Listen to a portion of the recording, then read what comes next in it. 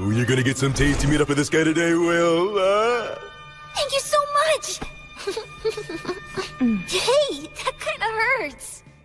Wow, looks tasty. Go on, eat up. Don't worry, I will. It's so good. Thanks so much for the food, Blood. You too, Mary. Yes, gratitude is good. After you grow a little bigger, I'll teach you how to go and hunt for yourself, too. What? Hunt? Hunting teaches you all kinds of valuable lessons, although you're gonna have to get used to taking lives. What's wrong? Are you losing your nerve? Stop it. He's still too young for that. She's right. Huh? He needs to learn the basics before that. But I must say I'm impressed. I can't believe he's only 3 and he's already learned to read and write. He just might be as much of a genius as I am. I don't think it could hurt to teach him some magic. Hey, come on, give us a break. What if he becomes an old miser with an oversized brain like... Blood the skeleton looks scary, and he can seem out of control.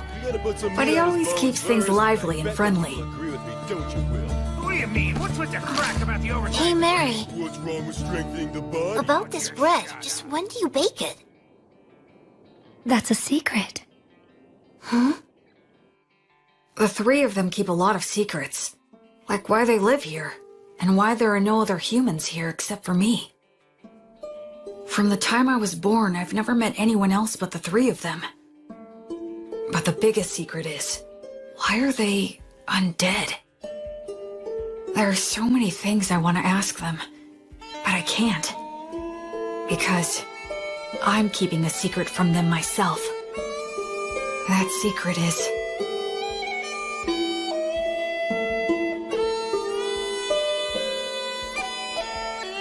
Thanks for dinner. that I'm a human who still has memories of my previous life. My memories are vague and murky, and I can't get them into sharp focus. A ceiling? A monster!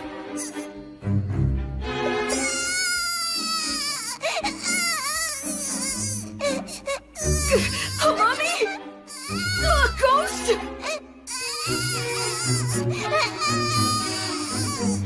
They're gonna kill me! What?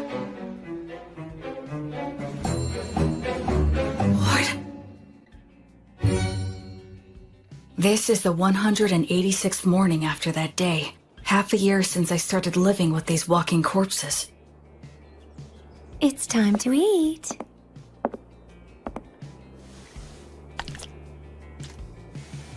What a good boy you are, Will.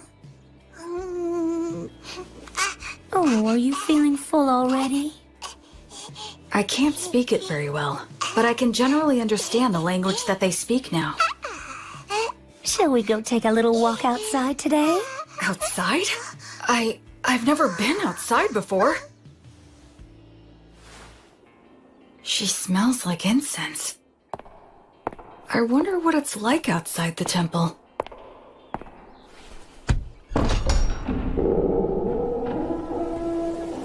That breeze, so refreshing, and it smells of plants wet with morning dew.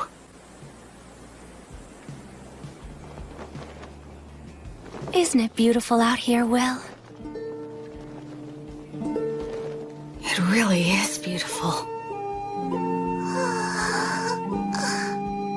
There, it's all right. There's nothing to be afraid of. At first, I thought I'd fallen down into hell. After living such a hopelessly vague and empty life, such a punishment wouldn't have been a surprise. No, I'm wrong. This is no punishment. It must be the grace of God. I feel like something that I'd wastefully thrown away without a second thought was given back to me once again. Oh, Will, my sweet, tender little boy. This time, I'm truly going to live. I'm going to live in this world.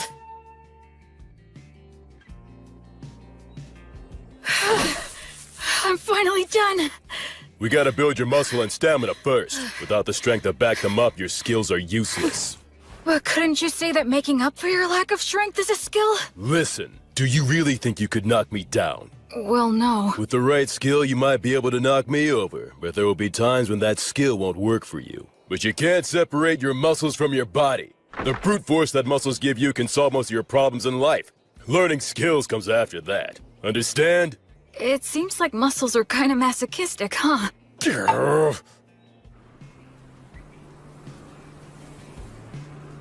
Flamo Ignit! Erasus! Fool, your pronunciation's imprecise. Given your talent, you really need to learn to control your accuracy, or you'll kill yourself. That's scary. Well, magic can be a scary thing. Do you have any idea of the reason why words possess so much power? I'd guess it's for the same reason we think a chair is a chair, right? Indeed. After all, when we see a wooden stool that has 4 legs, no matter what color it might be or whatever kind of wood that it's made of, we don't even think of calling it something like 4 sticks in a round slab, and we wouldn't call it a table. We just instinctively categorize it under the chair label. So in short, what that means is that words are what define and differentiate the way things are. Of course, I'm just repeating what someone told me. Huh, you know, Will, it seems you might actually be a genius after all. But isn't there anything I can do to get more consistent results? Afraid not. That's just what words are all about. There are always fluctuations in speech. No one is able to say a word in exactly the same way twice. The only answer is to let your instincts determine the ideal level. Instincts, but... You should start off by learning how to use your minor magic more skillfully and accurately. But hopefully you'll do your best to get by without even using that. Without using magic? How's that possible? I'm talking about money. That again? Man, how can a ghost worship money as much as you do? Oh, come now. You don't know what you're talking about. Money is extremely important. Money is what makes the entire world go round. With money, you can solve anything without magic. Buy tools, hire help, and the ability to make a profit is just as important as magic. Why, oh why must I have hands that are incapable of holding silver and gold any longer? It isn't fair. I want to feel money and count gold coins with my own hands. Curses! You're not normal. Creatures such as these are beasts. Demon beasts are a particular type that are extremely aggressive. Wow, that's... Old Gus has taught you about the myths, hasn't he? The minions of the god of despotism and tyranny, specters and phantoms, and the demons of the god of dimensions who lurks in hell. And the god Stagnate, who commands the undead. People such as the 3 of us. We used to be human once too. Really? Is that true? Yes. When we all died, we clung to strong emotions that led us to a pact with the god of the undead. So we're considered traitors to the virtuous gods. Mary... I'm sorry for talking about this. It must seem very strange to you. Hey, Mary, tell me something. Do you think I should get stronger? Well, it would certainly put me more at ease if you did.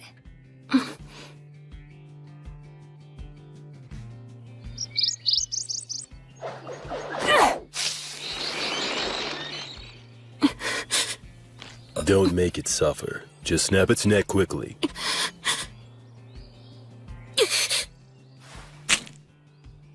Can't get used to it, huh? I don't like killing. Am I just being naive? Hey, I don't like it either. Huh? I don't like taking lives, whether it's a birds or humans. But these guys provide necessary sustenance to keep you alive. In life or death situations, you need to put your feelings aside and just go for the kill reflexively. That's what it means to be a warrior. In battle, it determines whether you live or die. Okay, now let's bring down a few more. Blood really is a lot like a father to me. You're almost 8 years old now. I think it's time you started some real-life combat training. Huh? It's bad enough when you stop just before hitting me. With your strength, if I take a hit from you, I'll be dead. I'm nothing but bones now. You'll be just fine. Probably. Probably? That's the whole reason why I said you can use the magic you've been learning from the old man. Go on ahead. Simply do as I taught you. That's right. Do it well and you could actually land a hit on me. Hey! Don't cry that I'm playing dirty. The battle has begun. Acceleratio! Corere! Oleum! Cadere Uranium! Not too shabby. Move, you fool! Distance yourself!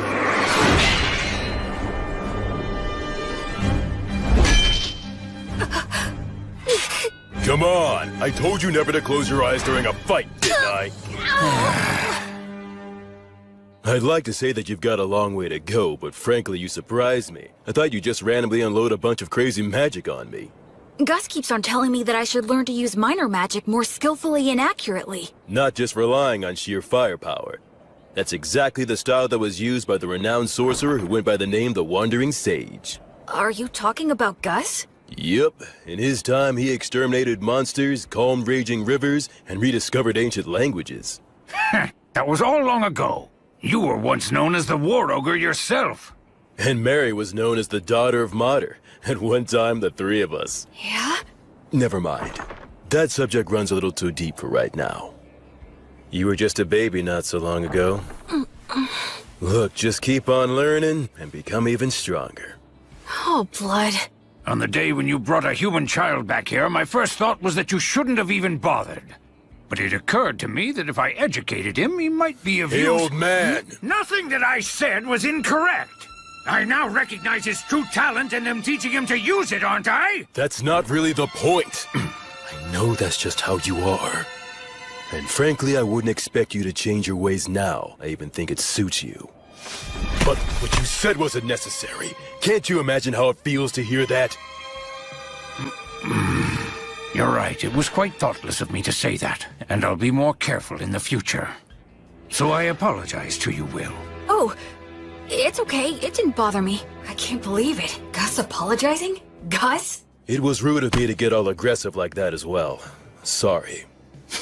You being impolite is nothing new to me. What? Well, you might not be fully conscious of this since things have been this way for as long as you've been truly aware. But nevertheless, you know you're not like the three of us, right? Yeah. I'm the only one who breathes and who has a warm body. Though that part of the story is true, there's a lot more to it. I'm sorry. I can't explain it to you yet. I know. Listen, please don't be too upset with old Gus, all right? He never bothers to choose his words very carefully or show consideration for others. I'm really not mad. I have a whole lot of respect for Gus. Is that so? You know, you've got a big heart, Will. Once your body has at last grown big enough to match that heart of yours, then you're able to accept things as they are. I'll explain everything. Okay. Blood was genuinely angry at Gus for my sake. I wonder, could I have gotten angry on someone else's behalf in my previous life? Huh? Thank you. Blood, Mary, Gus. All three of them aren't really alive anymore. They're undead. Will? Huh? It'll be 100 years before you can land a hit on me from behind! But right now, they're my precious family. Gus is in charge of my academic education, and Blood teaches me how to fight. But Mary is the one I learn the most from. She may just teach me the little everyday things, but they're important too. Will, Huh? can you take care of things here? Oh, it's almost time for your prayer, isn't it? Yes. A few times a day, Mary sequesters herself inside the temple dome. I've been told that I'm not allowed to go into the dome while she's in there. All right, it's time for your physical education. I can't even lift my arms. Mary? The bread? Why is she carrying it out of the temple? About this bread, just when do you bake it? That's a secret.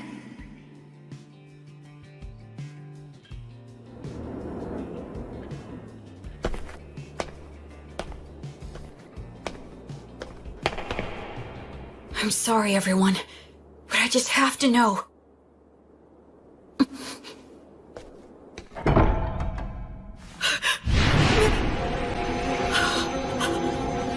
No, I don't want to feel that again. I don't want to lose anyone again. No, Mary! No! Mary! Mary! Mary! Mary! You guys! Blood! Gus! Come in here quick! Help Mary! Help her!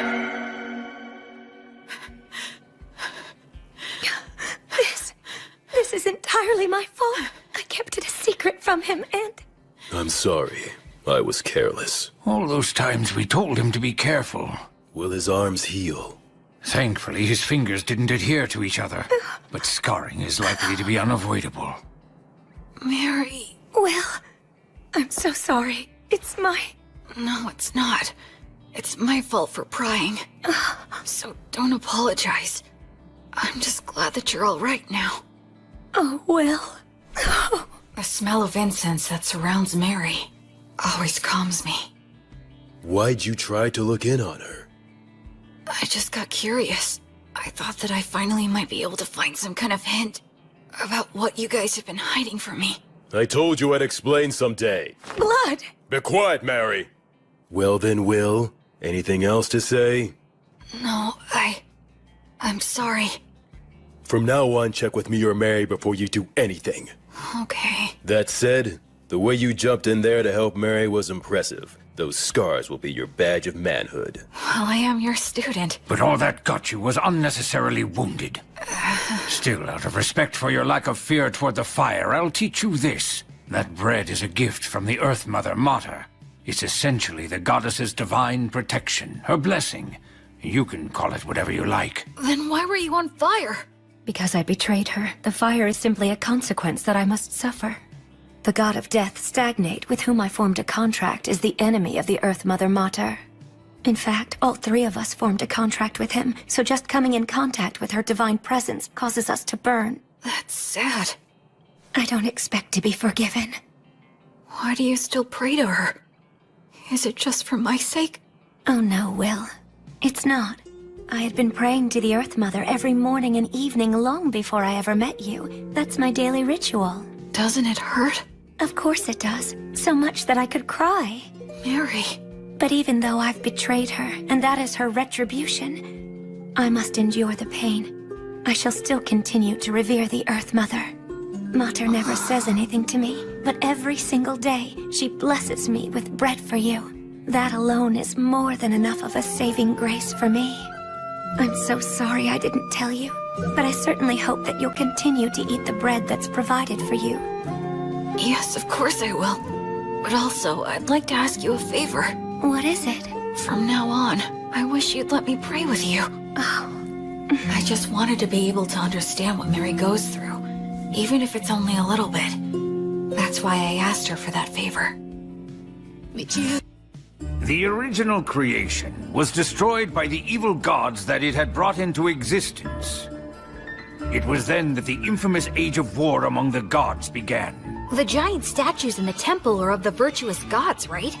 That's exactly what they are, to a human. What does that mean?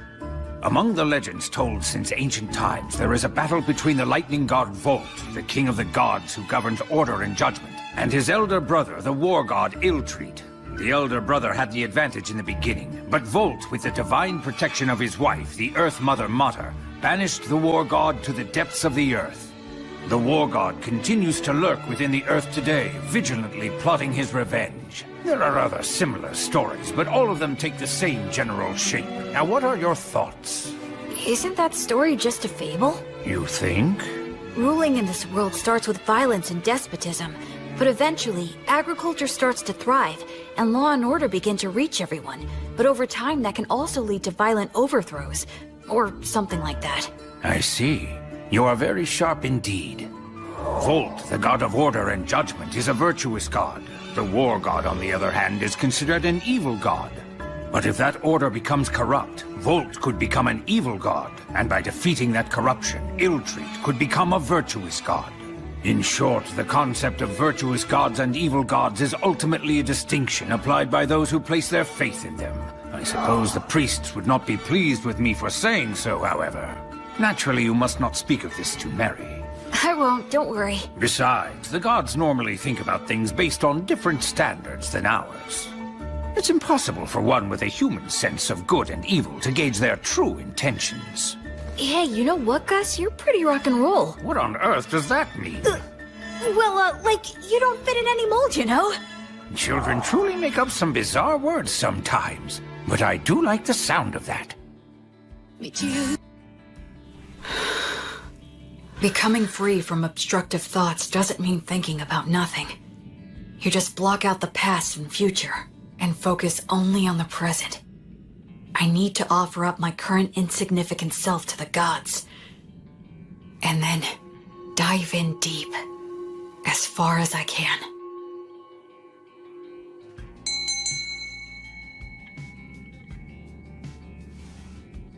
The 5-day silent prayer you've undertaken is now concluded. You did very well. I've done nothing but pray continuously for the past 5 days. Do you feel all right physically, Will? Yeah, I'm fine. And you're only 13. How remarkable you are. Only because I've been praying with you all these years. It's been 5 years now since my arms were burned. Mary says she has the ability to heal the scars with her blessing, but I chose to keep them. Especially because Blood called them my badge of manhood. I'll prepare all of your favorite foods for dinner tonight. All right! Memorize all of this by tomorrow. Huh? Gus's lessons became more difficult. There was a lot more to keep track of. But I persisted and stuck to it for all I was worth. And then his lessons became even more intensive. It was as if he wanted me to get so fed up that I'd quit. Still, Mary and Gus were nothing when compared to... Okay now, let's move on to our main event of the day. What is that? This guy is your opponent. I got him in the woods. That's not what I meant! What's the problem? It's just a low-ranked demon corpse. Demons can become undead too? Okay, go. Wait a...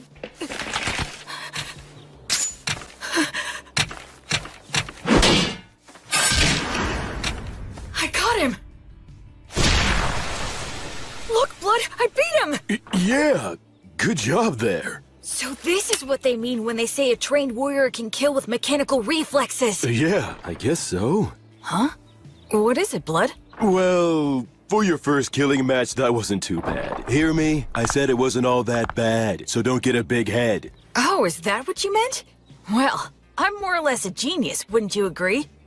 This kid just might be a genius. Come on, aren't you gonna chew me out for that? Okay. How about we speed things up now and try something harder, genius? I always saw the ruined city from the top of the hill. That day was the first time I set foot in it.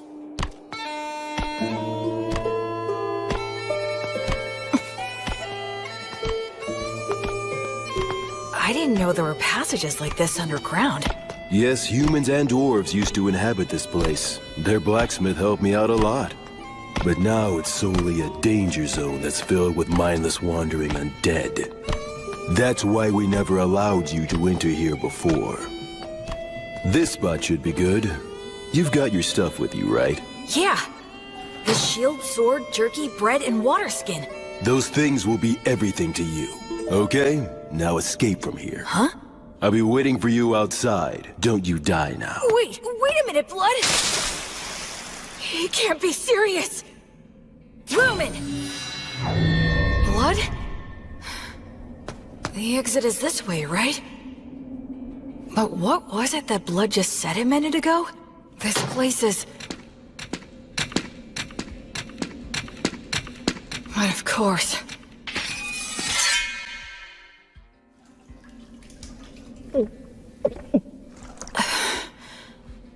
I'm pretty sure Blood is testing my overall practical ability here. I didn't know being alone could make me feel so empty and anxious.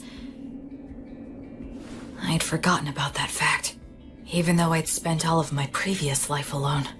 Ever since I came here, I've had either Blood or Mary always there by my side. In this world, people reach adulthood at 15, so I'll be striking out on my own soon. That's probably part of why all of their lessons have gotten so much harder.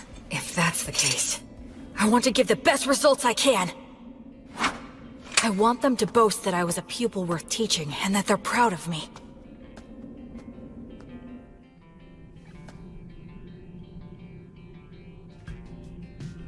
That's probably an undead Vroskus demon wandering around. They can use the words. They're stronger than any opponent I've faced. Should I stay hidden and slip past it, or go another route? Think. What would Blood do?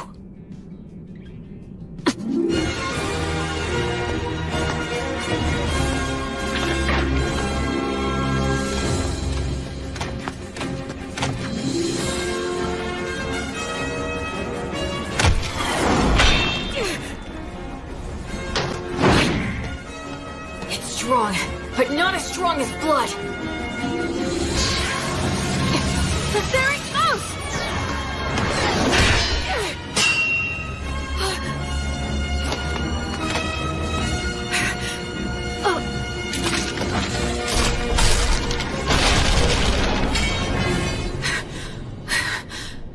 Oh no, this is not the place to be stuck without a weapon.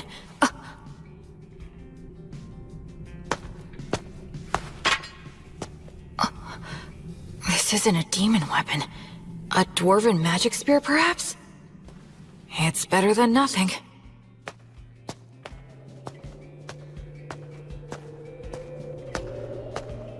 I can feel a big draft in here. Maybe I'm near the exit. I wonder how long this place has been deserted. It sounded like Blood knew it while it was populated. Does that mean that the three of them became undead around the same time then? From the level of degradation, it's been more than just a decade or two. I already know there are no humans living anywhere near here. I wonder where my birth parents are, and what they were like. And I wonder, why am I in these ruins? My real parents.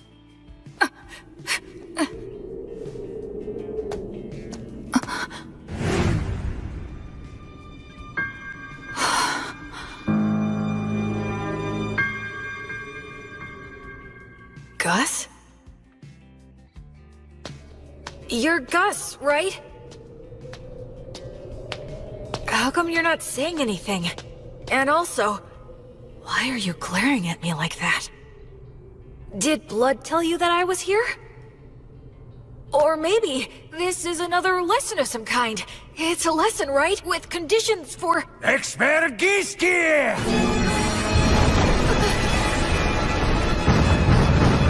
A golem?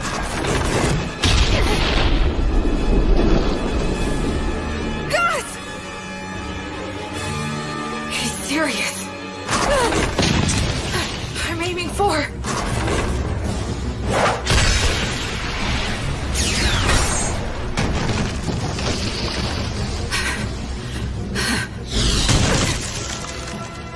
Stone Blast can carry that much force? Tagare! Aranium! Mendakium! Grace magic? Since when could... His projection magic is way too quick! A double cast? Roby Goose! Mendakium! Somnus! Mendakium! Why? Gus, why? Expergiski! A triple cast? I'm gonna be killed by one of my own parents and I don't even know why! This can't be real! No! No! No, no, no! I don't want that! I don't want to die! What can I... Alright! This spear should work on a ghost like Gus! He's the one who tried to kill me first! So no one can complain if I kill him! Pierce! Pierce! Pierce him! Kill him!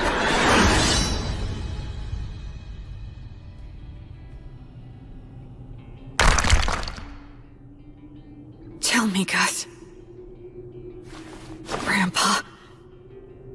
If you really have to kill me, there must be some reason you're being forced to do it, right? I know you wouldn't do this if you didn't have a valid reason. I know that. If Gus really was serious, he wouldn't need to play around like this. If he throws around a lot of fire magic, I'll die of oxygen deficiency and toxicity. If he makes the ceiling collapse, his ghost body won't be hurt, but I will get crushed and die. I know that, but I still don't want to do it. I don't want to fight you to the death. Because hurting you would make me feel worse than dying myself. If it's something that really is important to you, then it's fine with me. You can kill me. I'm not afraid. I'm your pupil after all. But if it's okay, I would really appreciate it if you didn't make it hurt too much. Forgive me. I think I took that lesson a little bit too far. I admit this place did give me an advantage, but even so, I did win. Must have been a shock. What shocks to know you me have isn't that combat this was a experience lesson. against a sorcerer, right? Gus, Now don't ask questions. If you manage to defeat Avroskis and take his spear, even Blood will congratulate you heartily. Oh yes, weren't the double and It's triple that Gus casts is trying to amazing? pass all of this off as a You'll lesson. learn tricks like that soon. So, please don't be upset, okay? Come, Will. The best thing to do in a gloomy place like this is leave. this city, the three of them, my own history. There's something more to it all. Oh my! Will found a fine spear like this beneath the ruined city? Yeah, the steel is so vivid and bright and shiny. It certainly is a good sharp blade. A short spear made to be highly practical, truly the work of dwarves. In addition, it appears to have several words engraved on it. Perfect for our lesson on appraisal. Yeah, can't wait. Gus hasn't brought up that incident in the ruined city at all since then. There must be a specific reason why he won't talk about it. That's why I decided not to tell Blood or Mary. Later, I appraised the spear with Gus, and we found that it had the name Pale Moon. Words of creation are engraved on both the spearhead and the shaft. The spearhead can emit light magic, so it can serve as a light source or distract enemies. The shaft is imbued with magic that allows one to expand or shorten the spear at will. That should make it easy to carry. Above all, I was excited to finally have a magic weapon of my very own.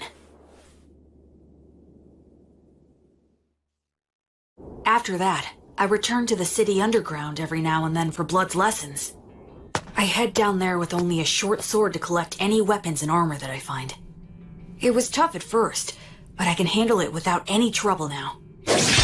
Even if I encounter Vroskis or a similarly strong enemy, I don't struggle anymore. Huh? So is this all there is? You have acquired more than enough knowledge right now. I have something new that I would like to teach you. I'm learning something else? You will enter the city underground and collect coins. I am going to teach you something very important. Is this enough? Indeed, it will do. You're finally gonna do that again, old man? Gus? Yes? Isn't this what they call gambling? That's a vulgar description. Think of it as a game of intellect. But it's gambling! Come on, I was all excited when you said you'd teach me something important. Now, there's no need to get angry. Besides, games such as these should not be underestimated. They are most often used in duels between sorcerers. Do I really have to place a bet, though? Where's the fun in it if you don't bet? Oh, I get it. You're scared to play, aren't you? Huh? Oh yes, you should flee at once. You very well should be scared to compete against the one who is hailed as the Wandering Sage. How dare you! 2 sixes! Alright, I'm the winner! Your competitive intuition never fails to astound. Okay, one more time. This time I've got it! What in the world are you two doing, teaching that to Will? Mary, there's a reason for It was really only Gus! All three of you will go and sit down right over there. Mary's lecture was painfully long and downright scathing, but I learned something very important that day. It's not a good idea to get hooked on gambling. Listen, Will. I have been observing the heavens for the past several years to pass the time, so I know when the winter solstice is. That will be the day you turn 15, and your coming-of-age ritual. I believe that shortly before your coming-of-age ritual, Blood will challenge you to a one-on-one sword fight, an earnest and passionate duel. I get that feeling as well. I know it won't be easy, but I'll do my best to win. I can't make the three of you feel at ease if I don't. I'd like you to do something for me. Sure. Do you think you could find a way to lose the duel in such a manner that Blood would never notice it? Why do that? Because I need you to. No, don't make me do it! Please tell me, why are you always leaving me out of the loop? I know you, and you would never trample on somebody else's feelings without a perfectly good reason. Haven't I said time and time again that I trust you? If you just explain your reasons, then I'd be glad to throw away the jewel. I'd even risk my life like last time. So why won't you tell me anything? Don't you trust me at all? Or am I just that utterly useless to you? Forgive me. I can't explain. I see. Well then, I guess I can't help you. I'll pretend I didn't hear a word of what you just said.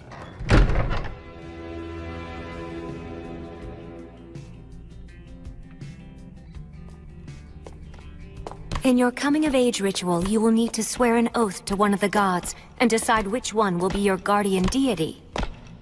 Will? Is something wrong? No, nothing. Anyway, which of the gods do you recommend? The one that is the most widely followed is the god of justice and order, the lightning god, Volt. But you worship the Earth Mother Mater. Blood worships Blaze, the god of fire and smithing. And Gus worships the wind god Whirl, right? That's right, and what you swear to them is very important. I swore to Blaze that I would train every day and try to grow stronger.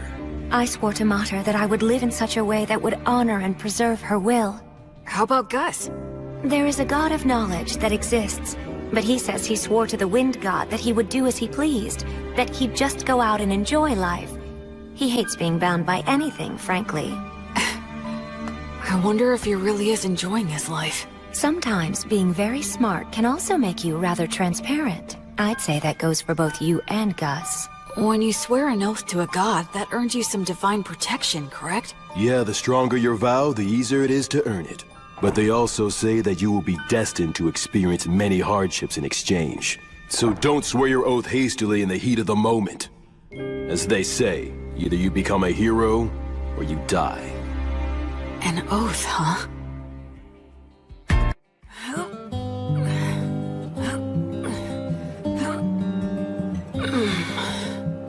Okay, that's enough.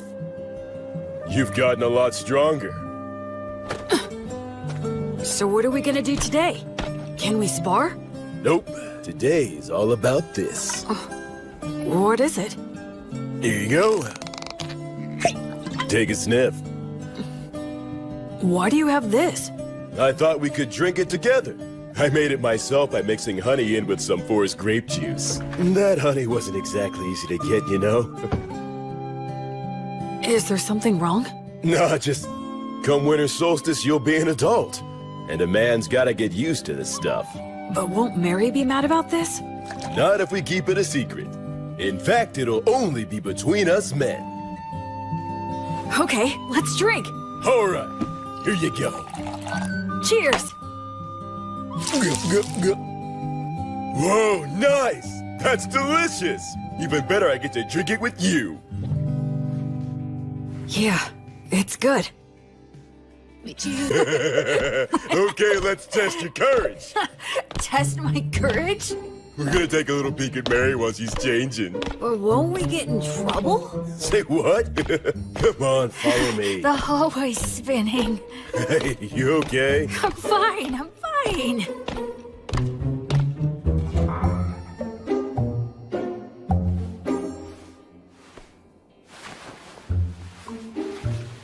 I can erase my presence easily. This'll be a piece of cake. Wait, you idiot! Who goes there? Oh, crap! Blood! What's the meaning of... Oh, you really stink. My goodness, what did you make Will drink? Oh, well, it was just... we were just gonna have a little peek while you changed. What? What? What do you told think them that you're we shouldn't doing, be- you idiot?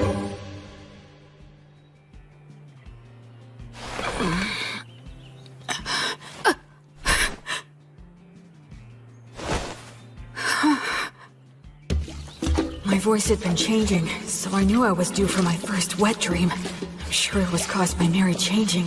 Mary changing. What are you watching there, Will? Is that what I think it is? Laughing! I really gotta be careful not to drink too much.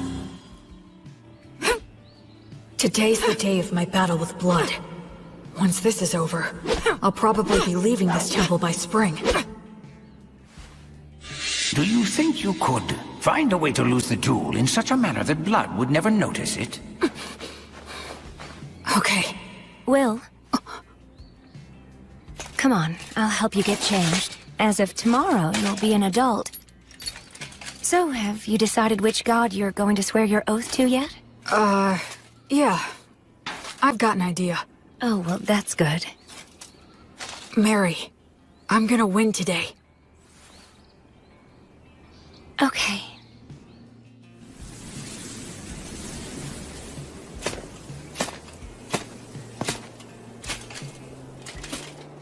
Where's Gus?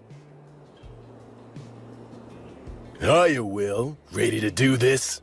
I'm ready anytime. Let's go! Okay, good. Let's review things one more time. No magic or trying for instant kills, otherwise anything goes. If something happens, Mary will fix it with her blessing. The first one who admits defeat or is unable to fight loses.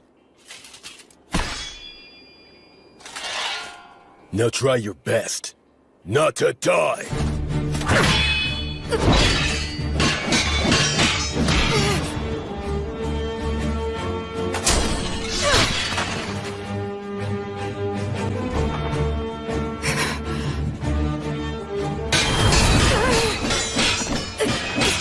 He's like a storm. If I take just one solid hit, I'll be out of the fight!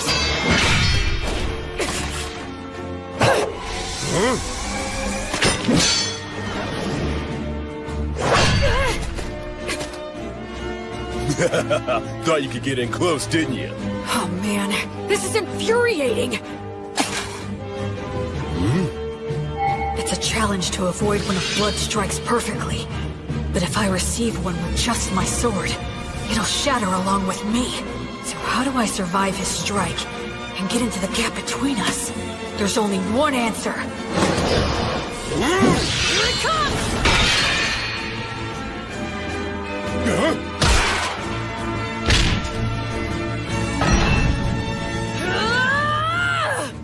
Will.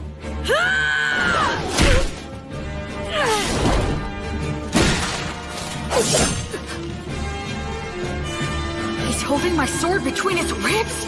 That was actually pretty good. I concede. Yep. And having no muscles really is a disadvantage. Blood, stop it! Don't you dare give me that. You promised that you wouldn't use that trick again.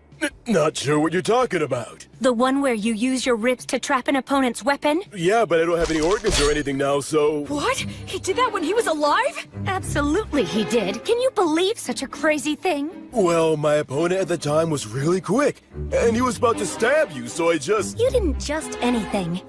I can't believe he survived. If it hadn't been for my blessing, he wouldn't have stood a chance. Look, I only did it because I trusted that your prayer would work. I was genuinely concerned about you. I thought you had died right then and there. Didn't I ask you never to do that again? Even I know what this is. Don't do it This again. is one of those things a dog wouldn't butt in on. Again. Will, even if you couldn't beat me, what you've accomplished is still remarkable. Even if you couldn't beat me. You didn't have to point it out twice. I'll make sure you'll lose next time. Now that's the spirit, little Will. Hey, ow! Don't get carried away. The two of you need to take this much more seriously. If I had a killer slash, or a secret technique, I would have taught it to you hands down. But you don't? Nope, I don't. It's okay that the way I fight and the way you fight aren't the same. My initial goal was never to raise you into an imitation of me. So it's only natural that the moves I rely on won't be the same for you. It's the basics that count. Make sure you can use all the things you've learned in any situation. Both Mary and I have already taught you everything that's important. Okay. Okay, Dad. Okay, Mom. You called me Dad, huh? Yeah, I guess that's pretty much what we are. That's true. I can't teach you any secret techniques, but to mark your new independence, I'd like to give you this. It's the most powerful of all the demon blades that I own. What? But I didn't even win, so... I told you it's to mark your new independence. Go on, Will, try it out.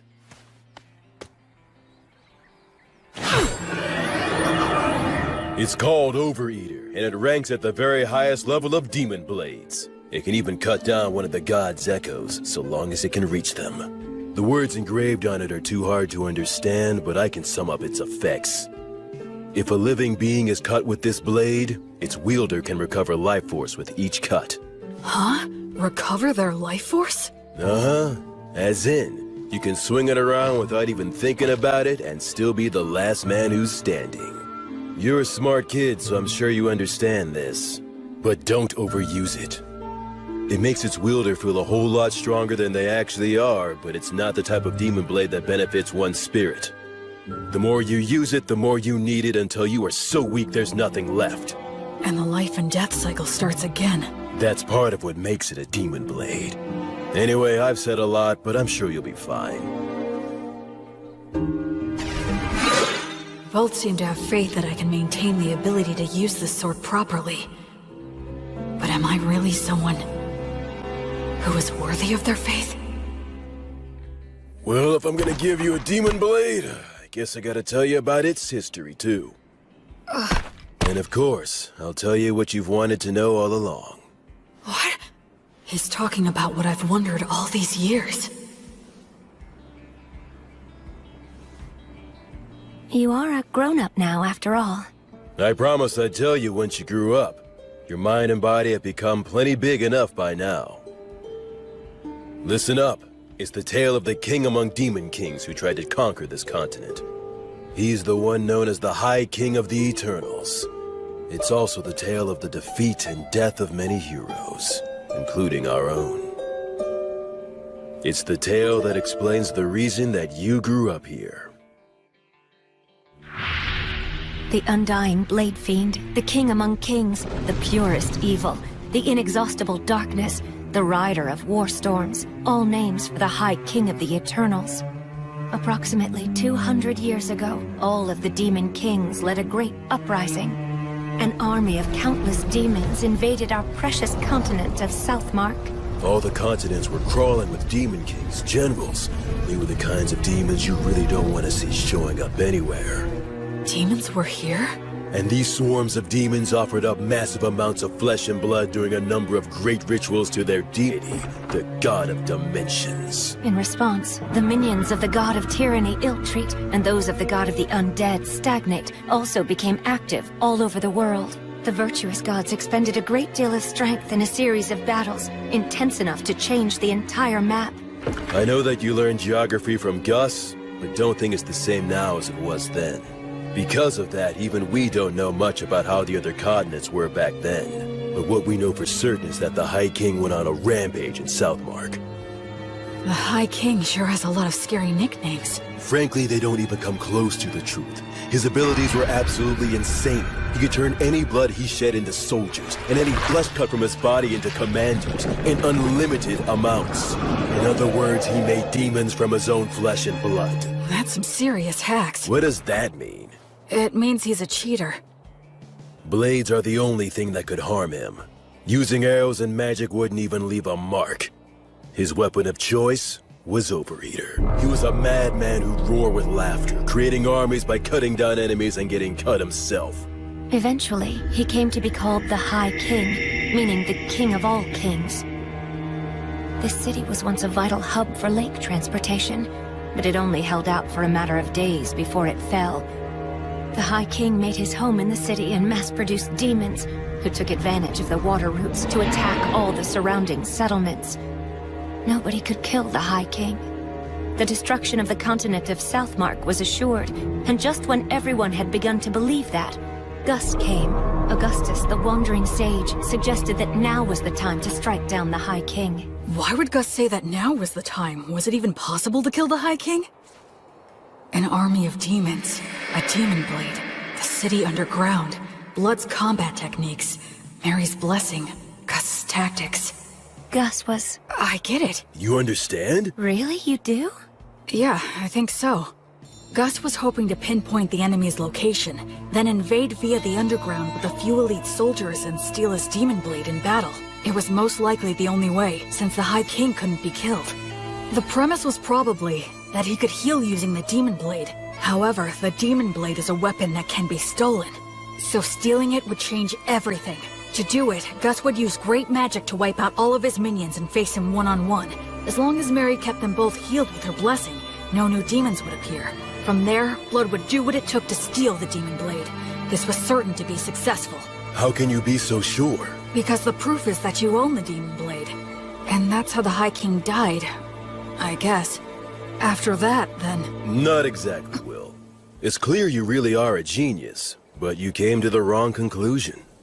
You see, I, didn't quite succeed in killing him.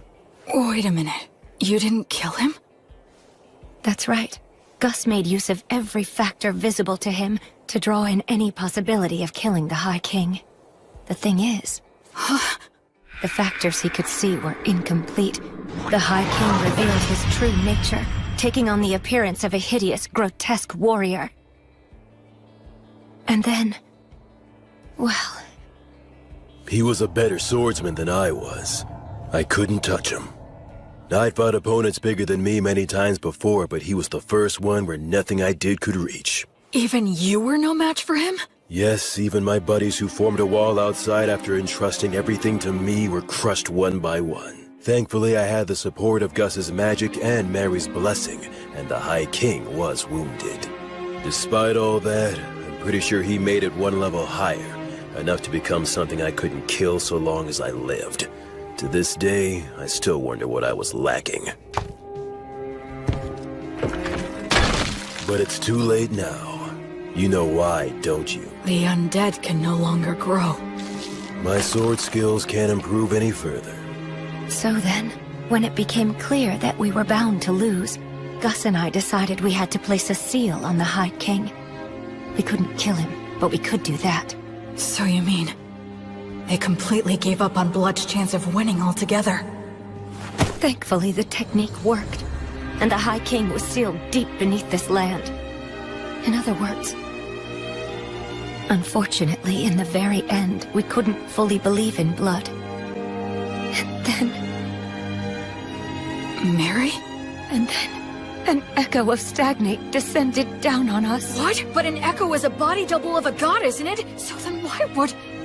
The evil gods act individually, each following their own principles. They'll cooperate if it's in all parties' best interests, but the opposite is also true. I guess that Stagnate wasn't too happy with any of it. The High King was a monster that could slay a god's echo using Overeater. He thought it would be better for him if the High King was sealed, so that's the reason he offered us a deal. You three are exceptionally gifted, so become undead and fight on my side, he said. But that is... If we agreed, he would get rid of the demons in this city, and after that, we could just watch over the seal as we pleased in our immortal bodies. Stagnate couldn't bear to watch the tragedies of life and death, so he hoped to create an eternally stagnant world with no more tragedies by turning as many exceptional souls as he possibly could into the undead. And we had caught Stagnate's eye. Isn't it more accurate to say he set his eyes on us? He told us to choose, but there was no choice for us to make. We willingly accepted his hand. Since my flesh was all cut up, I became a skeleton. Mary was burned by Martyr's flame, so she became a mummy. And perhaps because he had no attachment to his aged body, Gus became a ghost. Mary did tell me once. Because I betrayed her, the fire is simply a consequence that I must suffer. The god of the undead then cleared out the entire city. His power turned the lower-ranking demons undead. It's something that should not even be possible. And the undead demons still roam the city to this very day. And so that's how we became the guardians of the High King's seal, as the highest-ranking undead. In the years since then, we've buried our former allies, and Gus set up a security net that uses magic, allowing us to continue protecting our treasured city. There was nothing left for us to do. You can see that we are bound to the city by our contract. We can't even learn what goes on outside. The three of us began talking about the possibility that humanity had already died out. And then you came along. Or speaking more accurately, it was the demons who brought you here. Oh. So then, I was meant to be a sacrifice to break the High King's seal. No wonder you couldn't tell me before. You couldn't bring yourselves to do it. Yes, as crude as he is, even Blood was careful about that. I can't believe you just called me crude. After the demons were defeated, we argued with Gus a little bit over what we should do with you. Argued? Gus made it known he was against it, but Blood and I decided to go ahead and raise you anyway. That's why Gus said that.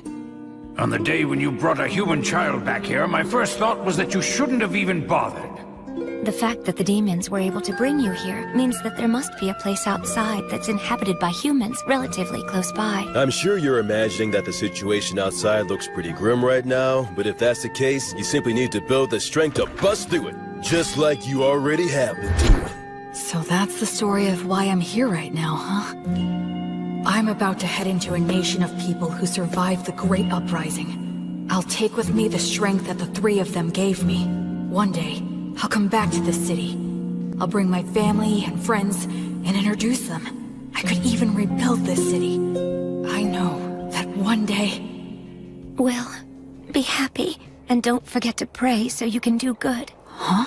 You were the best people I could have asked for. Even in today's test in terms of substance, you bested me. You clever, precocious son of mine. I sure love you. Keep getting strong. In no time at all, we became a real family. You made me so happy. Will, my sweet boy, your mother loves you very much. Wait a minute, why are you talking like this is our last goodbye?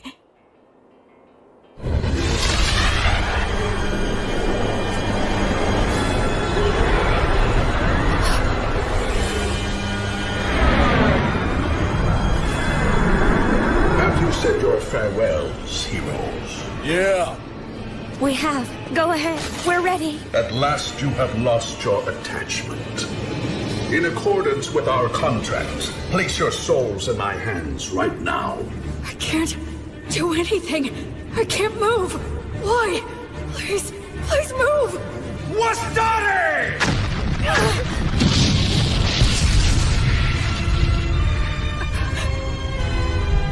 Oh yes, there was a magic user left among you. Will, take Blood and Mary and get out of here. Don't you worry. I am determined to stop him. Ligatur nodus obligatio! That's a huge amount of mana. You know all, Sage, and still you cannot resist. Conciliat sequitur! You retaliated so fast. Wastari! Alida murzaequo! Pulsar pene! A quadruple cast? That's the ultimate magic. Normally cast by several people together. It'll reduce all to nothing. Aupernum tabernas! Regumque turres! Damnatio memoriae! Curse you, Sage.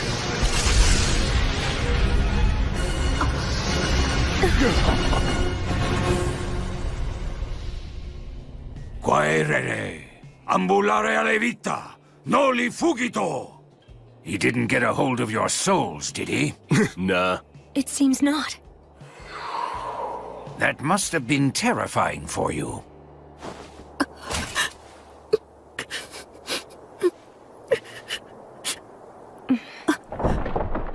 Sorry about that. It turned out exactly the way you were thinking it would.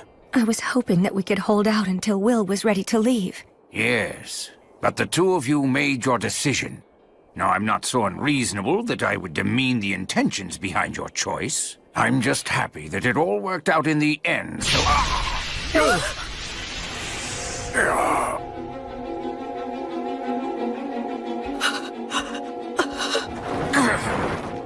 Old man! To think you were able to destroy my body all on your own. Had I not initially divided my strength into two bodies, I would have been really hindered for quite some time. I commend you. It's true you are a great sorcerer who has exceptional abilities. Stagnate. Let me go. Stagnate? What a shame it would be if I destroyed you now. I'll wait until you've lost your attachment. Now, Gus! as for you... You have my gratitude. It's all thanks to you. Well done. These great heroes formed contracts with me. They became the highest ranked undead. With one condition, that when they eventually lost their attachment to the High King, then they would become my servants. Because of me? That's right. Thanks to you, the sage's attachment was weakened, and the war ogre and beloved daughter lost hold of theirs completely. I'd say you did a fine job living as their son.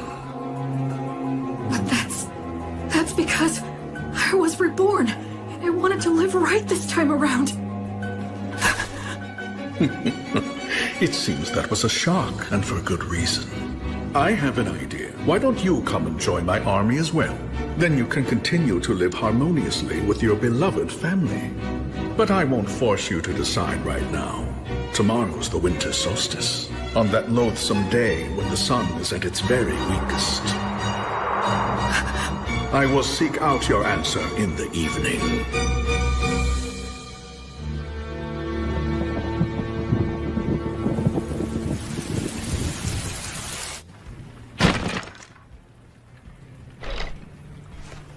It was me. I took Blood and Mary's attachment away from them. When Gus was against raising me as a baby, when he taught me excessive amounts of knowledge, when he tried to kill me, when he asked me to lose on purpose, it was all to stop the two of them from losing their attachment to the High King. Still, when Gus tried to kill me, I think he was conflicted. But I was living without a care, totally oblivious.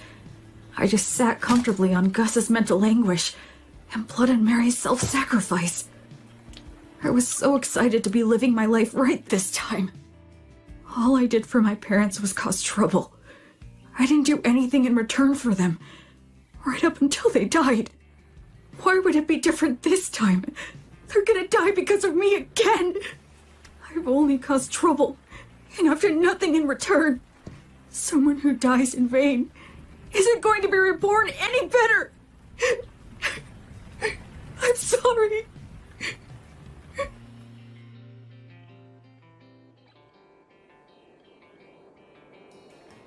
Hey!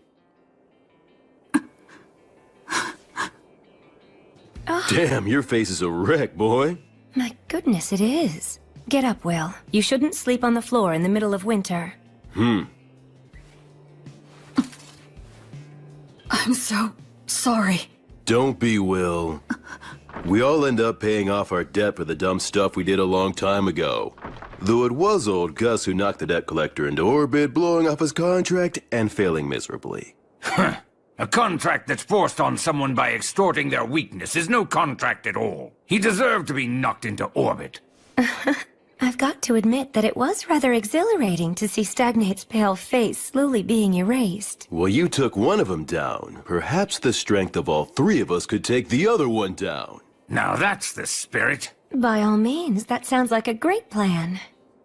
They're faking it. Well, would you look at that? It seems that you're all grown up now, Will. Get out of here already. You'll just have to be content with the idea that your farewell gift is everything that we've taught you so far. I'm sure you'll be just fine, Will. Absolutely. Those are my thoughts as well. You're wrong. You're all wrong. I'm not who the three of you think I am. Talk to us, Will. I have these memories of a past life.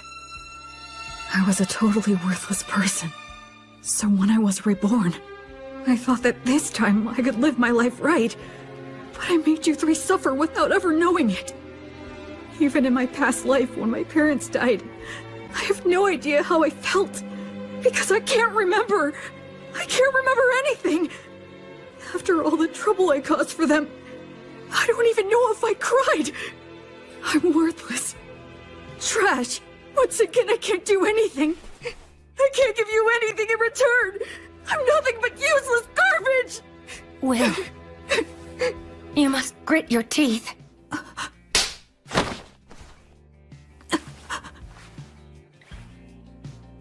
Mary.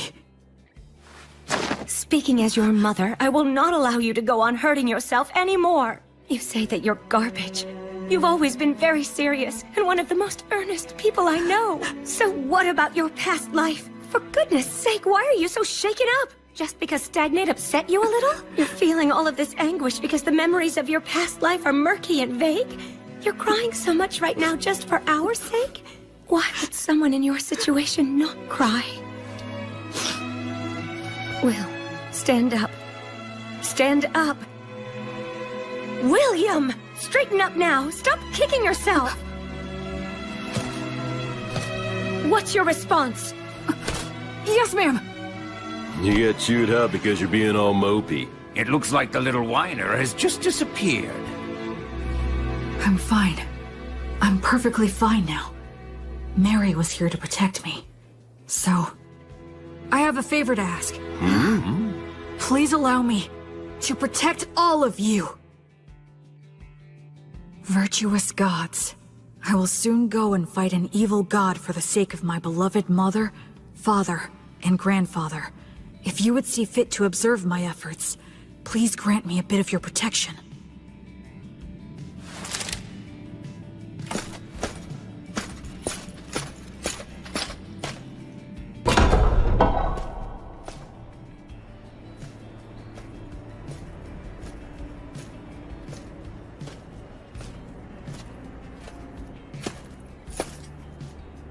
So, have you made up your mind? Yes, I have, Stagnate.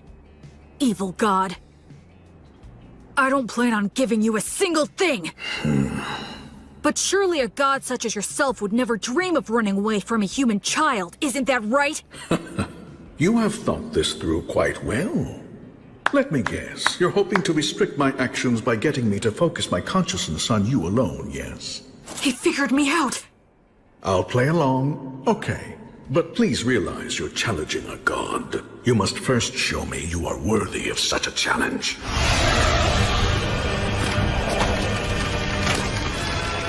Can this be? Those three said when they became guardians of the seal, they buried all their allies who had been sacrificed. But where? It's obvious. Right here! I am the god of the undead. Undead god Stagnate. I lead an army of undead soldiers. Yeah? So what if you are? Then I'll just take them all on!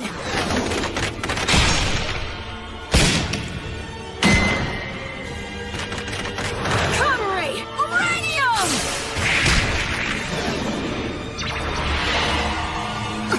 Acceleratio!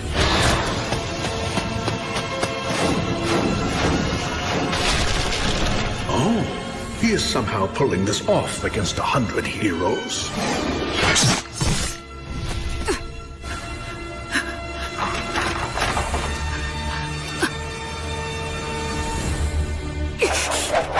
Hold! Well, I thought I'd be dealing with you and the three heroes. I'm impressed. Tell me, young man, what is your name? I'm Will. I see. I'm asking you again, Will. Won't you join me? I have taken a liking to you. Your strength, your backbone, everything about you is desirable. I would be happy to welcome you as a general in my undead army. What are you? If you make the choice to come with me, I will free your body from an unpleasant death. You will be able to live closely and harmoniously with your three family relations. There will be no goodbyes or sorrows. If we conquer this dimension, your relationship will last for all eternity. Isn't this world unfair? With its endless and absurd tragedies, I wish to overturn this harsh reality, to create an eternally kind world, free from the horrors and threat of death. I don't think he's lying. I can actually detect a sense of warmth in his words. Come over, Will. Enter a contract with me exactly as they did.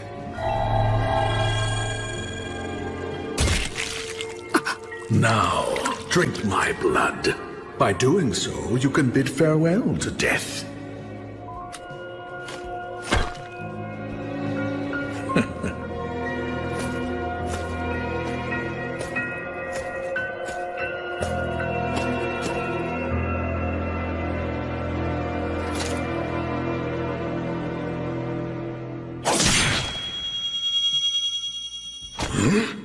You're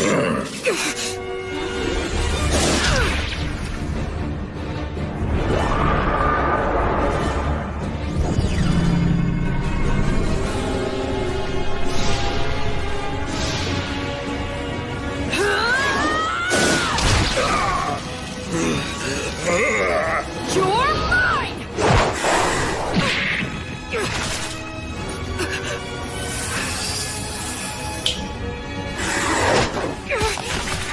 First the sage, and now you. I truly cannot let my guard down when you're around.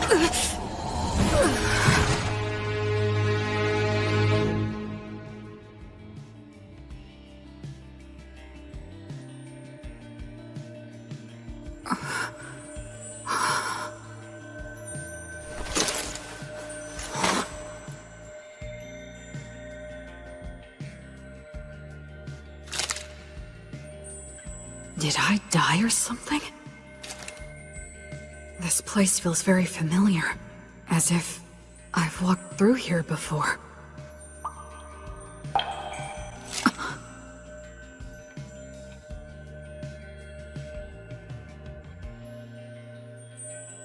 It has been a long time, Goddess of Light. I'm starting to remember. Yes, I've walked under the starry sky before. She was silent then, too. But I remember her footsteps being filled with care and compassion. I thought it was a star, but it's not. It's a planet. What are those lights? Traversing souls. They cross worlds to prevent the stagnation of all things. How could I have forgotten this beautiful sight? A question. Okay. Why did you feel the need to reject Stagnate's invitation? 'Cause in my previous life, I was a shut-in. Whenever anything got me down, I didn't bother to get back up. It was a pathetic way for one to live. Except, there's one thing I realized. Being alive and not being dead aren't the same thing at all. I wasn't dead in my previous life, but that was about it. I didn't have the courage to do anything. Just the fact that I had to keep living was a burden. I didn't care if I died, so I wasn't really alive. And by not being alive, I didn't have to fear death. And so, because just a little of that memory stayed with me, I was able to make the decision to live a good life in this world. I think that if I live right, I can die right. Denying death like Stagnate promised and trying to live forever would be the same as being in that room again. No matter how else he tries to sweeten it, I would still refuse. I just want to live and die with those three. They're my family. I mean, who wouldn't want to protect their family? That's all. Thanks for listening.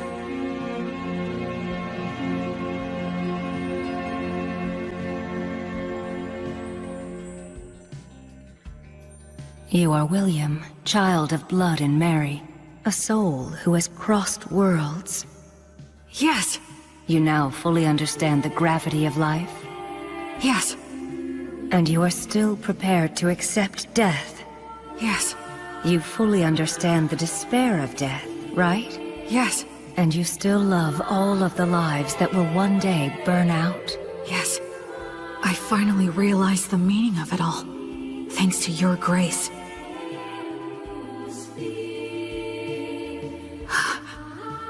Thank you so much, Gracefield.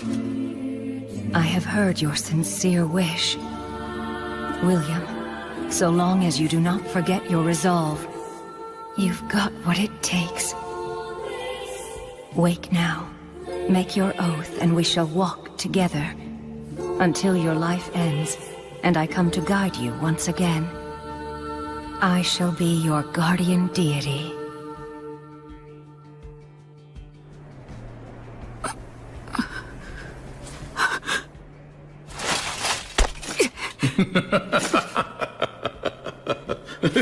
Goddess of the cycle of death and rebirth, Gracefield, please walk by my side. Citing a blessing, huh? What do you hope to get done with that? Such a vague technique is no match for my blood coursing through your... He has a stigma. This is the badge I earned when I learned Mary's prayer. My arms burned by divine fire. Now that I can see your body more closely, how many holy communions have you taken? Every day, Mary prayed to Mater for food to sustain me. Mary's daily prayers, her unyielding heart, will not bend to you! And I swear to you, my god, Yeah, the stronger your vow, the easier it is to earn it. But they also say that you will be destined to experience many hardships in exchange. I will offer up my life to you. I will be like your sword to banish evil, and like your hands to save the suffering. I swear it on the flame of Gracefield! You earned the protection of Gracefield? What a shame. A crying shame. I had so hoped that you would be joining my ranks. But since you have been taken in by her, I have no choice. God of the undead stagnate! I will defeat you and fulfill my oath! Unseasoned hero, die with your resolve undone. Kill him! It's okay. I know exactly what I need to do.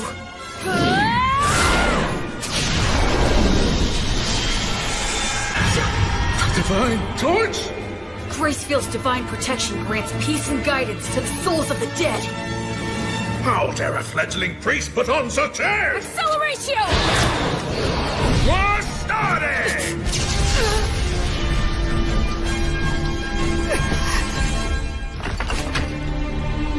Where will he come from next? If he makes any careless moves, I'll leap straight at him and deal the finishing blow. Stagnate is consumed by the desire to kill me. We're on even footing. If I fight him now...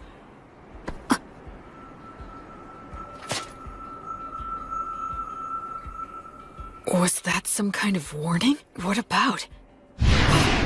What if it's possible he's not consumed with me at all? No, the temple! Acceleratio! It was all a bluff. He was pretending to be consumed by rage, and then threw up a cloud of dust.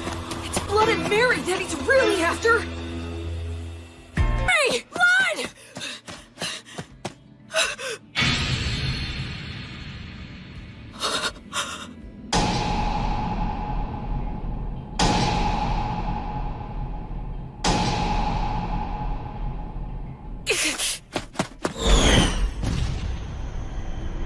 It's no use. I won't get to him in time.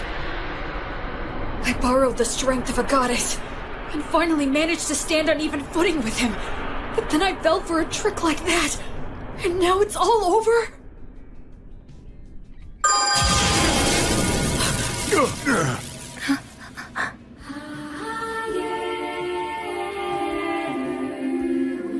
I don't remember seeing her before, but I guess...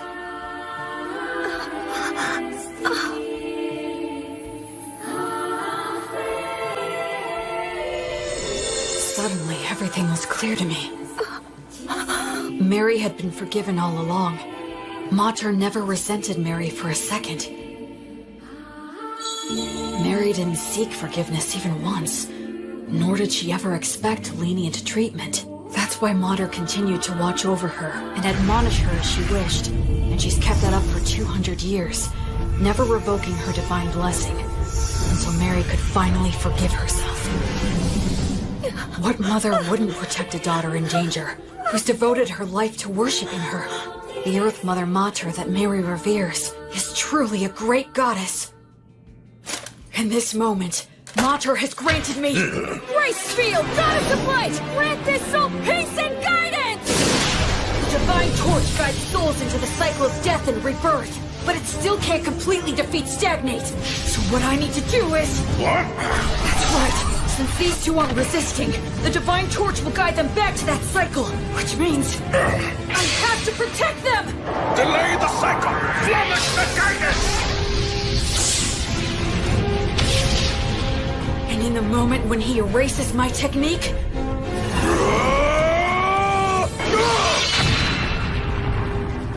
Acceleratio! Basta! Passerios! You should start off by learning how to use your minor magic more skillfully and accurately. An exhilarating strike like that is far more Gus's style than some magic that would erase his existence!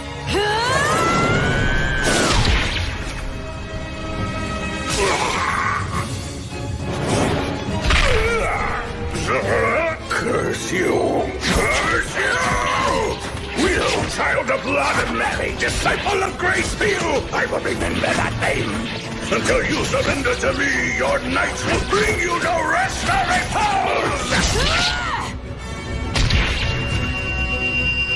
That's the kind of thing a third-rate villain would say! God!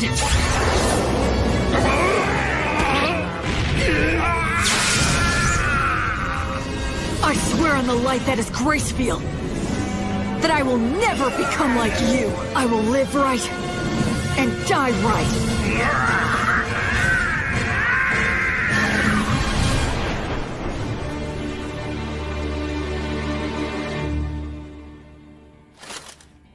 Quaerere, ambulare alivita, noli fugito, etiam sigillum.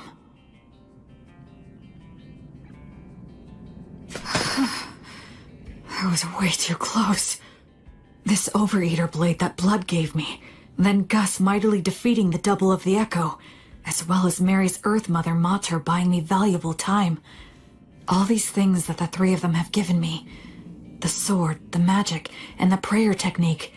And most importantly, the part that's my essential core as a person. If I'd been without any one of them, I never would have stood a chance. It's all thanks to the goddess's divine protection. And the three of them. Will. I'm so glad. You're all right. Mary.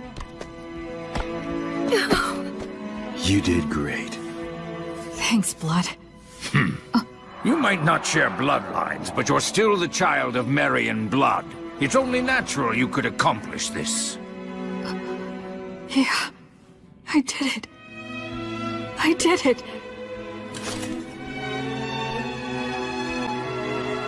I protected them.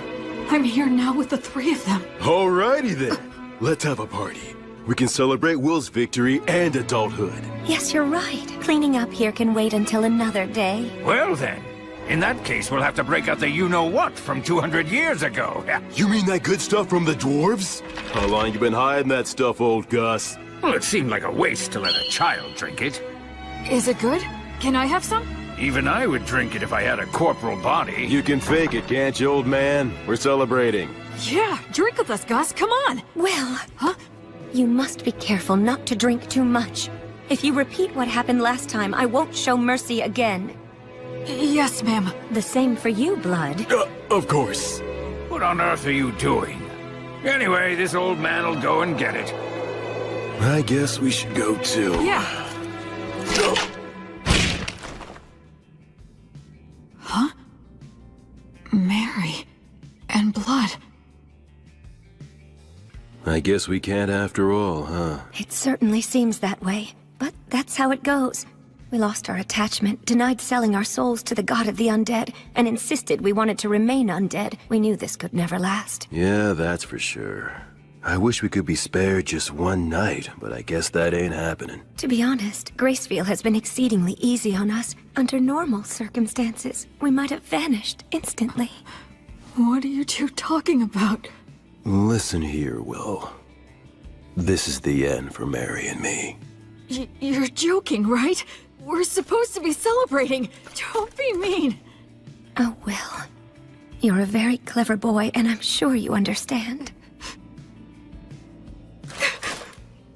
Sorry about this. We're really sorry. Can't anything be done? I'm afraid not. Even if something could be done, we mustn't do it. It's like you said, you gotta live right, and then you can die right. We got lost for a couple of centuries, but one could just call that a detour. Besides, parents should always precede their children in death. This concept is one of the fundamental laws of nature. Yeah. You're right. I guess so. But just this once, I'm gonna say something I'm not supposed to. I don't want to see the two of you die because I can't bear the thought of living without you. I want to see both of you again when I can make it back here someday. I want to duel with Blood, beat him, and have him beat me. I want to say silly things to each other. I want to do chores with Mary and hear her say that I've gotten better. I want you to meet my children and my grandchildren someday, and I want you to teach them lots of things too. It's just cruel to say that you're going away now. I don't want you to. If you do go away, I have no idea how I'm supposed to go on. Don't go. I can't. Please find a way to stay. Cheat somehow.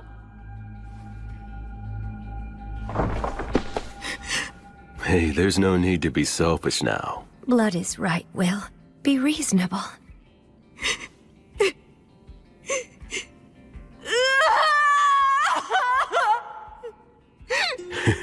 It's the first time I felt like a dad in ages. Will was always such a good boy, ever since he was a baby. Listen, Will. Even though we have to go away, humans can live just fine as long as they eat and sleep. You'll find something else to hold dear. Ultimately, you'll go on living. Once you leave here, you'll make a ton of friends. Go out and bag yourself 2 or 3 pretty girls. You'll have all kinds of fun. Blood! Don't encourage him to be disingenuous. Now, Will, you must be sincere both in love and marriage. Because you swore to the goddess of light, as well as the fact you killed a god, the path you'll walk is sure to be filled with a lot of troubles. No doubt you will experience setbacks and be a target for unjustified criticism. You may be betrayed by people you help. Your good deeds may be forgotten. You may lose all that you had gained, and you may end up with nothing but enemies. Even so, love others unconditionally. Always do good things. Do not fear loss. Forgive all sins. Build, don't destroy. Offer hope in despair. And be a source of joy for others in sad times. Most importantly, do all you can to protect the weak from any form of violence. Just like you did for us, when you challenged the undead god for our sake. Okay. Oh, dear Will, my William, you'll always be our sweet child. May the divine protection of the spirits of courage and the virtuous gods be with you forever. Listen. Move forward with faith in the results you'll achieve. Once a person makes up their mind, they can do anything. You might get lost in your own thoughts sometimes, but don't get so stressed that you freeze in place. I engraved the images of them and the words they said into my heart right then and there. I will never forget them. Just like the light of the goddess, I know they will always be there to light my path. Ahem. Did I get here a bit too soon?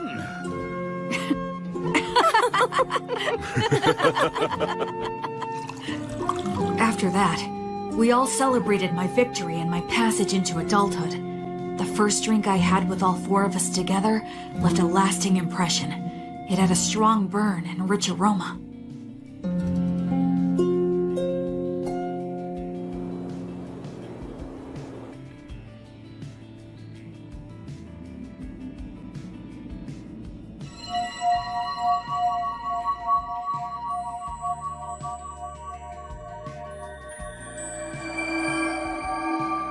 That day, the holy light guided my parents back into the cycle of death and rebirth.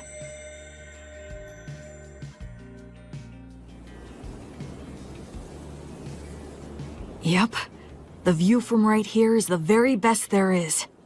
Mary, Blood, I know you're not here anymore, but I'll still come back. Just to let you know how things are going. If I make friends or start a family, I'll bring them here.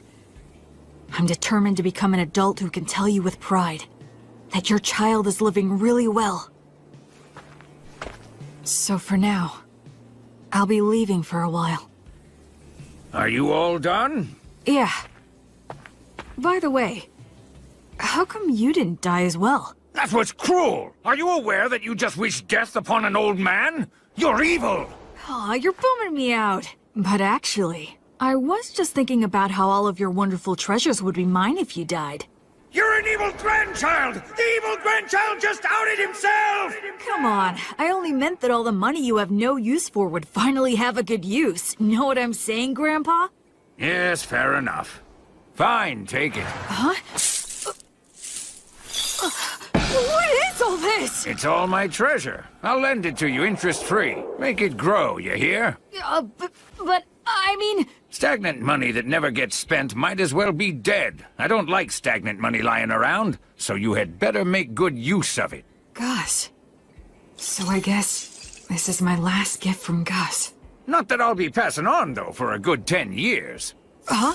Well, you know, there is still the matter of guarding the High King's seal. I made a little deal last night with your goddess. She granted me permission to continue wandering this city for at least 10 more years, until the god of the undead regains his power. What? You heard me right. It seems that I've become something like Gracefield's errand boy. But then, what about Miriam Blood? As it turns out, they decided they didn't want that. They would only become more greedy and reluctant to end it. If given 10 years, they would want another 10, then another 10, and then to remain here at least until you pass on. They knew they would naturally desire this, so they consciously chose to die. Just like what you went through. You tried to appear strong when you were really crying and screaming on the inside. Granting a position for that greed to just one old man is quite enough. You really are rock and roll, Gus. What will you do with the seal in 10 years? It'll be up to you to figure that out, if you can. You're dumping that on me? It seems that the worship of Gracefield has gone out of style in the world outside. She had to use a great deal of strength recently, just intervening for us. So the future of the Goddess of Light will depend on your efforts for sure. I haven't even left and I have a ton more baggage, physical and mental. One of those hardships I'm destined to suffer. In any case, you're going to need some money. Go on and take it. Yeah, it seems like I'm gonna have a lot to do, so I'll accept it gratefully.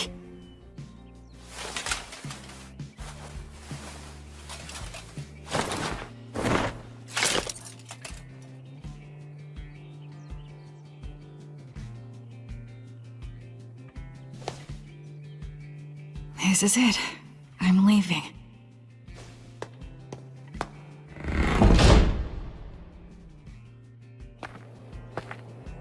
Say, Will...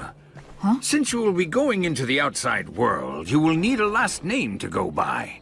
William is the name those two gave you, so I thought I could be the one to give you a last name. How about it? Okay, sure thing. Then perhaps I'll hijack an old custom used by certain clans of elves and halflings. They put the name of their two parents together to form their last names. Merryblood. You are William Merryblood. William Merryblood. You will always have them with you, wherever you are. Thank you, Gus. I like that name a lot. So cool. You take care now, okay? I will. Oh, and I'll add a G for my middle name. You fool! You don't need my initial! What did you learn in those classes of yours? Well, you are Gus after all. Old Man Augustus is far too much work to spit out. Heh, what a hopeless grandson you are. Well, so long then. Goodbye, William G. Merryblood. See you again sometime, okay, Gus? Goodbye!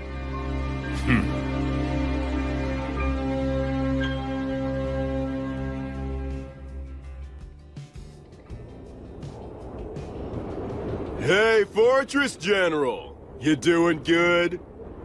It'd be perfectly natural for two warriors to introduce themselves, say a few words before facing off.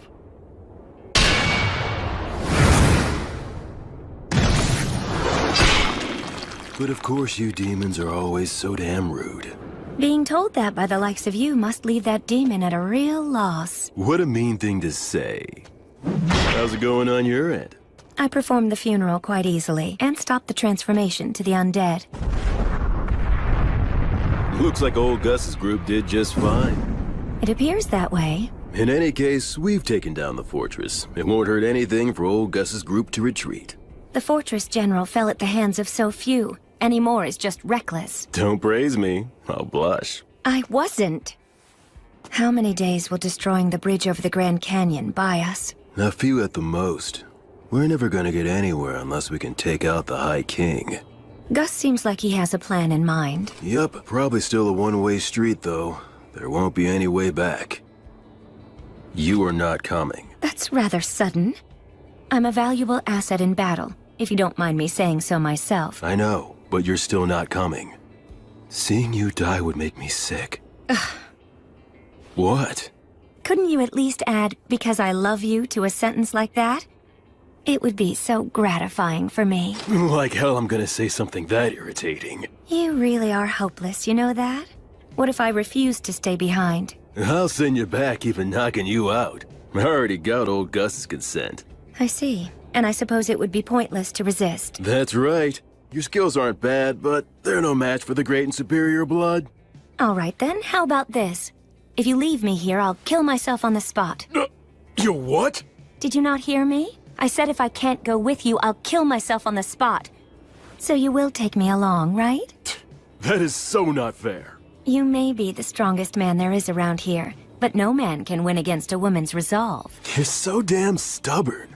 Man, I landed one crazy woman. We haven't even done anything, and you're already calling me your woman? Listen, Mary. If I return alive, let's find some quiet, peaceful place to get married. Okay. I would love to. I'd like to have a quiet house someday. Maybe on a hill with a view. That sounds nice. I'm sure the breeze would feel good. And we could start a vegetable garden. And if we end up having a kid, we can ask old Gus if he'd be willing to tutor them. Despite all the resistance he may put up, I believe he would agree. And if our kid turns out to be a boy, I'll teach him how to fight. Between that and old Gus's magic, he can become the strongest man, even stronger than me. What do you think? I would be terrified he'd turn out to be a strong and clever failure. Oh, that's harsh. And I suppose my role will be to teach him all of the smaller things in life. Our kid's gonna be adorable. That's right. What name should we choose? I've got one for a boy. I hope it's not some weird name. It's a perfectly good name. Remember, he'll be our kid, so he'll probably have an unbending will. And there's a name that means helmet of will. William. William. What a fine name. I really like it as well. Will, my little boy.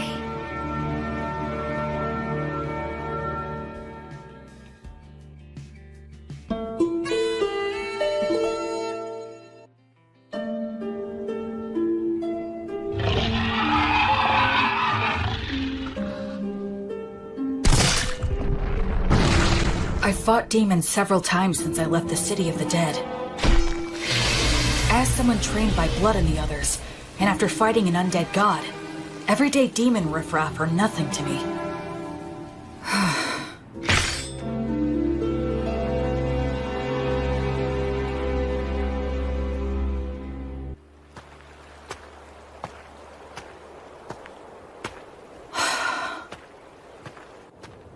It's been quite a while since I departed, but I still haven't met any humans. All I see is the occasional wild animal and bizarre, distorted demons. It's so cold. It's been 200 years since Blood and the others were alive. Does that mean no humans have returned in 200 years? It's cold, but not cold enough for snow.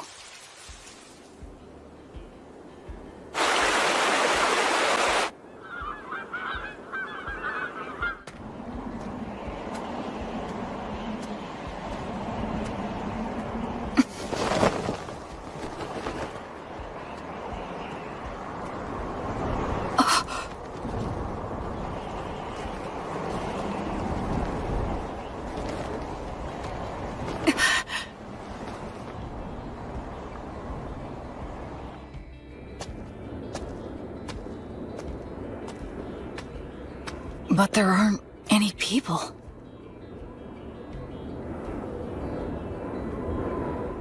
Immense magic left this? This scar? Gracefiel, goddess of light.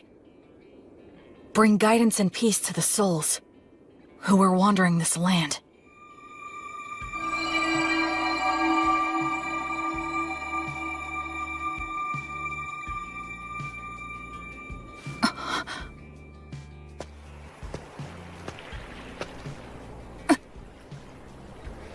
Yes, of course. It has been 200 years. The terrain's gonna change.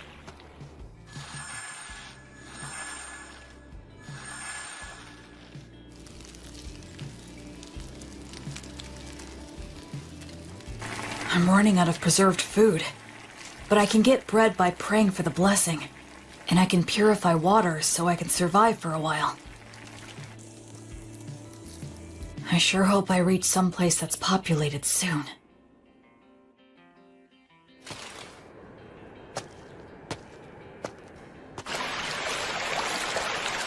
If I keep walking downriver, eventually...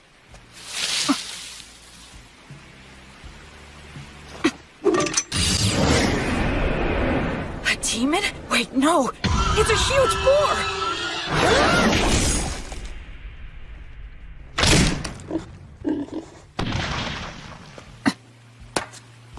I should finish it. What's this?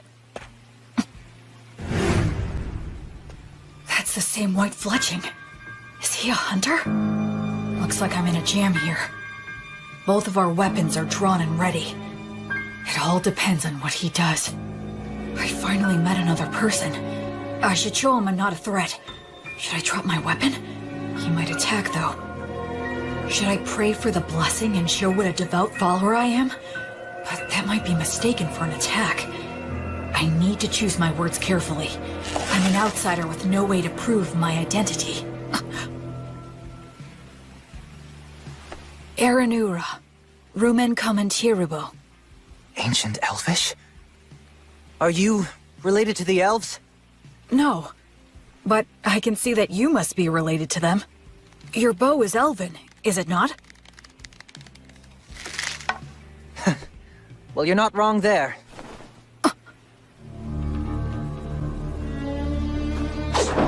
So what? The more important thing is, did you kill the boar? Oh, yes, it was me. That boar was my quarry. You took the kill from me. So... I almost said sorry out of habit from my previous life. Yes, you're right. It charged at me out of nowhere. I was forced to protect myself. Anyway, this'll take some negotiation. I'm the one who ended up killing it, so I think I have at least some right to it. All right, I guess you have a point. Oh, damn it, the arrowhead is broken. I don't have many left. I wonder if metal is hard to come by. We negotiated a few other things after that. The silver-haired half-elf was a skilled negotiator, so I was sort of at his mercy for the most part. But he agreed to give me the boar's shoulder, in exchange for helping him butcher it. Wow, you know your stuff, huh? I'm sorry. You have my gratitude. We'll make good use of you. You're so devoted. Well, at any rate, this front leg will be all yours. That's it for the portions. Okay. I guess we should eat the liver now. It'll go bad fast. Oh, I've got a pan we can use. Flammo Ignis. Hey, you're pretty impressive with your hands. Kind of. I should keep my magic a secret for now.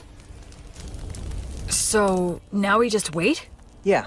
Earth Mother Mater, and the virtuous gods, we give generous thanks for your grace as we partake in this meal. Please bless the food that is here before us, that it may robustly nourish our bodies and our souls. You really are devoted, huh? He doesn't seem to be much of a believer. But I'm the one with memories of my past life, while he seems closer to nature. It's so hot! Good stuff. This is the best. Huh? So you want directions? Well, the thing is, it's kind of hard to explain. I'm not sure how to put it. You don't look familiar. Seriously, where are you from? Telling him I was raised in the ruins by 3 undead probably wouldn't help things. I came here from the south. The south? Nothing further south than this, bro. Huh? We're as far south as you can go. Beastwoods in Southmark. I did come from the south, though. It's a long story. Oh, so you're one of those adventurers who scrounges for treasures in the ruins. Yeah, something like that. And then you got lost in the woods. I've never seen an adventurer who's so absent-minded. Whatever. Just keep following the river downstream, and you'll reach a small town in a couple of days. You'll figure it out from there. Thanks so much. Yeah, well, good luck. Hey, if it's on the way, do you think we can stop by the settlement that you're living in? I mean... No. I want nothing to do with you. Take a hint. Yeah, of course not. Who'd want a total stranger in armor like this following them home? I'm sorry I asked. You better not follow me. Will you be okay with no light? Don't worry about it. It's none of your business.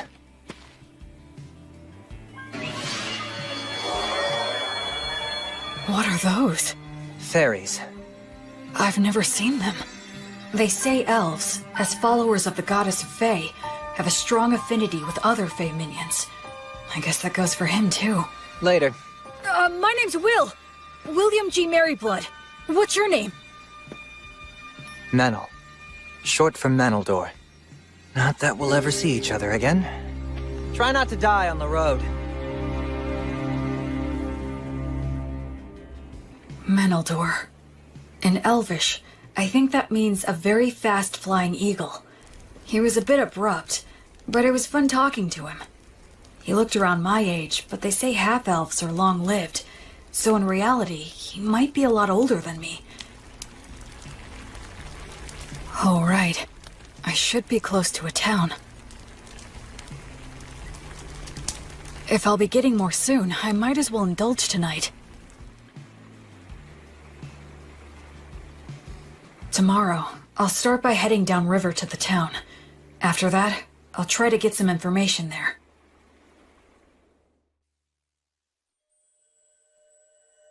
O light, my heavenly light, as you travel, I pray strongly for thee. Bring light to the faraway darkness. Be blessed.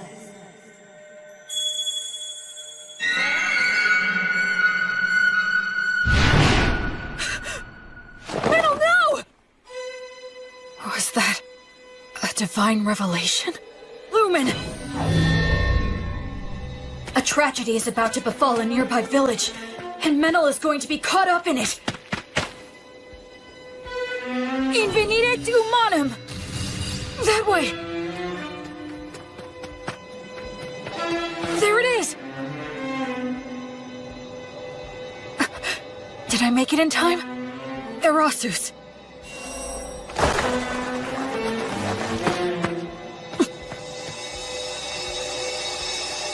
I thought I saw something shining in the forest right now. Sure you weren't just seeing things? Thank goodness. If I tell them I know Menel... Quick, hide! Get behind me! Huh? Hurry up!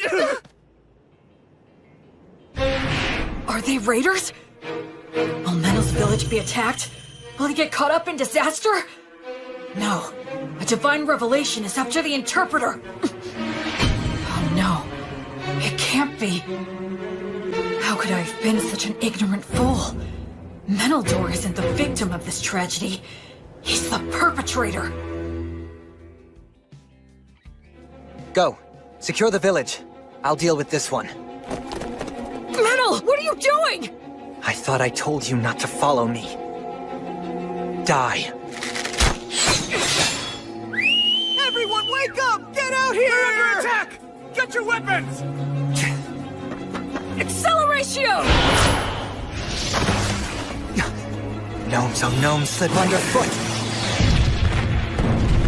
I have no strategy against someone who can use fairies. In that case...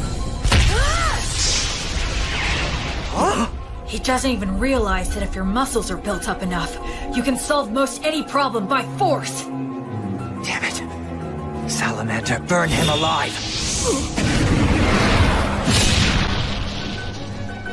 No way. My. You're quite strong, aren't you? Yeah.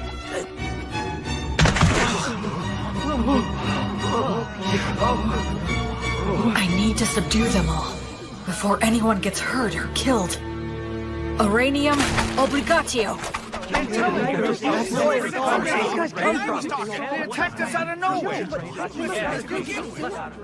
hate to let a warrior priest see us behaving like this.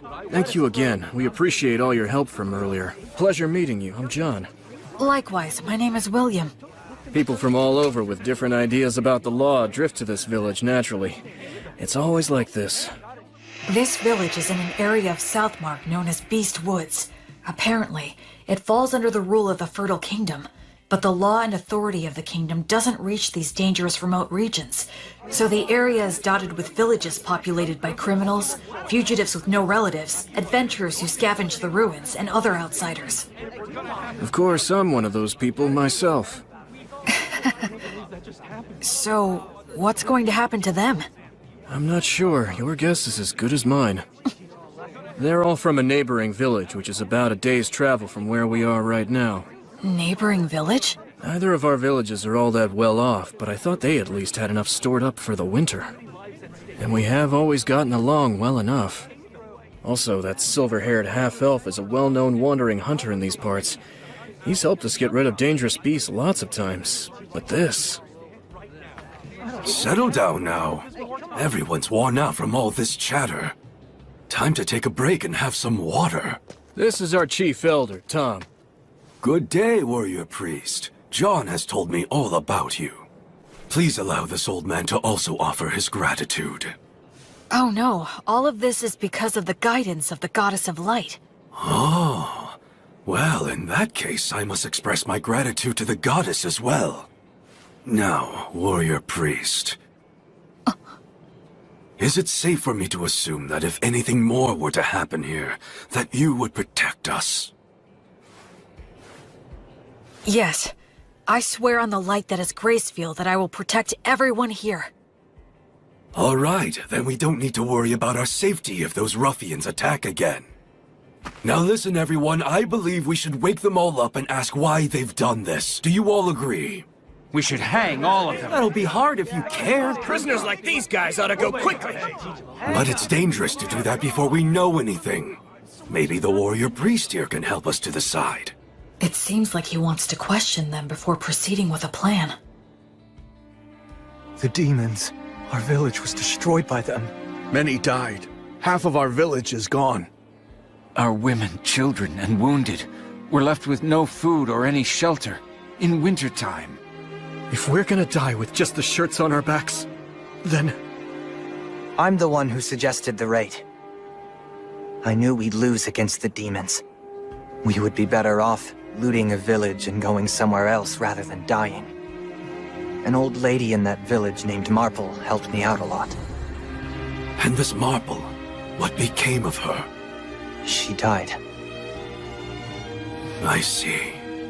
Just hang me. This was all my idea. It was me who deceived these men. Please let them go. I beg you. No way we can do that! Like hell, man. Just hang them all! Stop. We owe a debt to this hunter. And I do sympathize with the people of your village. However, we have no choice but to hang you. Since they have nowhere to go, if they're set free, they'll just loot again. They have to be killed for the safety of the village. That's the smart choice. But my mother told me, love others unconditionally, and always do good things. And my father told me, move forward with faith in the results you'll achieve. And don't get so stressed that you freeze in place. I still carry their words with me, right here in my heart. Excuse me! I will overturn this hopeless situation before me. Can this be resolved with money? Compensation, monetary atonement. Are you familiar with that custom here? Well, of course we are, but who here would be able to pay for that? These guys are flat broke! I am able to pay the money. Warrior priest, why would you offer this? Because demons are my arch enemies. They're the ones who killed my parents. Besides that, I swore an oath to the Goddess of Light that I would banish evil and save the suffering. We should readily assist those who have suffered at the hands of demons. We can't allow a village occupied by demons to exist. I'll go and fight them. Actually, I'd like to hire this young man to accompany me. He's an excellent hunter and he knows this forest, right? I'm going to need his talents to help me locate and fight the demons. And I can pay handsomely. Are you sure you want to do this? I feel like we're the only ones benefiting. It's a reward for all of your exemplary day-to-day conduct. Gracefield, the Goddess of Light who governs souls in the cycle of death and rebirth, is always looking upon your daily lives with her compassionate eyes.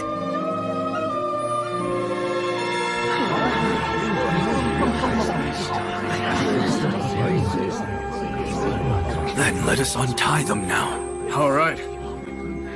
I managed to turn that all around, at least I think. I had a feeling that somewhere, some god was giving me a tiny smile. The people of the village that was attacked took in all the villagers who weren't involved in the raid. Part of it was to use them as hostages, I'm sure, but safe is safe. So are you going to tell me what you're really up to? I don't have anything to hide. I meant what I said. Because you're a warrior priest?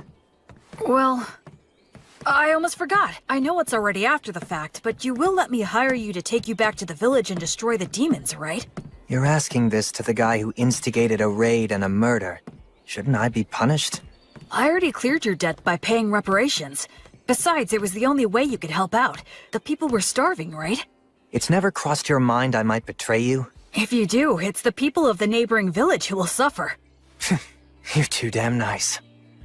One of these days you'll be picked apart and left for dead. Well, I'll be very careful then. Okay, sure, I can work for you. I do need some money, after all. Great, thanks!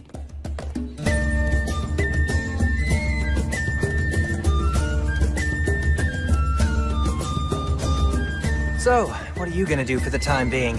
Huh, Mr. Bossman? Our challenge is that demons have occupied the neighboring village, right? I guess we'll just charge in. We don't have much time. Oh, what, are you insane? There are a lot of them, and they've got demon beasts. You got a plan? What are our odds? It'll be fine. I'm used to them. Well, you are right that we have to hurry. The people who died might have turned undead by now. If that's true, I need to return them to the cycle before they get lost and end up stuck here.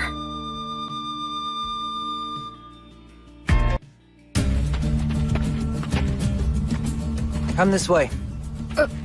Can we get through here?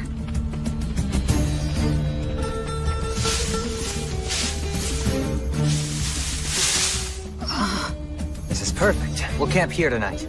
Dear Green Ones, grant us shelter, a bed of grass, roof of trees, and strength for any surprise guests. Wow! It's not such a big deal.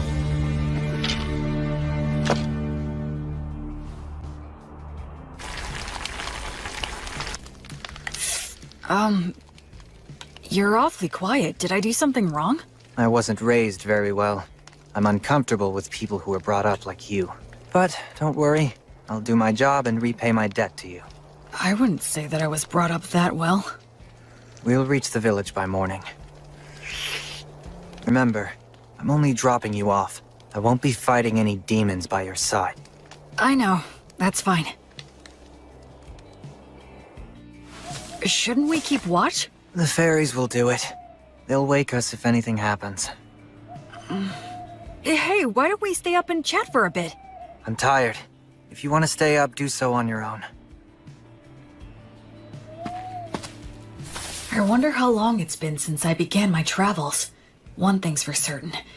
It's my first night spent with someone else since my departure. Ruins, huh? Used to be. The stones and stuff are pretty useful for building new things. The village is just ahead.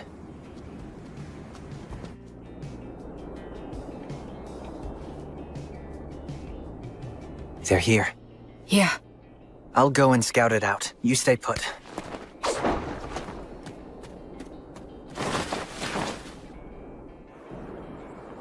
A ritual? Yeah, at the ruins of the village temple. Those damn demons. How's the temple laid out and how are they organized?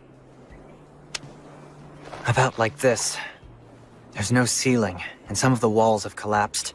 They formed a ring in the center to perform their ritual. There are 2 commanders. They have faces like lizards. I forget the name. Roskis? Yeah, maybe. It's something like that. And what else? They have several soldiers patrolling outside the temple. I know there's at least 1 demon beast inside. What's the demon beast like? Well, it's got a human-like head, the body of a lion, and wings like a bat's. It's a manticore. You already know these guys? I've studied them a fair bit, but still. I'm glad there's not more. Excuse me? Let's just go and head on and crush them.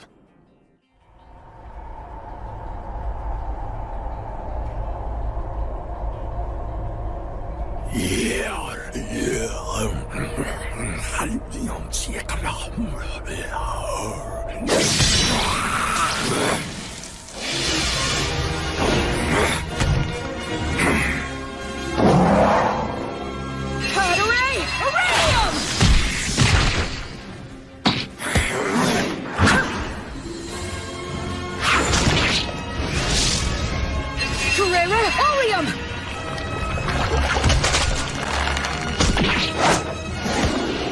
Acceleratio!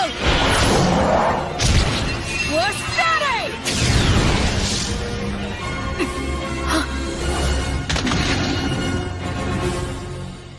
Hey, I thought you said you weren't going to fight. I jumped in because I could tell you were winning. I don't know many people who could tackle those guys alone and win. The conditions were in my favor. Regardless, your strength is abnormal. Do you do some special training or something? Oh, I eat a lot of bread, I guess. Humans usually don't get stronger just from that. Well, I think we took care of the bulk of their forces. All that's left is to clean up any surviving demons. I hope some of the villagers survived. Oh, hang on a second.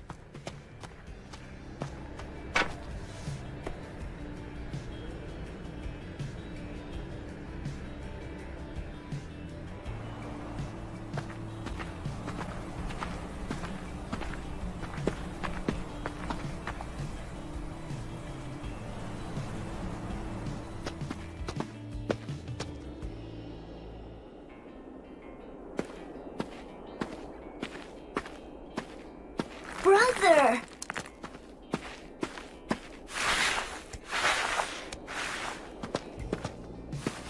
Brother Menno, it's really you.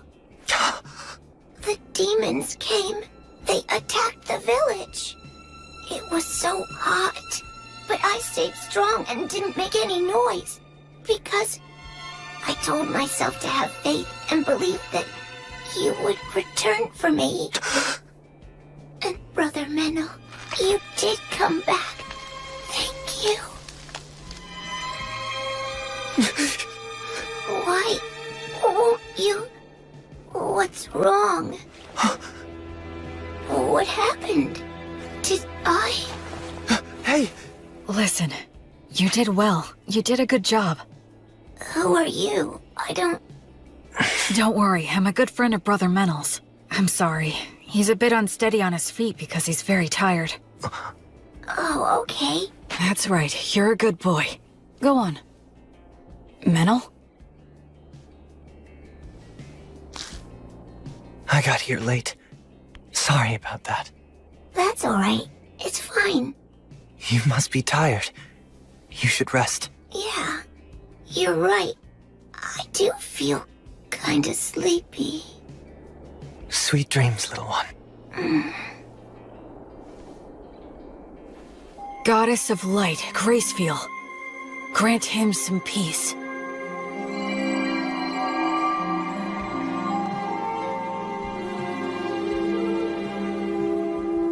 Hey, What's wrong? I'm really sorry. Sorry for what? I underestimated you. I thought you were just some rich boy who happened to earn a god's protection and got cocky, spouting mindless cliches. Anyway, I'm sorry. Don't worry about it. There was still a distinct look of pain on his face, but Menel also had the faintest of smiles. He didn't hesitate anymore after that. He held the hands of the undead and exchanged farewells with them.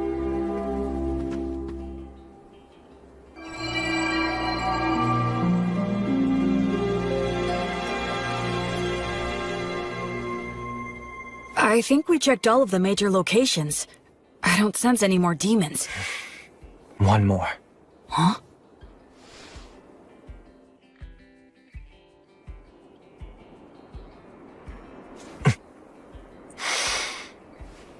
Hey! You in there, old Marple? Huh? Whose voice is that? Oh, look, it's you, Menel. This ghost is close to the highest rank. Her soul must be extremely tough. If she resists, my power might not be enough. If it comes to that, I'll have to use a magic weapon that works on spirits.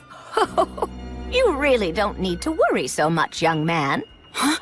I'll have you know I haven't gone senile yet. Really? Well, that's a relief to hear. It seems you stayed behind because of some lingering attachment, but this kid here is a genuinely virtuous high priest. Returning lost souls like you to the cycle of death and rebirth and treating wounded people are what he does best. Oh? Listen, we can take care of the village now, and I think it's high time for you to move on. Unless you still have something to say. I can deliver the message for you. Menel, you've been bad again. No, I promise I haven't. And where the hell did that come from anyway? Maybe you are senile. I can read you like a book. What's that supposed to mean? You're lying, that's what. I can always tell when you're lying. Yep. You're a little hooligan, but at your core, you're honest and smart. All this killing and stealing isn't for you. My goodness, you know this more than anyone. You see now, don't you? Shut up. What did you say? Shut up! What makes you think you know anything? Just what the hell was I supposed to do, Marple? You died, and everyone else in the village was starving. What else could I have done? You think I should have prayed to the gods or something? The gods. The gods have never helped me out, not even once.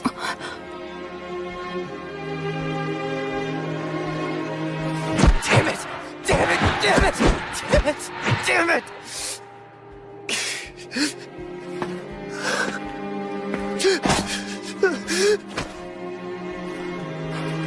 Damn it all. I've had enough. Just let me die with you. The life of a half-elf is too long for me. Those with elven blood live for hundreds of years. Even after they lose the people and places they love, it still doesn't end. They can't leave. Listen to me, Menel. Now, Meneldor. Despite all that, the gods have given you a second chance. It's your last chance. Stop living like some useless bum. You may hate the gods, but remember that the gods will never stop loving you, even if you don't notice it. They will always shine their light, never growing bored or tired of you.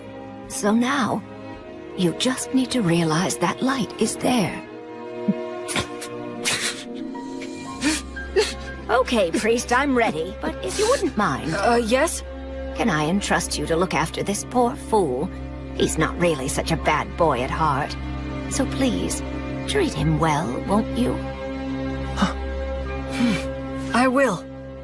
And as for those darn demons and demon beasts that attacked the village, I'm certain that they weren't just strays. The stronghold where their boss dwells is deep in the forest, and he sends his demon minions all over the place from there. He commands the demon beasts to attack people. It seems like they're putting all their effort into one big evil plan. If I may, your lingering attachment. Well, I couldn't pass on without making sure someone knew this. And Anyway, I appreciate the offer, but I won't be needing your help. You see, someone's already waiting for me. Oh, she has someone. So it's about time for me to be on my way. Menel, dear, do take care of yourself. So many things happen in this world that can never be taken back again. So stand up and put your best foot forward. There are things you need to do. Damn it. You old woman. You're so selfish. Oh, well, so are you. Oh my goodness. What are we going to do with you?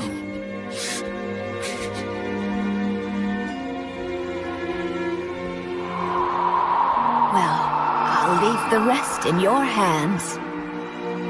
Of course. You can count on me.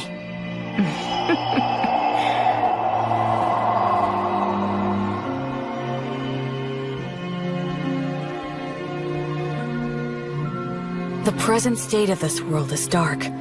At the very least, in this area known as Beast Woods, demons and demon beasts still run rampant, never fully exterminated. No nation's laws reach here. So even among humans, robbing and mugging are widespread. Certainly, as an outsider just passing through, I'm not obligated to do anything. I could just walk right by it. But As you travel, I pray strongly for thee. Bring light to the faraway darkness. Be blessed.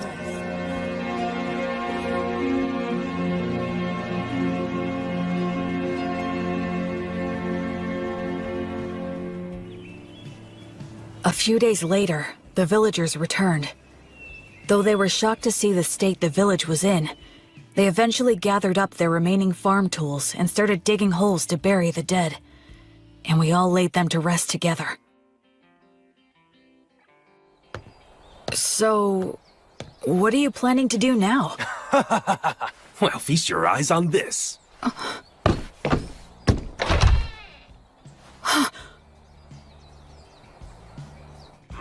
Just for tonight, we're throwing a bit of a party to mark our return to our village and honor our fallen. And since you're the savior who got our village back for us, we would be honored if you could join us this evening. I'd be glad to. Oh boy.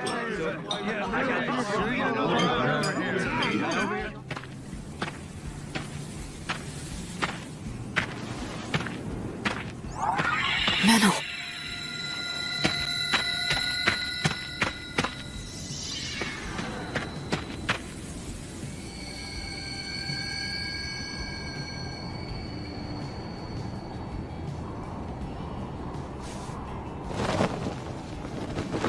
Hey. That's a beautiful view. Looks are deceiving. Those ruins are actually an undead nest. Countless adventurers have gone in, but none have ever come back. Oh, I see. Okay then, I'll go there tomorrow. Huh?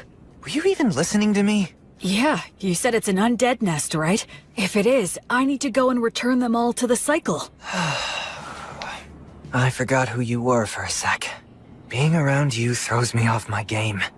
And here I thought I was a much more indifferent person than that. A little late to say that after the way you were wailing earlier. Well, why are you saying that to someone who's already depressed? Hey, Menel, what was Marple like? Can you tell me about her? She's strange, exactly like you saw her. I was born up north in Grassland, in the great forest of Erin. That's where all the elves live. My mother was a woman of insatiable curiosity. She took off somewhere outside the forest, came back pregnant with some stranger's child. Then she gave birth to me and immediately died. I grew up at a different pace than everyone around me. And the thing with my mother didn't help. They said I was a disgrace. And since I didn't fit in the first place, I ended up fleeing to the forest. Of course, the world outside was no paradise either. But luckily for me, I could use a bow and arrow as well as knives. And I could see fairies. When I ran into enemies that wanted to eat me, I had the skills to kill them instead. If I didn't, most likely I'd be prostituting myself out in some back alley. You do have a pretty face. What's that? Nothing.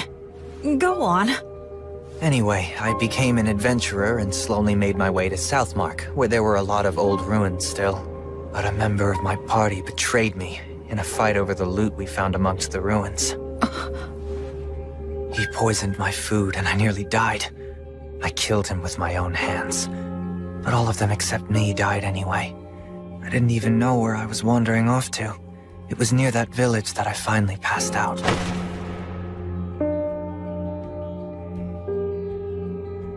Marple was the one who found me and took me in. At the time, she wasn't that old yet, but she was still such a weird woman. She lent her bed to the antisocial kids she'd found lying on the ground. She let me eat her food, and even lectured me about trying to live a decent life. A lot of people ended up at that village after being found by her. What was she exactly? I have no idea, really. Of course, she's dead now, so we'll never know. That happens a lot on this continent. She did take me in and looked after me well. That's when I started pretending I was a hunter. There are a lot of nasty creatures and demon beasts in this area. I was relatively useful, and I had a place to belong. But I lost it all without any warning. I got all the survivors together so we could be the ones doing the stealing. But thanks to you, we failed miserably. It sucks having a longer life than anyone else in a place like that, so... it's depressing. I just want to die sometimes.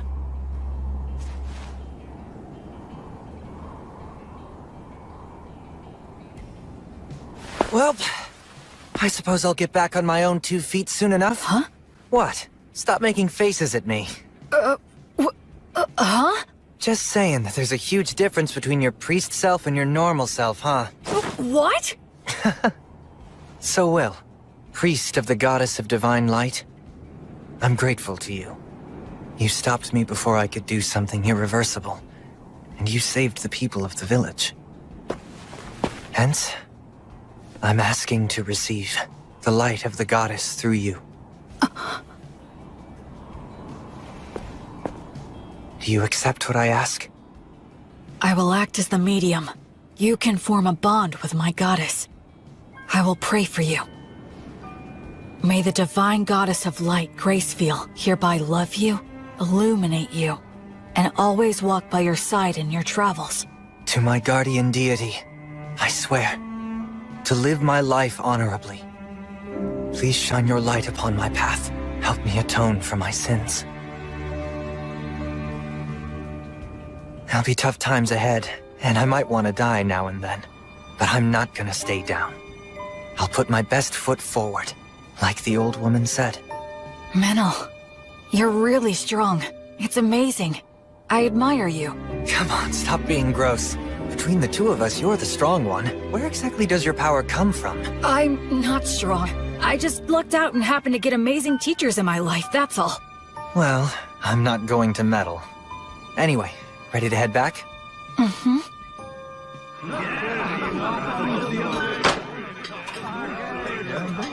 Blood. Mary. So, I think maybe I just might have found the very first person I could call a genuine friend. This looks bad. They stole all of the livestock, and they destroyed a bunch of tools that can't be replaced. We'll have to make the journey all the way to White Sails to buy some more. But with whose money? Well, we can't replace everything. Hey, what exactly is White Sails? Huh? Are you being serious? What's your deal?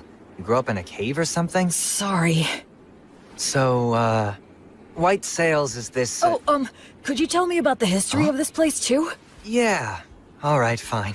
You know we're in the southernmost continent, known as Southmark, right? Yes, that I know. So around 200 years ago, Southmark was engulfed by a horde of demons. The 100 heroes took out the king of the demons, but the humans abandoned this continent, crossing the sea to retreat to Grassland in the north. The 100 heroes? That's Blood and his buddies. Since the Fertile Kingdom unified the southwestern region of Grassland, they've been cultivating the land with the intention of reclaiming it. And as for the area of White Sails, it's the port town that became the center for immigration from the north. I see. A lot of misfits and aspiring heroes go there. Also, those with divine revelations. You're hoping to gather more faithful on this trip too, right? I understand that Gracefield used to have a lot of devoted followers on the southern continent. Can you tell me more? I think that most of her followers were scattered after the Great Collapse. Yeah, that's right. But those followers who managed to escape to Grassland kept her name alive. Yes, even so, her following has declined quite a bit. Rampant demons and demon beasts. Villages that resort to thievery. Faith in the goddess dying out. Perhaps this was the mission that the goddess had in mind for me all along? Well, enough of old history lessons. We need to help the villagers now. Yeah, with regard to that, these villagers don't have a lot to spare. Hey, Metal, want to explore some ruins? We'll divide the loot. What? I didn't expect looting ruins to be another one of your specialties. I'm used to them. Seriously, who are you anyway? But we do have enough money to rebuild now. We can buy new tools and livestock. Plus, I made up for my personal expenses. Can't wait to get to the city. First thing we're gonna do is eat there. Seafood's in season, so... Someone help us! A giant ape! The two running from it are a halfling and a hawker? Stop! No ifs, ands, or buts about it! Good grief! Stop it!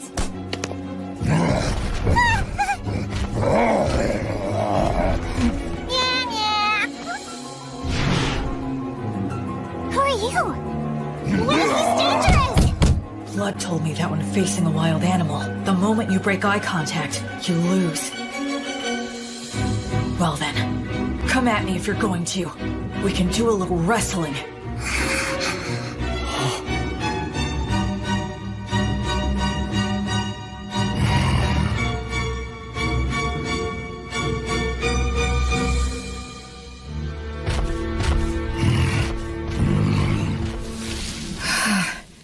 Thank goodness, I didn't have to fight him. Are you okay? Wow, mister, who are you? Some kind of adventurer? Not many people can stop an agitated giant ape just by looking at it. You're incredible! Oh, I'm Robina. Robina Goodfellow. I'm a singing, dancing troubadour. I go where the wind takes me. You can call me B for short. And that dork over there is Antonio the Hawker. I call him Tonio. The company he worked for went under, so now he passes himself off as a hawker on remote country roads. Sometimes it's hard to get a word in edgewise. We were just on our way back to White Sails, which is my home base. White Sails, huh? Boy, you really saved our hides. Thank you very much. My name's Meneldor. I'm a hunter around here. We were about to do some shopping in town. And this guy is... I'm William. William G. Merryblood. I'm a priest in service to Gracefield, the goddess of light. You can call me Will. Wow, that's a noble name! Gracefield's the one they love in the southern continent, right? Oh, wow! I didn't know she still had priests. And not just any priest, a warrior priest. Am I right? Am I right? It's true. He may look spacey, but he's got mad skills. I mean, I hardly ever get attacked when I'm walking with him. Are you saying that the beasts know how strong he is and avoid him? What the heck? How cool is that? What? You usually see more of them? Yes, of course. That's why it's called Beastwoods. It feels like their eyes are piercing me. Anyway, is it just the two of you? No guide? Or were they killed? Well, actually, when we came across that giant ape in the forest, I'm embarrassed to say that they ran away. Some guys conned you out of their upfront pay and then bailed? You need to get way more savvy about people, Mr. Peddler Guy. I'm rather ashamed. And they made a big old racket when they ran too. It was really nuts. Giant apes don't even normally attack. They just look scary. They both lost their guides? So now what are you two gonna do? We'd be more than happy to take you with us if you want. We'll just say you owe us one. I'll do the deal making, not you. So, we'll owe you one of what? We want to buy livestock and some other stuff in White Sails. Ah, I get it. If that's what you want, then I'd be glad to help. I can introduce you to a dealer that I know. We appreciate it. And sorry for butting in. This guy has no idea how the world works. So were you really born as a true noble? He has that air about him? Like he's pure and untainted? Nah, If I told you about my origins, I suspect you'd have a hard time even believing me. You mean you're of such noble birth that you can't talk about your family? And a priest to an unsung god, too! Wow, that's fantastic! My poetic heart is bursting with inspiration! Wait. No matter what I say next, it'll probably only make it worse. Now what? Okay, it's settled. Let's get moving. Yup, time's a wasting!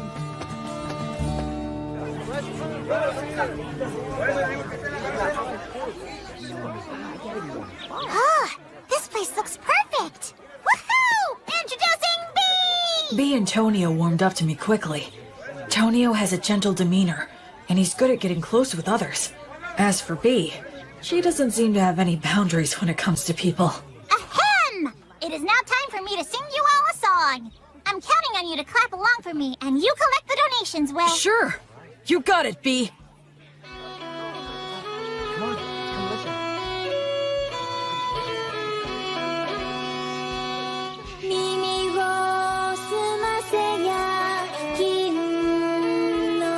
It's amazing. Every time we walk into a village, she lures everyone in. It's really impressive. She never gets tired. Very well. Right here. They make a good combo for doing business. Huh? A lot of hawkers use high-pressure tactics or even petty thievery to make their cut. See if I can get the priest. I see. I guess it's true about him working for a company. Hey, Will. Oh? Excuse me, I'd like to ask you something. Sure, what is it? Well, this is my question.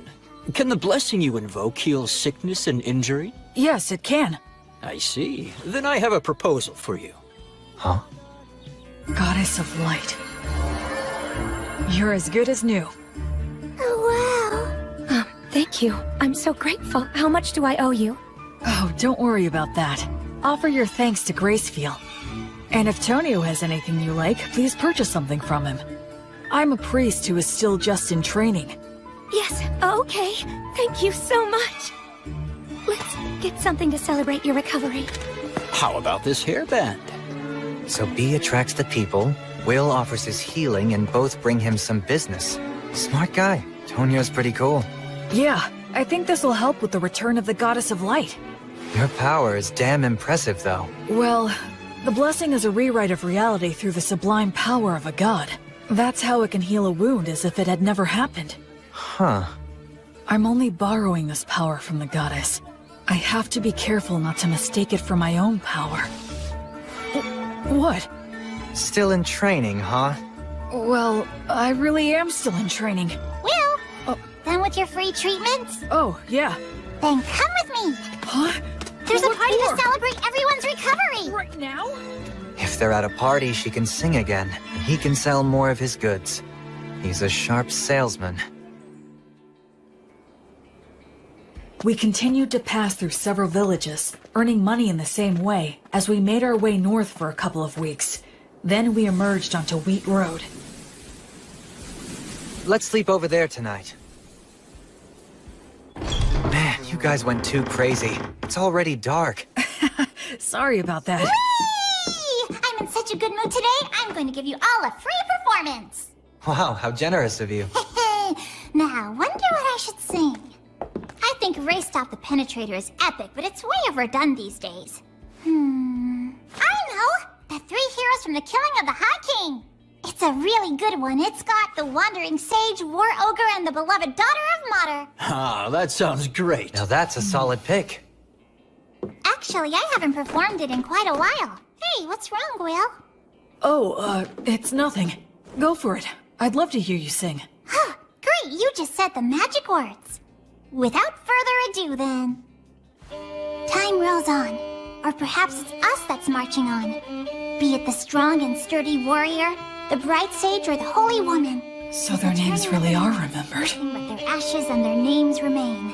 This is precisely why their song must be lifted up high. So their good deeds live on, and their heroic names resound throughout the world. I sing this night of the Wyvern Killer, just one of the many fearless adventures of the three heroes. Keep quiet now and listen to this tale, one and all.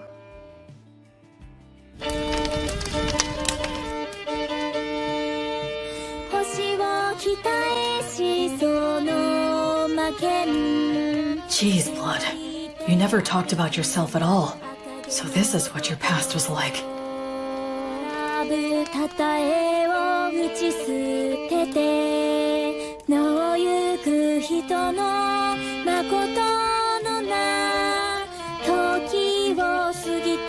I guess no one knows Gus's real name was Augustus.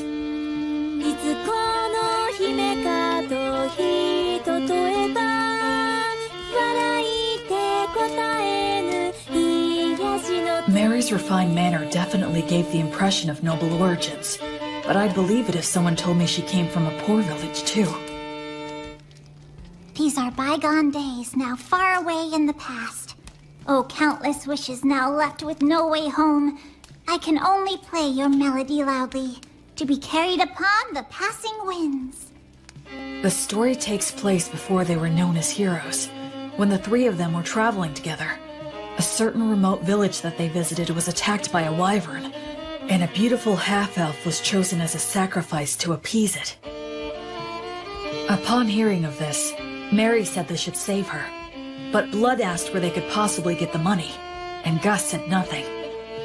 Their personalities in the song are slightly off, I think, but still, it brings their voices, words, and expressions clearly to my mind.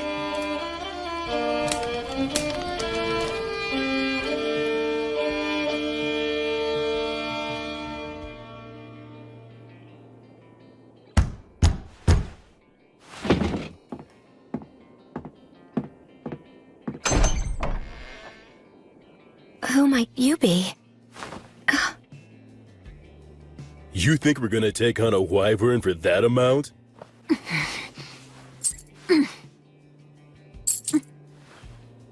Ah, what fine money. Look how it sparkles and shines. If this will be the payment we're given, then... We have no choice but to do the job.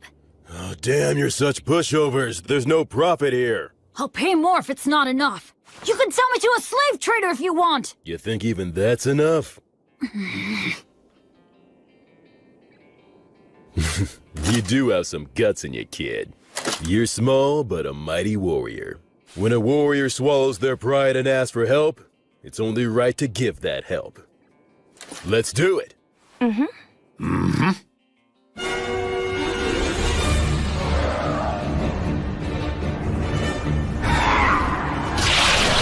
Ligatur, nodus, obligatio!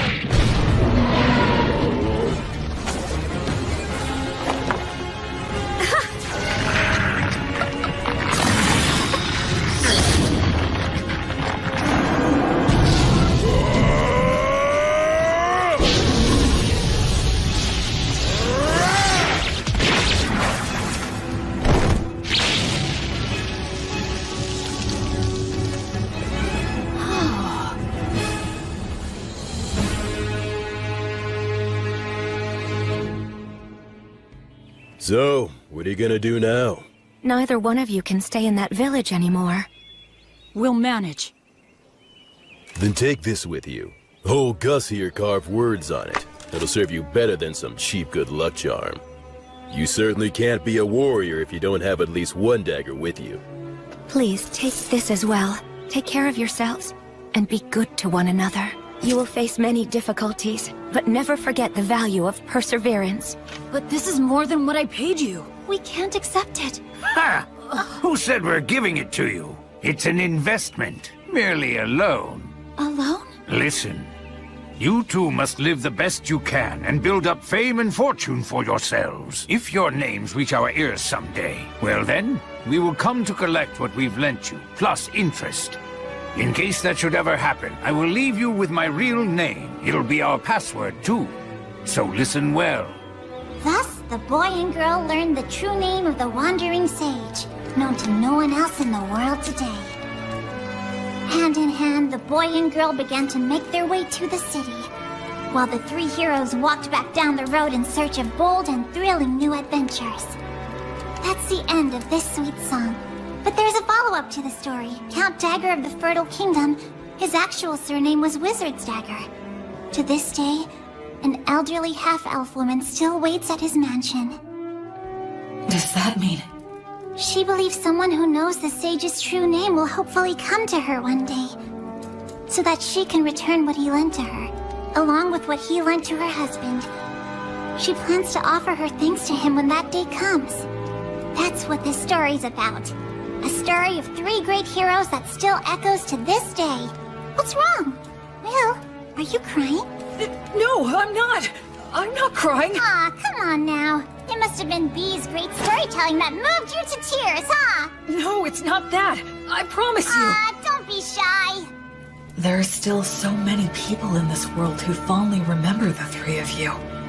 There always were. That makes me happy beyond words.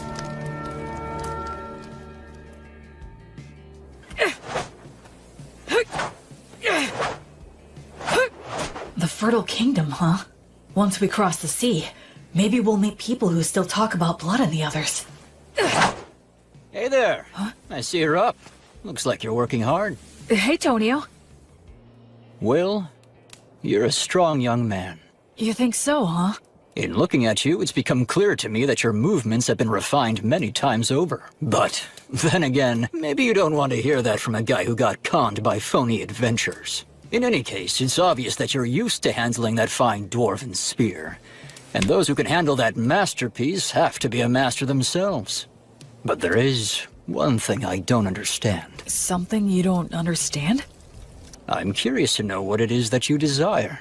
Why are you asking me this? Well, because I'm a merchant.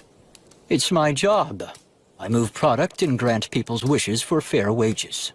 Satisfaction is a merchant's specialty. You are quite a mystery to me. I can honestly say that I have never met anyone like you before. You are strong and you have courage. You're educated and have good manners. And you're not hurting for money.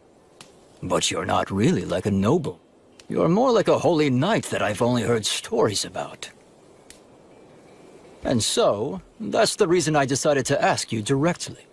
What is it that you as an individual desire in life? Or is it that you're strictly a representative for your divine goddess of light? I had a happy little life up until now, but I lost it shortly before I set out on my own. I gained the divine protection of the goddess of light in its place. There's still so much stuff that I don't know about in this world. And so, I'd like to start learning about it. I'm sure that in the process of learning, I'll naturally find out what it is I want. Oh, I'd like to have friends and companions, I guess. Is Menel not someone you'd call a friend? Well, actually, I think he and I get along fairly well, but he seems hesitant to acknowledge me as his friend.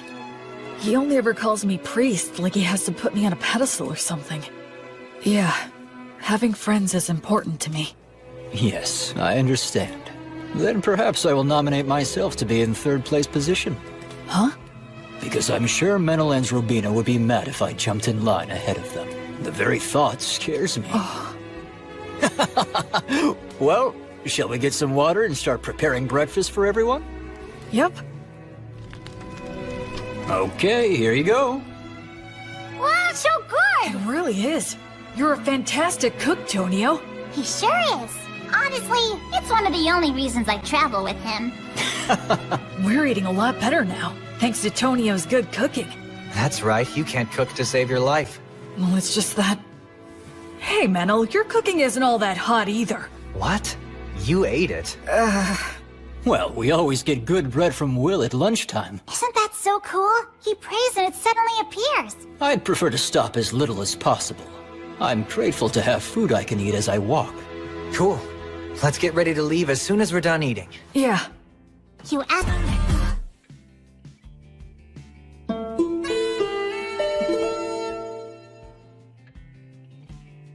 Oh, right! We finally made it to White Sails! Haven't been here in a while. What do you think? It's amazing. So there's no entry inspection or toll? That's right. It's the policy of the city's ruler, His Highness Ethel. Goods enter the city by boat in tremendous amounts, and then they're distributed throughout Southmark by land and water. Wouldn't that mean a massive amount of goods pass through here then? Yes, and if all of them are checked at the gate, it would be a hotbed for the smuggling of both goods and people. Oh, I see. So, Ethel imposed docking fees for ships and rental fees for companies setting up shop here to make money for the city, keeping the movement of people and goods as unrestricted as possible. It seems like the economy is their top priority. It's a very advanced city with a real sense of freedom. Quit talking about all that boring stuff. It's Will's first time here. Let's have fun. Come on, this way. Will, this is the city's biggest market. Wow, real people. That surprises you? Oh, look! So beautiful. All this jewelry is in style right now. In style? Yeah, you betcha. They have the latest styles here? That means these people are doing well enough to contemplate things like fashion. It's just one shock after another in this city. Is that Yeah, that's a street light. street light? You don't know what those are? Gosh, you're behind the times. Every evening, the apprentices come out. They're from the Academy of Sages, and they light up all the posts which have the words of light engraved on them. So the people here have light even at night. This assignment serves as training for apprentice sorcerers, and they can earn a little pocket money as well. That operation over there is also a large source of income for apprentice sorcerers. What is it? Oh, come on, Will. Even you have to know what that is. It's the public bathhouse, Balnea. Balnea? Huh? What's wrong? A public bathhouse? They have baths here? The water's so clean, you can see right through it. Oh yes, so that's an effect of the words of purification. Instead of the massive amounts of fuel it would take to heat the baths, they can use words of heat. That's amazing. So it's less like a bath and more like a sauna and a cold water pool. But still, it's incredible. The breeze feels so nice. I used words of purification to keep up good hygiene on the road, but it's great to have an actual bath. La, la, la. Boy, it feels good to have a bath after so long. That's for sure. I just hope things don't get all messy again now. What are we gonna do next? One of the best things ever!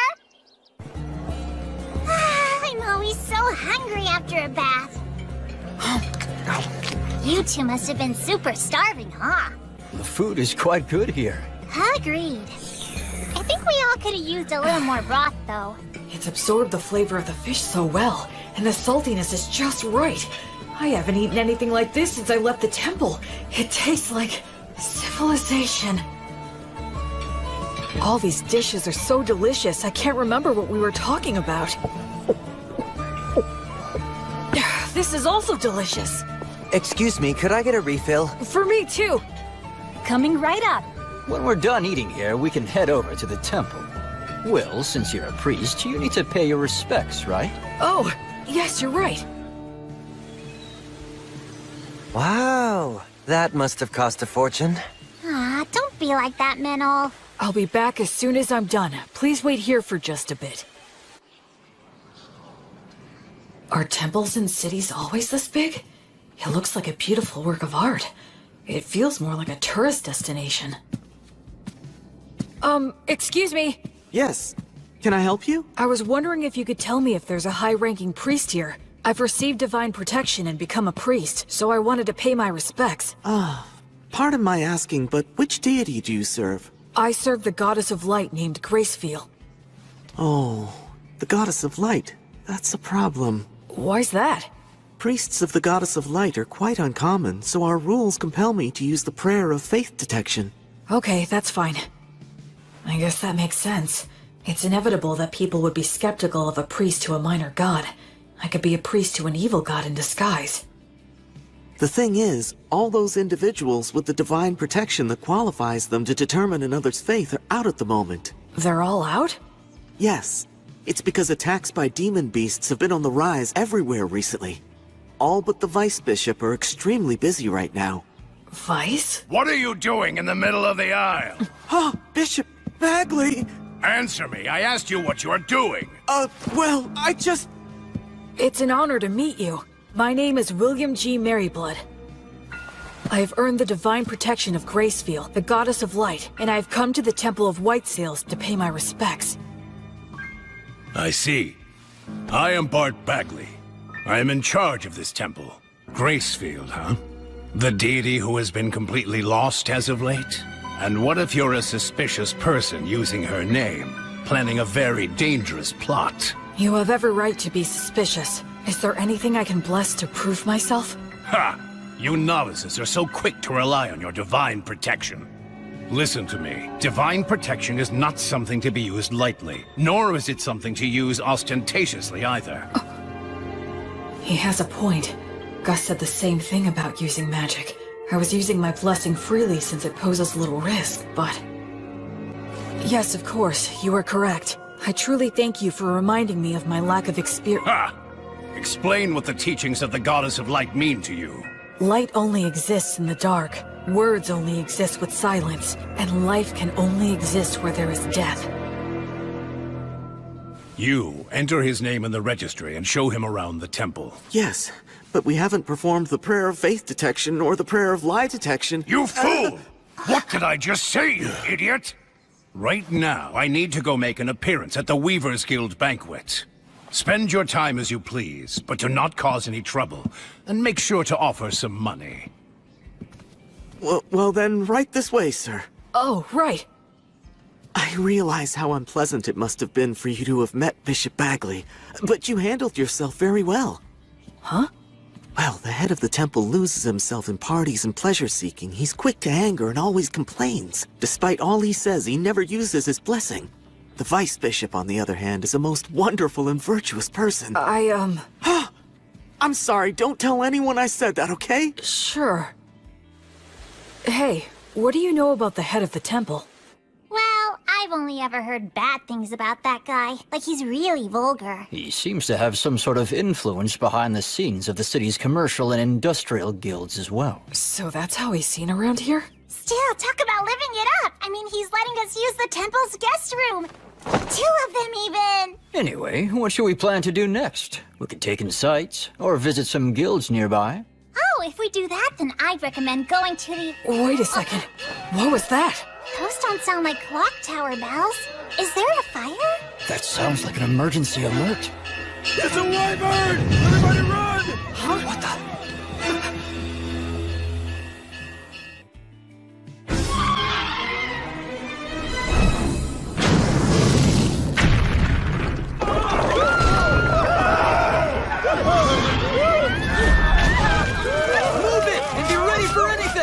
Someone come help us! He's pinned under rubble! What's going on? Stop pushing! Where is my child? Oh, gods.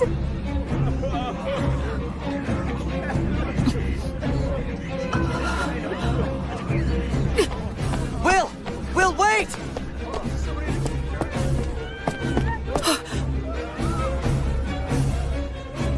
Why is a wyvern here? Fire! He said all the high-ranking clergy are out right now.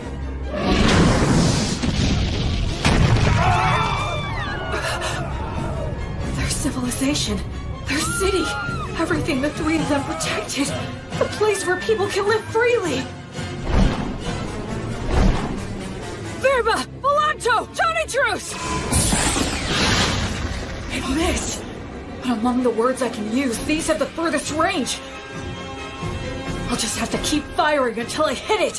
What are you doing, you idiot? Why are you shooting off high magic like that in a blind fury?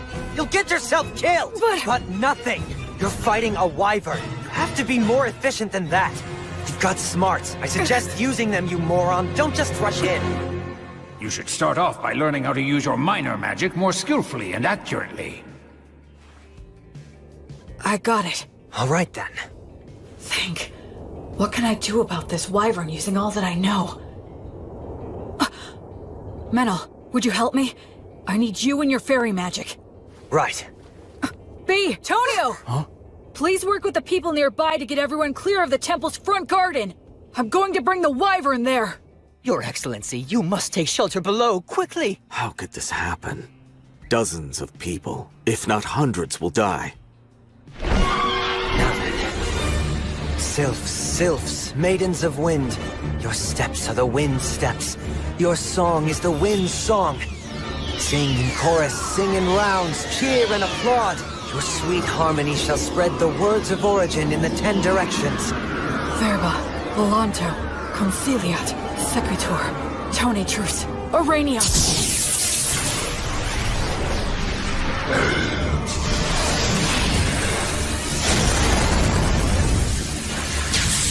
Is that magic? There's a fairy user too? Oh man, are we lucky. We've got this. We can do it. Hurry!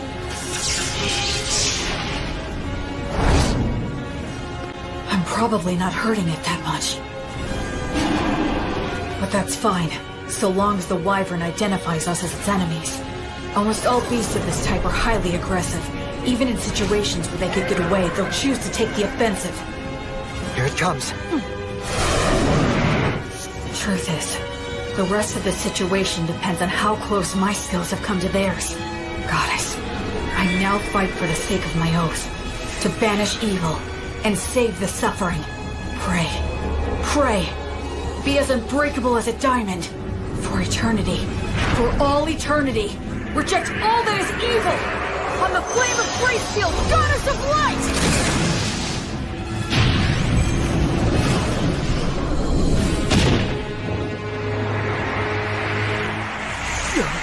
What the heck is that stuff?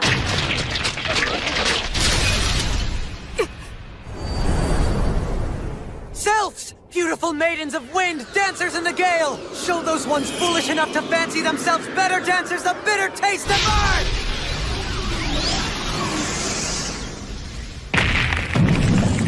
Ligator! Notice! Obligatio! It's bound up. No, it's trying to tear them off. Damn, it's strong. Acceleratio!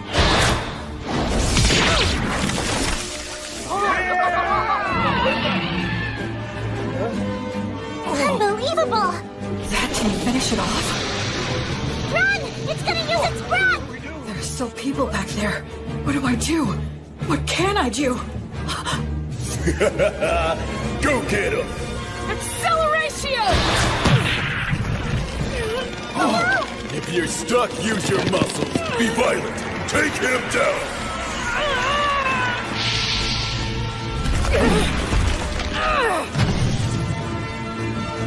A neck throw? You're not getting away! Oh! I won't let your fangs or claws hurt one single person!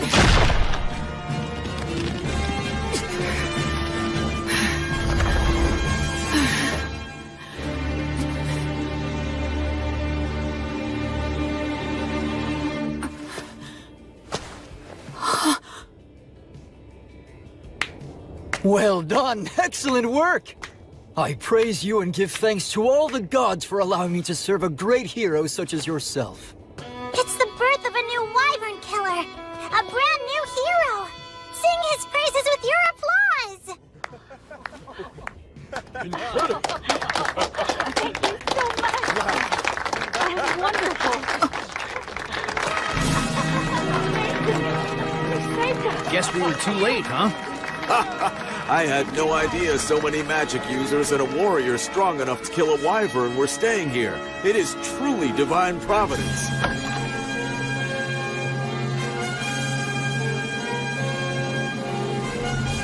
You're full of all kinds of tricks, aren't you? You're surprised? I'm used to your crazy antics by now. All I could think of was how inexperienced I am. Huh? It was great for a first attempt, and I was just lucky to land a surprise attack. But what was that black miasma stuff around it? Hey, you brought down a real monster. Reflect all you want, but be happy. It's hard for me to be happy if you're not happy. When he puts it that way, there's a lot I could have done better. But now I'm a wyvern killer like the three of them. And that does make me happy. Yeah. Menel, thank you. I owe it all to you. Yeah, we did it. Come on, you know damn well it was almost all your doing, you idiot. Is the Wyvern Killer here? Yes, that's me. How can I help you? Please, come with me, quickly. His Excellency, the Crown Prince, wishes to see you right away. Welcome to my mansion. You're a great hero. So, this is the Crown Prince of the Fertile Kingdom, the Lord of White Sails, and the ruler of Southmark. It's more than I deserve to stand here in front of you, Your Highness. I came immediately when I heard your request. My name is William G. Merryblood. Oh, you are well versed in the old etiquette. I assume you are of high birth, correct? No, if Your Highness could please refrain from asking about my origins. That must be some story. So be it then. Please, have a seat. Thank you.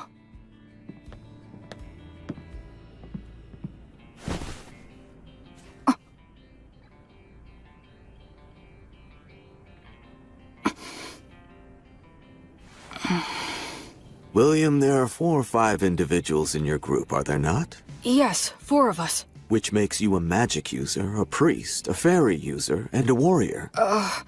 Well? Actually, we are a traveling priest, hunter, merchant, and a bard. One who shot lightning at the wyvern, one who made the light, one who dealt with the air, and one who broke its neck. That is 4. If that makes 4 people, it is indeed correct that we are 2 of them. What are you talking about? I can explain. My friend there, Meneldor, called the fairies, spread words, and manipulated the air currents to bring the wyvern down to the ground. So you're saying your friend is the fairy user then? And the rest? The rest was me. I'm sorry, but would you mind telling me what you did back there? I used brute force to break the neck of the wyvern. You killed a wyvern and aren't delighting in it? You really are a valiant warrior. Well, Can I do anything to fix the damage the wyvern caused? Of course, work has already been done, and more is yet to come. But there's something even more important that must be done.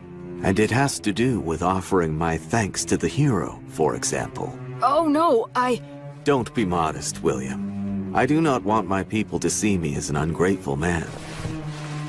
On behalf of the people of White Sails, I, Ethelbald, thank the both of you for your courage. You did well to minimize the damage caused by a wyvern's surprise attack. I am unworthy of such praise. I would like to bestow upon you a reward. Is there anything you want? If I may, Your Highness, I traveled here today via Beast Woods to the south. The villages in that area are currently under threat by an army of demons commanding savage demon beasts. I see. So if I may ask you, would it be possible for Your Highness to send his soldiers over there to help hunt down the demons? It's not impossible, but it would be difficult. You saw that wyvern. Within parts of Southmark that I govern, demon beasts like it have caused frequent incidents. You mean? Of course, it's that toxic miasma. Any being it touches is corrupted and turns savage. Are you certain you are well yourself, William?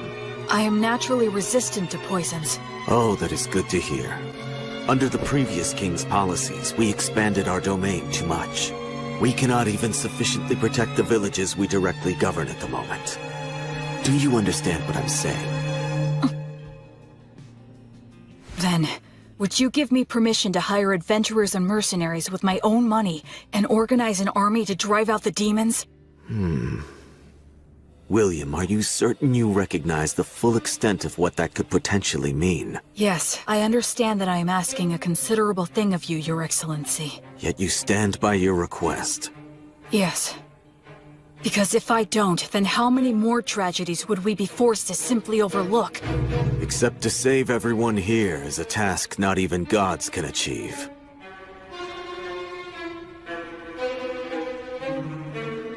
Honestly, if only you were some nameless man making this audacious request of me. You are right. But that being said, had I not killed the wyvern, I would never be speaking with Your Highness. That is also true. But I must also consider the option of having to kill you. I must also consider the option of having to kill you. That's unnerving. And how will you explain my death to everyone? I'd simply say that you were poisoned in a battle with the wyvern, and you started to spit up blood since the treatment was too late. I understand what his disposition is. A hero who can't even prove his identity is asking him for forces to operate in a region he doesn't even govern. Of course he'd see it as dangerous. I can handle those two, but there's still the risk of projectile weapons, and the prince is pretty skilled himself. No, it's pointless to think about that. In any case, I have to get through this somehow. I need to speak from the heart and plead my case as earnestly as I can. Your Highness. Go ahead. If all the saltiness were to disappear from the world, then what would give salt its distinctive salty flavoring? And if all those who carry a flame were to live entirely in the sunlight, upon what would they shine their flame? For my part, I'm fortunate to have received a part of that flame from Gracefiel, the divine goddess of light. I firmly believe that the ones who carry that flame are the ones who should march first into the darkness. They must shine the light upon those who lament in darkness and light the path for those who follow behind. So please, I beg of you, can you somehow grant me permission for this unusual undertaking of mine?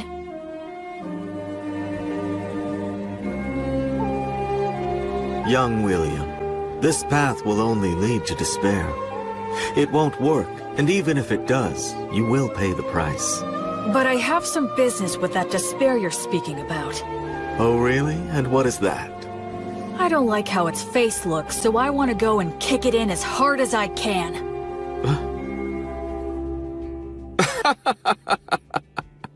Kick it in the face. I like that. Come to think of it, you are a high priest, aren't you? And you have quite a good friend, too. What, you didn't notice the quick reaction that he had? When I said that I was going to kill you, that half-elf over there gave me the most murderous glare I think I've ever seen. What are you talking about? I did that because I thought you were gonna kill me as well. Damn it, don't look so happy. Bishop, please stop. Please wait, Father! Highness is with a guest Move at it. the moment. Stay out of my way! You damned ridiculous fools! Prince Ethelbald, please, I beseech thee, do not act irrationally! Who, me? Why, Bishop Bagley. I have no idea what you're talking about. Do not play dumb with me! This young man is registered with my temple. He is in the books. Though it may be temporary, he is a member of the temple. And you beckon him here without a word to me? Do you mean to disregard the temple's authority? Oh, I had no idea about that. Is this true? Yes, that's true. Claiming ignorance is not an acceptable excuse. You cannot forego the verification protocol simply because I was away. So you say, but the people from your temple seemed very happy to send him to me. A total lack of discipline. I will give them a stern talking to later. In any case, he must... The thing is, Bishop Bagley, he is not what you think he is. Huh? He came here and asked me to assemble a private army. He says he wants to save the poor people of Beastwoods. What?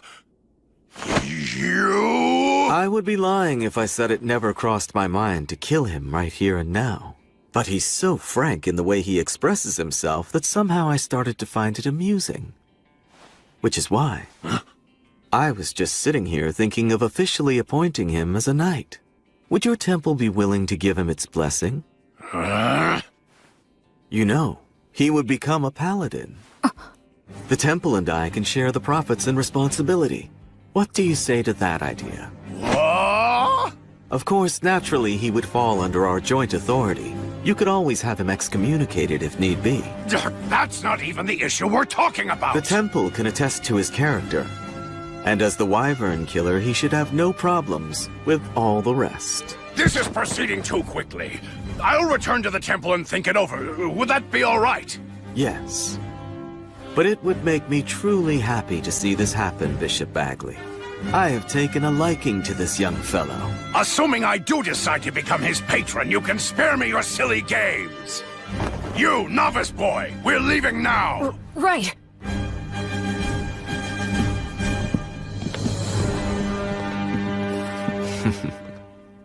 Honestly, what a troublemaker you are.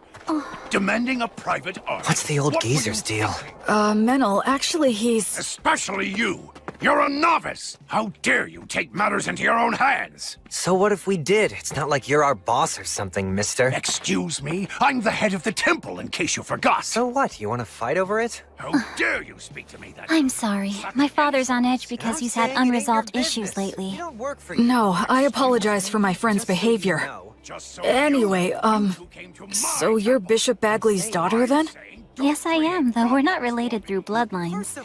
At one time, the bishop was in charge of a temple in the capital city that accommodated a large orphanage. Ah, yes, I got it. When His Highness Ethelbald asked my father to relocate here, I came to this continent along with a dozen or so other families. So that's what happened. He's in a position where he can throw his weight around. He has connections everywhere, and he has loyal subordinates, too. Bishop Bagley! Thank you for all your help. Your intervention with the Crown Prince saved us. Thank you. I did nothing to warrant your gratitude. I only defended the temple's authority from the Crown Prince's utter selfishness. You just happened to be a part of that.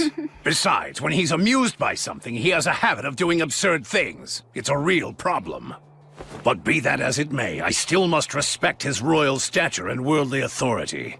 I'll take his proposal into consideration. You will remain in the chapel after the evening prayer.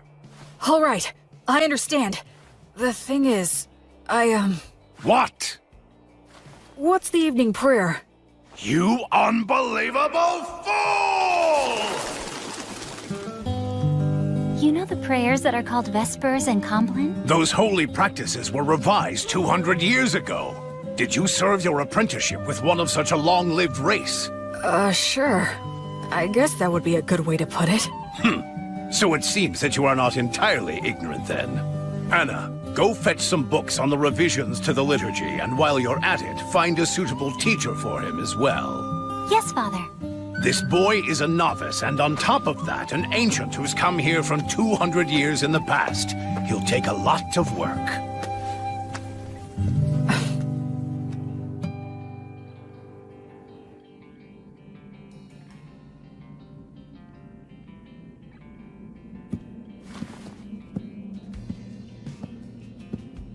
Greetings, Bishop. Wait here for a moment. Of course.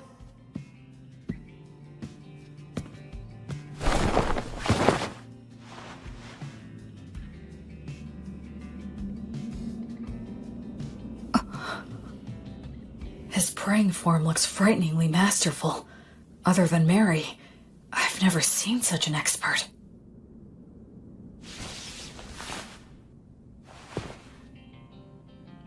Now then. What is it? As head of the temple, you have earned a high level of divine protection, yes? Equal to my own, if not even higher. The people of the temple told me that you don't use the blessing, and when you pray, either you don't let anyone watch, or you don't apply yourself fully when others are present. Why is that? Ha! Foolish novice. Just what exactly do you think the blessing is? Divine protection from a god. Well then, why did a god bestow divine protection upon you? You think it was to give you special treatment? Not so, correct? To act through you. Understand? It is the god's wish to be able to achieve something great through you. And in order to live up to the god's ideals, we must constantly be in thought about how to use the blessing most wisely. Using it for personal gain will sadly detract from the god's glory. Most of those dimwits fail to understand this point, which is why they will one day lose the blessing. I am the head of the temple. This land is wild, and development on it has barely begun. To secure funding and rights, I must yell and intimidate. To lay the groundwork, I must do favors and use bribery. If I were to use such a high blessing in these circumstances, the people would question why a man like me received divine protection in the first place.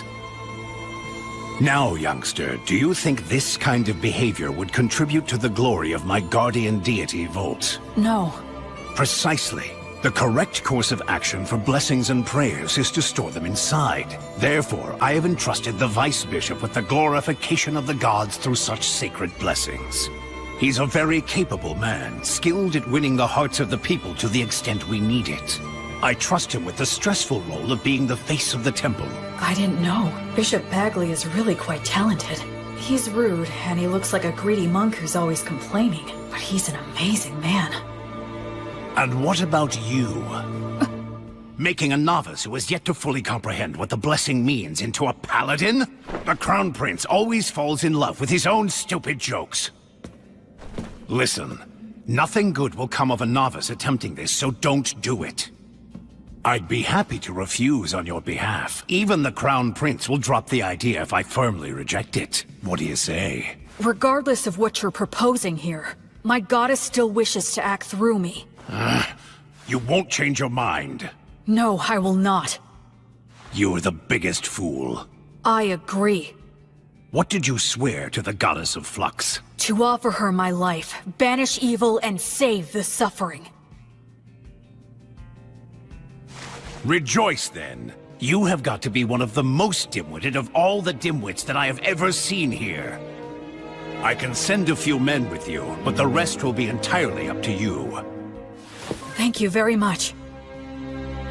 I should respect this man, no matter what anyone else says. Welcome! You're really putting those drinks away, mister. Don't go for people who use adventuring as a job. You have to find those who are in it for the glory and prestige. We need real ruffians who will put their lives on the line for the sake of adventure and battle. Right. Just like blood. They have Demon Beast horns and Demon Beast hide? Those are their battle spoils. It's the easiest way to show off their strength. Come on, let's go.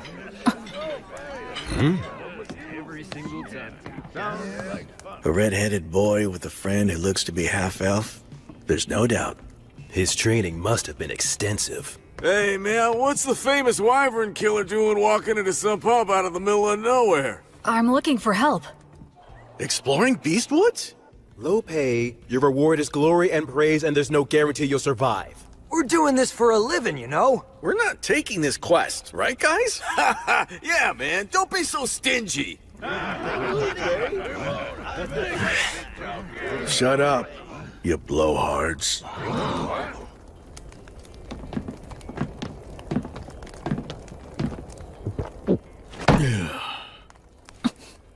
Look at the fingers of a swordsman. You can tell a lot by looking at his hands and whether or not he'll allow any wandering thoughts that prevent him from drawing his weapon. Sounds to me like what you want is a madman. Am I right? Not a bunch of blowhards with good manners but no skills, or who picked up the etiquette and patience to do any job, but who are just a bunch of shitheads who have no fear. The worst kind of scumball adventurers who'll risk their lives for the dumbest ideals, right? Yes, that's the reason we've come here. Hey, you hear that? I called it from the start. Bunch of damn lunatics! You ought to buy our drinks for a change! Yeah, that's right. What do you hope to get out of exploring Beastwoods? Where are we going? To the ruins or the forest? We don't deal with small potatoes. We want the demon boss. The leader of the demons running amok in Western Beast Woods. The subordinate demons are thought to command demon beasts. That's a big fish.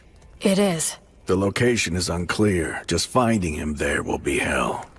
And we're talking instant death if we're ambushed during the search. That is highly likely. In other words, this is gonna be a nice, fun, stupid little jaunt into the woods.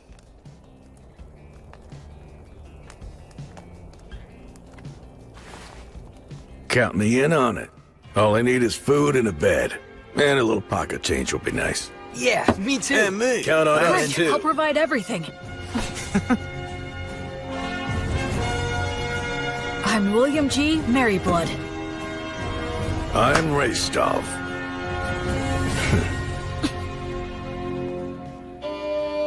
Whence cometh this disciple?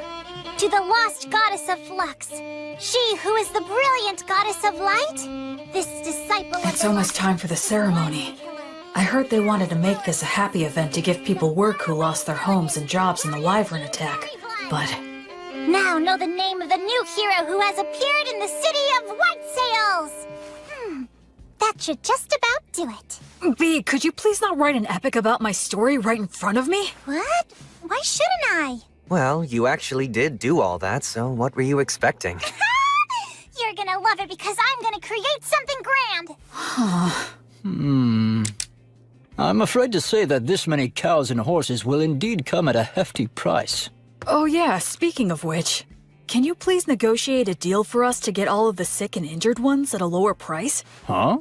Don't worry, I plan to heal all of them. Oh, that makes sense. Also, I was thinking that it would be a big help if you could start a trade movement between Beast Woods and the city of White Sails. Yes. How much do you need me to give you to fund that? Well, why don't the two of us sit down and have a serious business chat? Let's see here. Easy on me, please. I say go for it. You need to have a good understanding of how money works. You'll be dealing with Raystov and all those guys soon. The Raystov? Raystov the Penetrator is here? Yes, he is. That's perfect! I can interview him then. Huh? Making a habit of flaunting your own accomplishments leads to arrogance. And arrogance dulls one's blade? Yes, exactly. Oh no, that again? This is why you're so useless. You never have any good ideas. So I take it you two know each other? We've talked a few times in the past. It doesn't matter how many interviews. You always say the same thing. You're such a stubborn and broody guy. My answers are never going to change. All of your tales of heroism are terribly ambiguous. I would like to create something that comes a little closer to the truth. What a big fat meanie you are! Isn't reputation important to an adventurer? Whether it's making a living or getting ahead in life.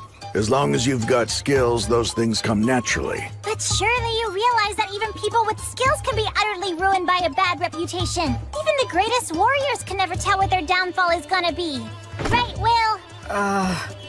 So you're saying Raystov's tales of heroism are ambiguous? That is exactly right. This guy will accept the job to take down a huge threat, and he'll just wander off and kill it with one fatal stab, and then he'll saunter right back. He rarely works with anyone else, and he works so fast, there's no one who can actually say what happened. And the guy never says no to any job. So the stories get more elaborate? Yep. I try to interview people, but they just fill in the gaps to their own liking. I put in a few things here and there for dramatic effect, but I'd like to add more truth to my tales. No need there. See what I'm saying? If only I had a little more to work with. For heaven's sake. Hey, I know! How about the Penetrator versus the Paladin? Huh? That sort of came out of nowhere. You're putting Raystov on the spot too, right? If I receive a challenge from a strong opponent, I have no choice. But Raystov! Alright, you heard what he said! Well, I guess maybe when we're done in Beast Woods. Yes! You promised! This is so great! I'll make this into a song that'll be sung for centuries! Millennia! Until the end of time!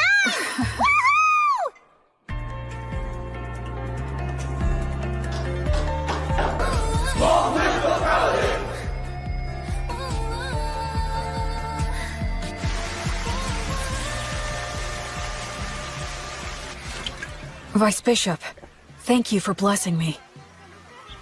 Please think nothing of it. It was an honor to receive such an important duty from the bishop.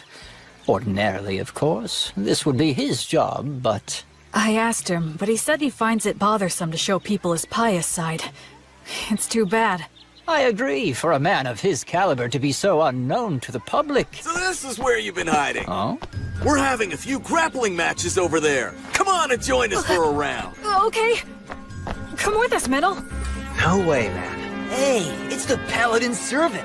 Huh? He's not my servant. He's my friend. I'm not your friend. Huh? Will! We're making a fortune now, and guess what? It's all thanks to your song! Goddess of Light, are you watching? I'm getting by somehow, and I'll continue to. And that's how I became the Faraway Paladin.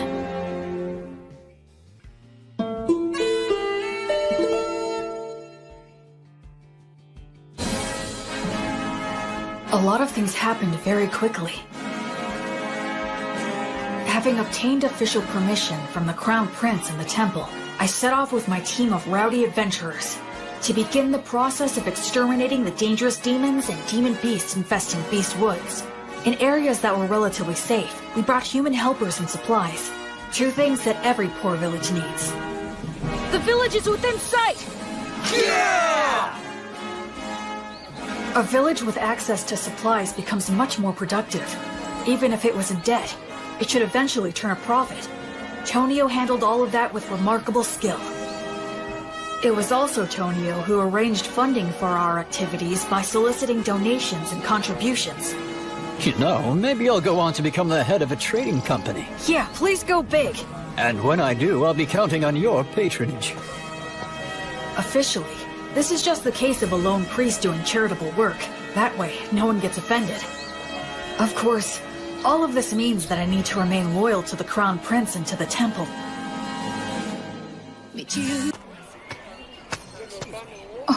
Oh, Will. I see that you've come back now. I appreciate the work all of you have done here. Bishop Bagley agreed to assign a few priests to me, and Anna is included among them. They're all experienced and are able to use the blessing.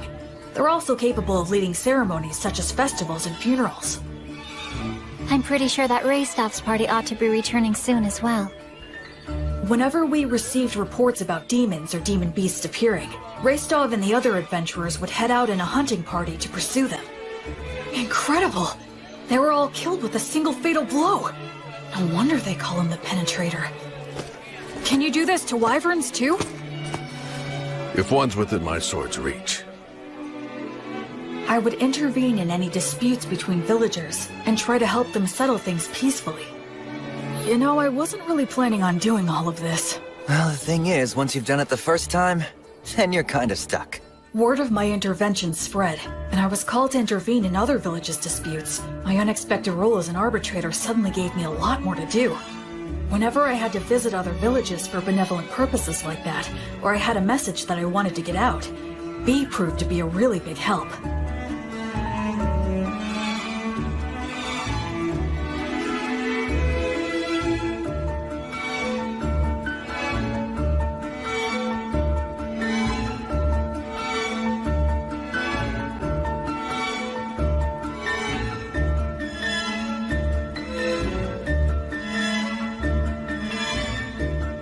So, we traveled back and forth across Beast Woods, time and time again.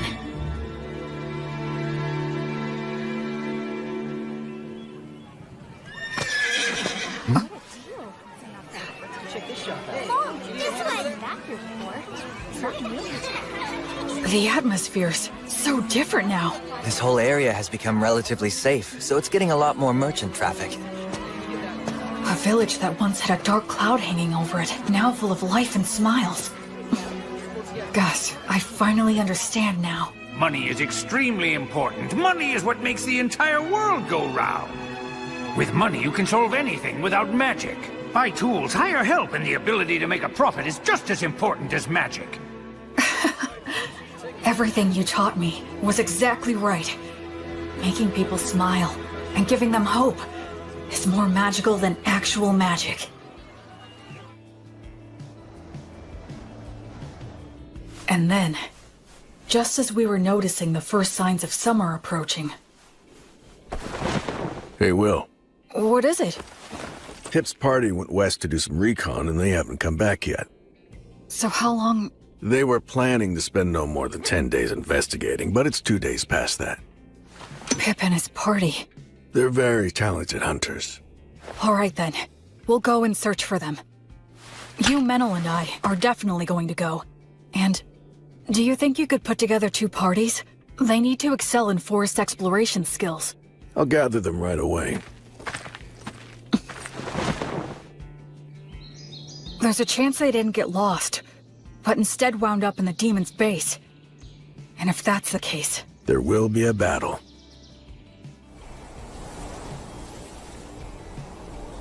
What do you think? Frankly, given the skills Pip and his buddies have, it's hard to believe that they could have just gotten lost. So you believe the demons were probably behind this then? I think there's a good chance of that. If we beat them, things should settle down here too. I just hope that they're all right. Hey, Will. Huh? I should... say thank you. Oh, for what? For a whole lot of things. I just have a feeling that I would have hit rock bottom if it hadn't been for you. It's thanks to you that I'm here now and that I actually have a respectable reason for living my life. So, well, I owe you my thanks. Oh no. I should thank you. I knew nothing of the world and you saved me. But you know... What is it? You could look at me when you say it. Shut up.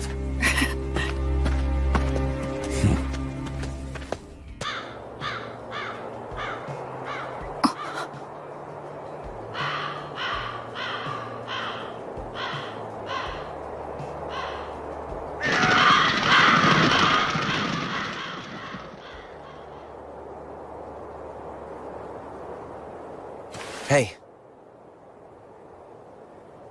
It's huge. So what made this? I don't know. It looks even bigger than a manticore. Maybe a stray living in the valley? Or, Well, at least they died fighting a big one. Pip, Harvey, and Brennan must have been pretty happy about that, although I guess they had a good reason to be pissed off, too. Yeah, like, we didn't get to kill it. They died a good death, worthy of adventurers. Go on, drink up. Virtuous gods, please grant rest to their weary souls. Gracefield, goddess of light, I beg you, please, grant them peace and guidance. Will, there's a head missing. The damage is so bad it's hard to tell, but it was probably just eaten up. Yeah, I'd bet on it. No, wait. Huh? Did he toss aside his gear as he ran? Why go deeper into the valley, though? If the path to the forest was blocked, that's the only way. He had no choice but to run deeper down. Yeah, I guess that's true.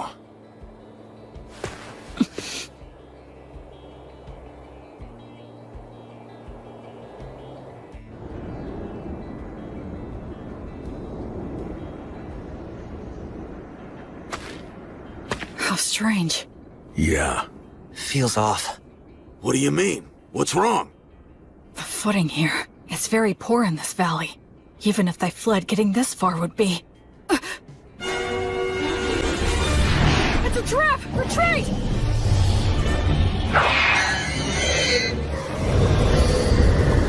Fall back! No use. Coming toward us! Stay calm! Keep your backs to the rocks! Don't panic! Form a shield wall! We have to get past them. It'll be fine. We should be able to handle these guys. Hey, Metal! Yeah, what? I'll help us with magic and the blessing. Goddess of Flux, repel the poisons that rain down upon us. Fortis, Vita, Ut, Omnis. Appreciate it. Yeah, thank you. Gnomes, oh gnomes, guardians of treasure, guard us against our foes. Sylphs, maidens of the winds, send a gale of protection for these warriors. Nice. All right. These beasts may think they've trapped us, but now let's show them which one of us is truly the prey that's going to be hunted down.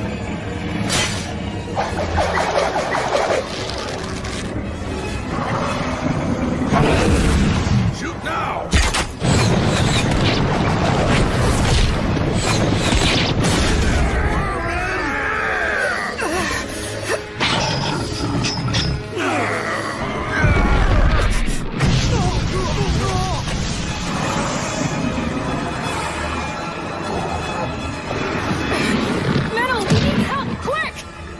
Gnomes, gather to us! Build a fortress! Surround us with fences! If you can just buy me some time!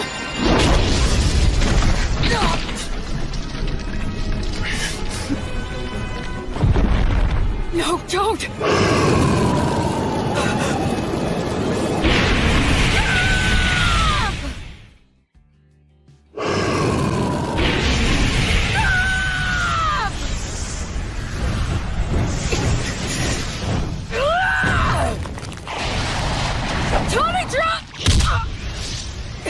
From finishing my words! What happened? Misfire? Why? Everything was going so well up till now. And yet, where did I... What did I do wrong?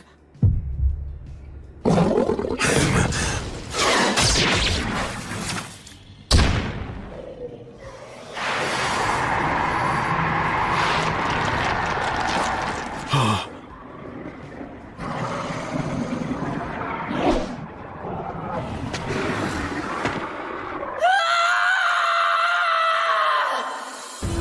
techniques that I'd honed, the spirit that I'd refined, the tactics that I'd learned, all of it was gone. All I could rely on was blind fury and the abilities of my demon blade.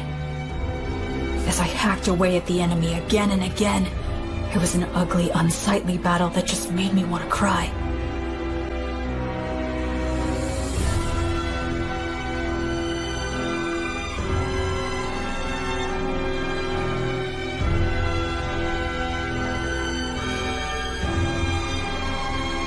It felt like I'd wronged the three of them.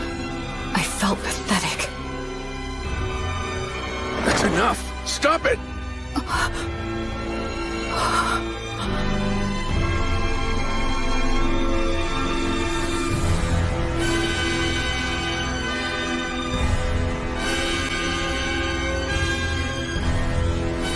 Go.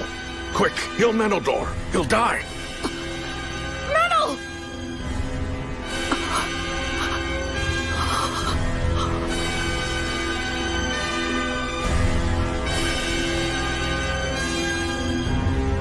Gracefield, goddess of light, I entreat you, please shine this healthy soul's light down upon these wicked wounds and banish these shadows.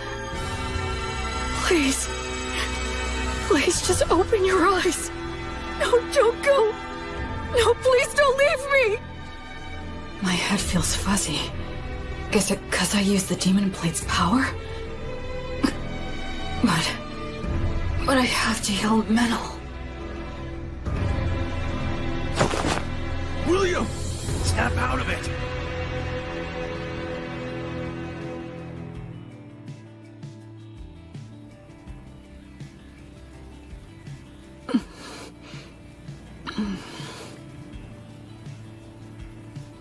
So you're awake, huh? Where am I? A village not far from the valley. After that battle ended, we retreated, bearing you and Menildor here upon our backs. The Chimera fled. I see. Where's Menel? He remains alive. Between the magic and protection you put on him before the fight, and Menildor's own quick reaction, it seems your blessing came just in time. Thank goodness. Although he still hasn't woken up yet. Then I have to go to him. You still need to rest a bit longer. But if I... Menildor's condition is stable now. He's already had all the care that he needs. You burned up far too much of your strength. So rest.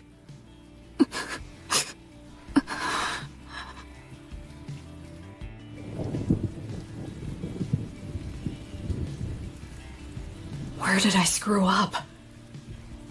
When I left Menel to handle the Chimera? No. Given the circumstances, I had no other choice. So when was it? Was it just getting caught in that trap in the first place?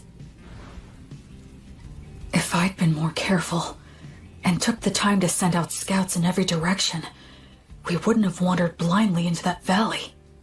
We had plenty of people at our disposal. Up until that point, we'd been successful, and we were rattled by finding some of our men dead. Maybe all of that led to a simple lack of caution. No, I think I'm missing something. Some kind of fatal flaw. So they retreated, huh? Really? The Wyvern Killer and the Penetrator? I heard they ran into some absurdly huge mixed-up demon beast called a Chimera. Wonder what they're gonna do. Also, that elf mix was hurt bad, wasn't he? Yeah, he's really got it rough. When you're stuck with a monster like the Wyvern Killer, no amount of lives is ever gonna be enough. Yeah. A monster? Yeah, guess I am.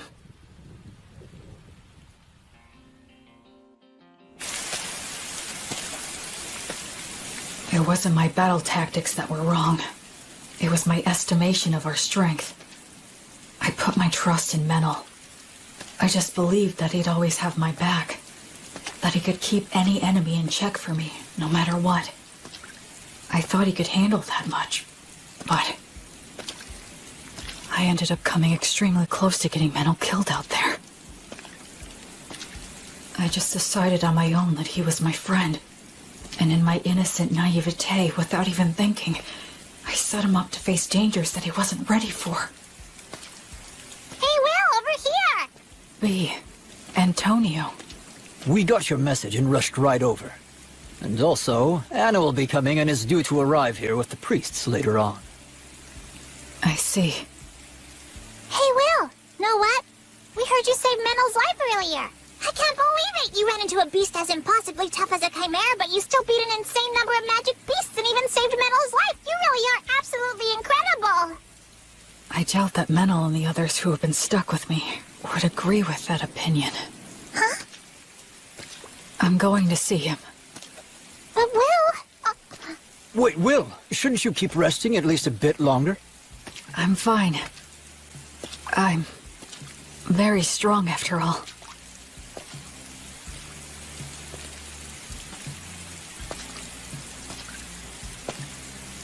Ever since I left the City of the Dead, people have said things like that to me, touting my strength in no uncertain terms. But every time I've just laughed wryly and shrugged it off.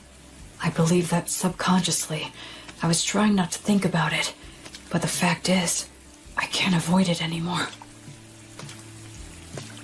Because in this world, my strength is simply far outside the norm.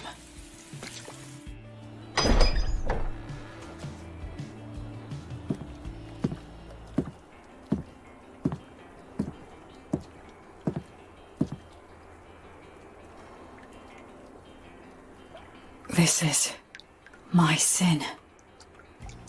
Menel, I'll fix you up right now. Gods, please take pity on Menel and heal him. I'm sorry, Menel. I just wanted a friend who could be my equal. I wanted what the three of them had. Comrades who had each other's backs, supported each other, and respected each other. But maybe I was just trying to force that on you without even realizing it. I didn't want to acknowledge just how strong I am. Because if I did that, if I set myself above everyone else, and had to admit that I was different, then I'm scared. I'm lonely. It hurts. I hate this. Oh, of course. It really is just as simple as that. I was afraid to be alone. I couldn't bear not having someone beside me. That's the reason why I tried to see the people I should have been protecting, the people I should have been saving, as my equals. I was averting my eyes from the truth, when really, I was just scared. And for that despicable reason, because of that, I almost got you killed. But I finally get it now. I just couldn't keep going on that way.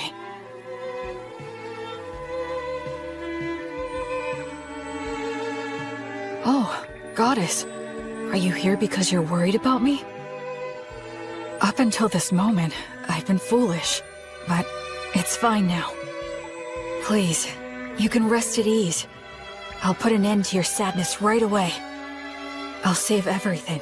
Everything within my reach. As your sword and as your hand. Everything will be all right.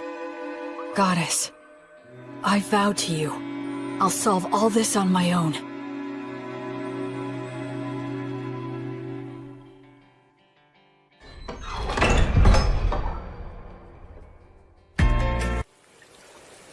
Where do you think you're going, huh? Where am I? To kill the demon beasts, of course. Alone? Yeah, that's right. I doubt you can keep up with me. Which is exactly why I need to protect him. Look, don't worry. It's okay. I'll take care of everything. I'll kill the Chimera and the whole herd of demon beasts. And if there are demons controlling them, I'll kill them too. You see, That's just the kind of monster I am, apparently. Look, Will. Stop screwing around! Wake the hell up, idiot! Oh. So this is how it's gonna have to be, huh? Is that all you've got, Meneldor?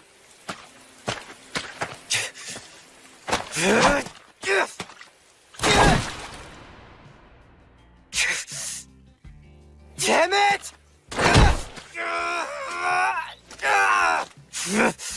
I can't have him following me. Damn it!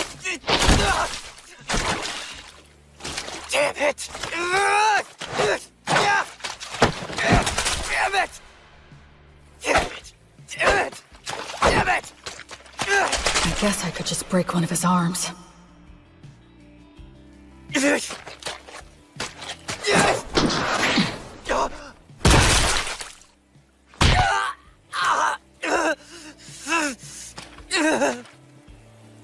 Just go and get someone to heal you. I'm not done. Oh, yeah? You're more resilient than I thought. What should I do now? Use words to make him stay here? No, I'll constrict his carotid so he loses consciousness. Gnomes, oh gnomes! Clench your fists! Use them to strike the enemy! Useless incantation. No! If I dodge it, the magic will hit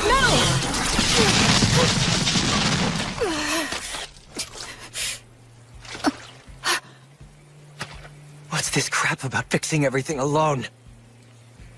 You're only being a coward!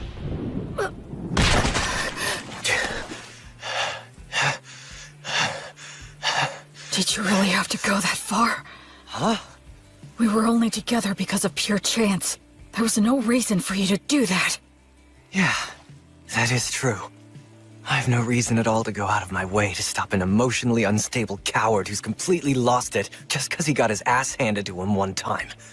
So then... But still, you're my friend. And friends stick together. If my friend goes nuts, I want to do something to help. Menel. You don't know much about your own origins, and you're clueless about the world overall. At times I've thought you seemed suspicious, but still, you're a nice person. I know you're trying to do things right and do your best. After all, you did save my life, and you saved that whole village. We traveled together, and we fought together too. I enjoyed spending time by your side. I'm grateful to you from the bottom of my heart for sending off those villagers. Look, Will, the fact is you're my friend, and I don't abandon friends.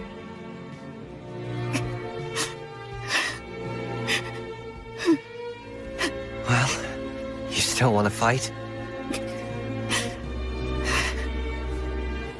I surrender. I know that I'm still weaker than you now, but just you wait. I'll catch up before you know it. Menel. And soon enough, I'm going to prove that you are no monster.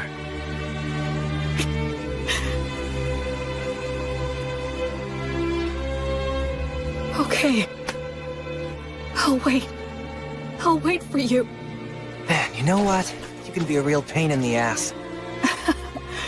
Sorry. I kinda lost control of myself. Yeah, well, it happens. I'll heal that. But a surrender is still a surrender, which means that I win. Come on, I only surrendered because you wouldn't give it a rest. Keep whining. Wow. And so, we just kept on making dumb jokes and laughing about it all. What? You want me to break your other It was my first ever argument with a friend. And I guess I lost that too. Welcome back! Oh, you're back, huh? Will, Menel! Good to have you back. You jerks! You had me worried! I'm sorry, V. Will. Huh?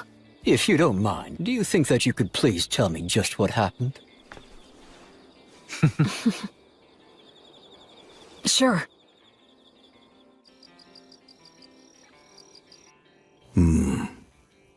That's an illness of the strong. And the stronger that you are, the harder that it can hit you. Depending on the severity of the case, it can even kill you. I'm so sorry. I really didn't mean to make all of you worry. Anyway, I'm all right now.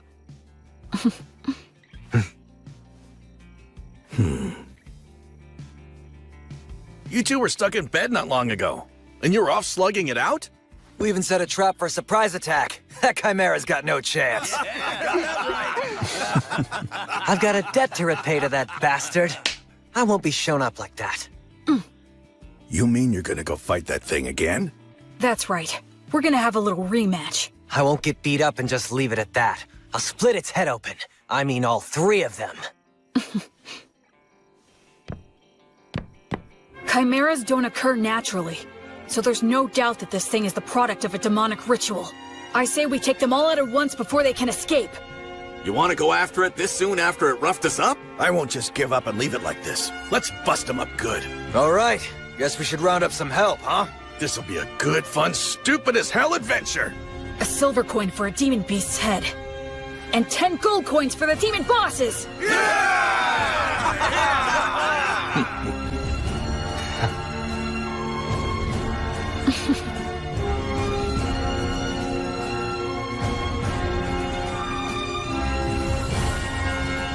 After that, we spent a few days putting a force together, sent out several rounds of scouts, and made our preparations. We didn't arrange any special tricks. We decided just to get enough people together, make preparations beforehand, and face our enemy head-on.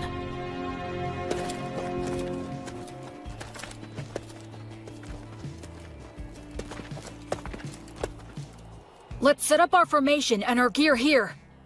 Anna and all of you other priests, please support us from here. Yes, sir! When we're all ready, we'll send our front line to the battle zone!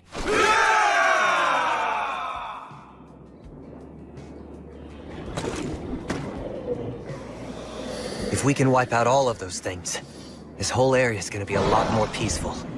Yeah, let's do that. Huh? Sometimes you propose the wildest things so casually. Here they come.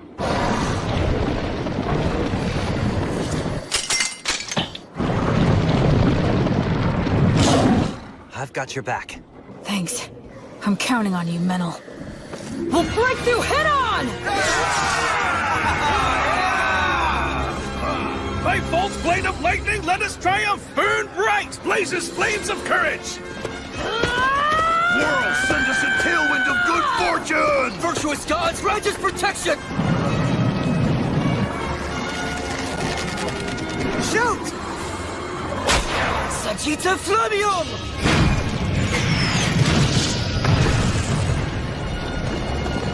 It's war!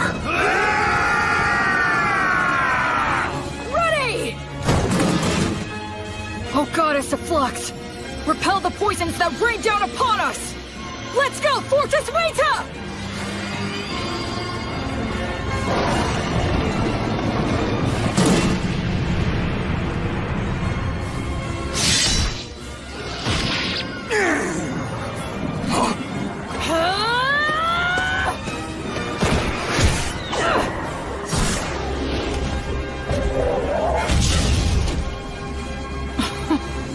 How could I ever think that I'd fix this all alone? I was never any more than one factor in this battle. The battlefield's not so easy that only one person is enough, no matter how strong they are. By the flame of Gracefield!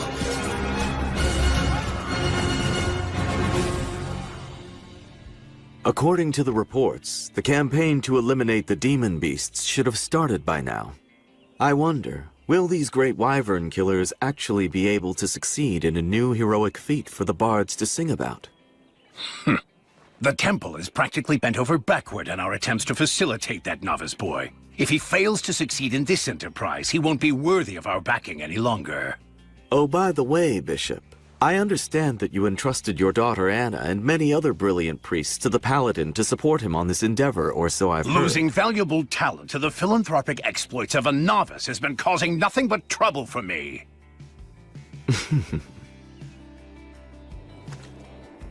What's this?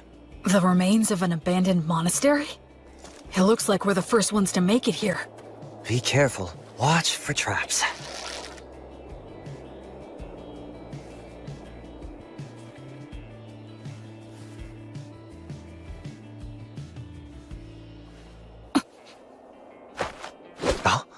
Omnia, Vanitas, Erasus.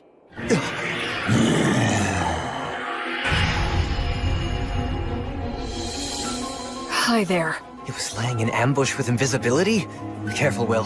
This thing's pretty damn smart. Do you think that maybe it's got some demon in it? You're after the High King? Oh, you know the High King's seal, do you? Are you a warrior sent by one of the gods, then? That answer, I'm certain now. Basically, this is like taking a square on a chessboard. The City of the Dead, where the High King was sealed, isn't yet under control by either side. If the demons manage to take control, they'll undo the seal, and disaster will ravage the continent again.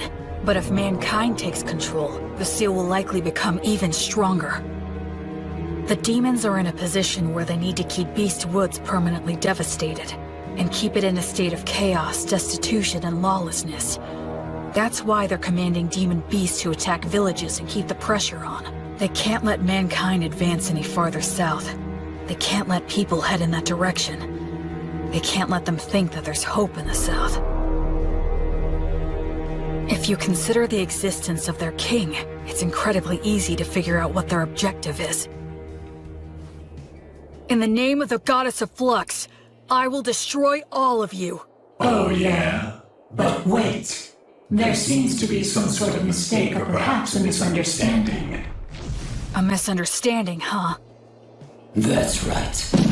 That's the truth.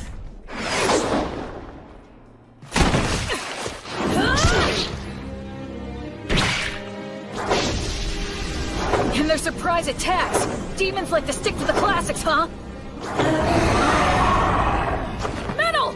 On it! Sagitta Flameo! No, you don't! Sylph's Maidens of Wind! Gracefield, grant us your protection!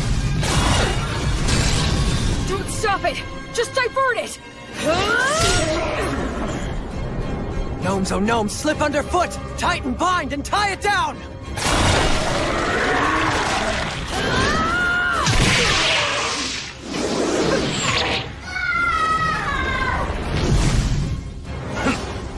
It has 3 separate heads.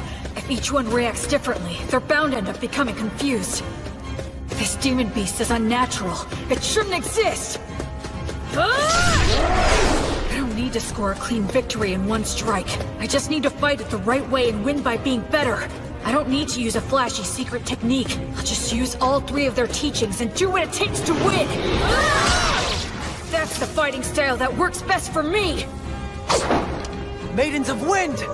Bless this arrow with your kiss!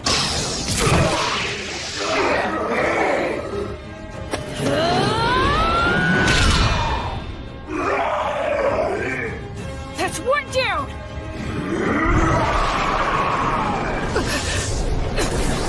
You give me no choice. Although I detest this dragon's power, I must use it! Dragon? This one too?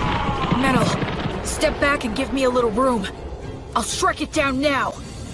I was raised on Mary's bread, and my arms bear Mater stigma, which means poisons don't work on me. I'm sure you'd like some glory of your own too, huh?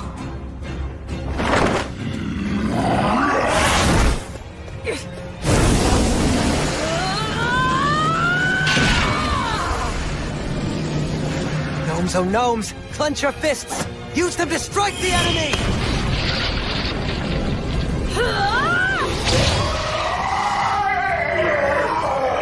Nowhere to run now! Acceleratio!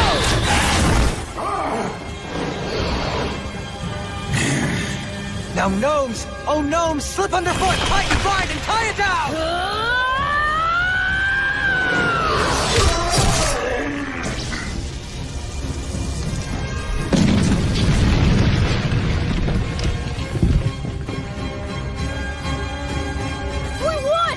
All right!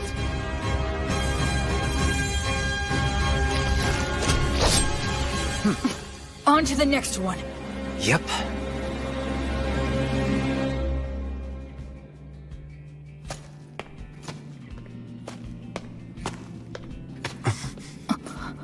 Took you long enough. Raistov? I'll be taking those 10 gold coins you promised. What? No way! He beat us to it? You're kidding! How'd you do it? Came from the side. Since you two guys were busy taking care of the Chimera for me, it was actually pretty easy. Well, that's Raistov the Penetrator for you. He's too good at getting ahead of people. You have to be if you want to get to the strongest opponents. Careful, there could be traps here. Haha! I guess we're the first ones here. Those 10 gold coins are ours. Huh? To our victory!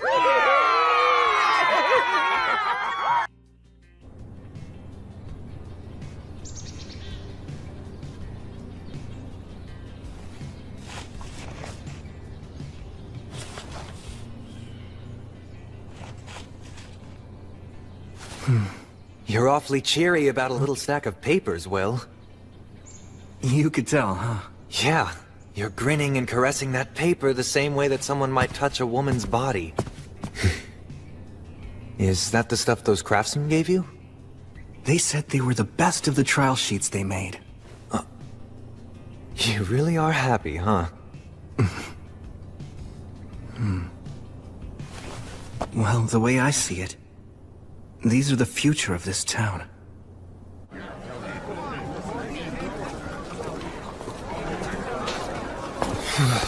So cold. It's nearly the winter solstice. It's so busy here now. Yeah. 2 years ago, I left the city of the dead and followed the river north, until I found a deserted, half-sunken city. Now, 2 years after rebuilding began, people have given this place the name Torchport, the Port of Light. Hey, Will, what did you mean when you said that paper was this town's future?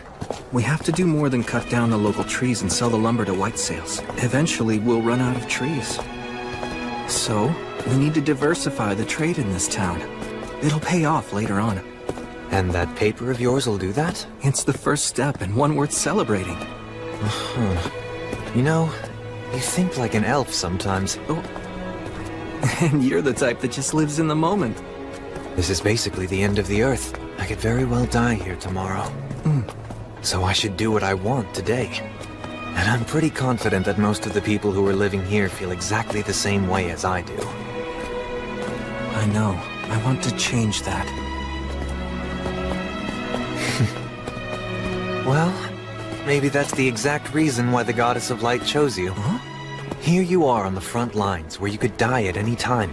And yet you're talking about planting the seeds that'll grow fruit years from now. By the way, we heard from the Crown Prince of Whitesail's brother. We're invited to the New Year's ceremony. You gonna go? Oh, that's right.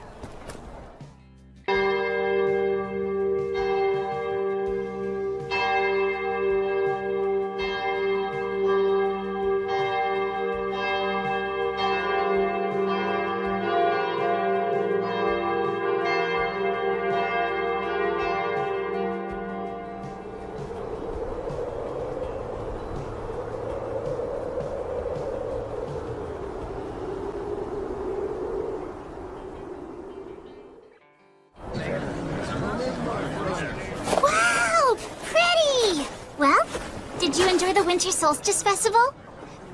Yeah, it was fun. Although I'm worn out. All that going around, greeting important people with a smile. It isn't as easy as it looks, huh? Luckily, Menel put my outfit together. With that and the help that I got from Bishop Bagley, I managed to pull it off. I wish I got to see Menel in formal clothes. Actually, why didn't he come with you? No, I invited him. But he said, shut up, at least let me sleep in today. What about you? Make a little money? Of course! This is the Troubadour's most profitable time of the year!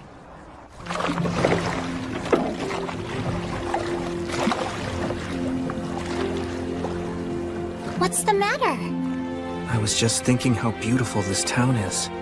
But villages around the Beastwoods are so poor. We have to work a whole lot harder. Will. Oh. Huh?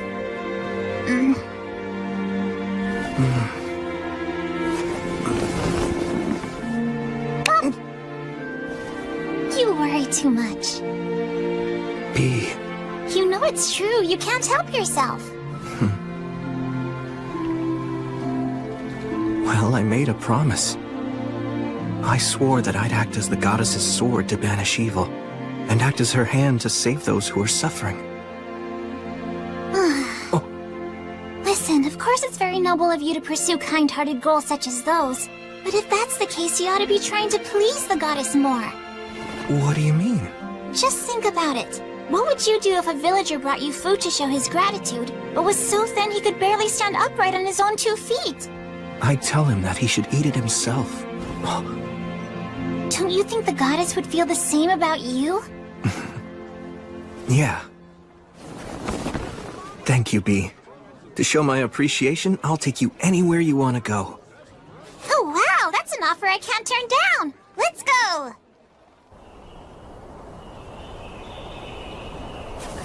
Bee, you sure about this? Yeah, absolutely! There's something I want to see. But unfortunately, it isn't the kind of place a lowly troubadour can get into just by asking nicely. You could sneak in though, right? Because on top of being a warrior priest, you're a great sorcerer.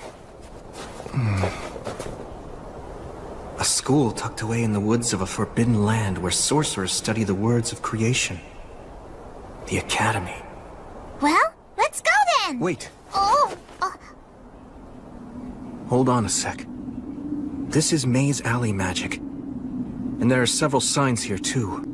Warning. Paralysis. Sleep. Blind. Yeah, we can't go in there. Wait, what? But shouldn't you be able to get through it? Come on! Use some of your brute strength! If we tried to force our way in there, it'd end up raining blood. And not metaphorically. It's set up to keep out the uninvited. I see. Well, if even you can't get in, then that's that. Let's head back into town and go We can't sneak our way in, but... Yes, Will? Let's just go up to the front door. Yeah, that's a great idea!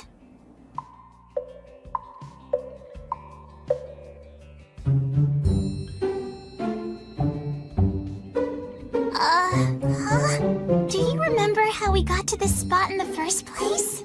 I mean, I know in my head where it came from, but... It's okay. Just keep holding my hand.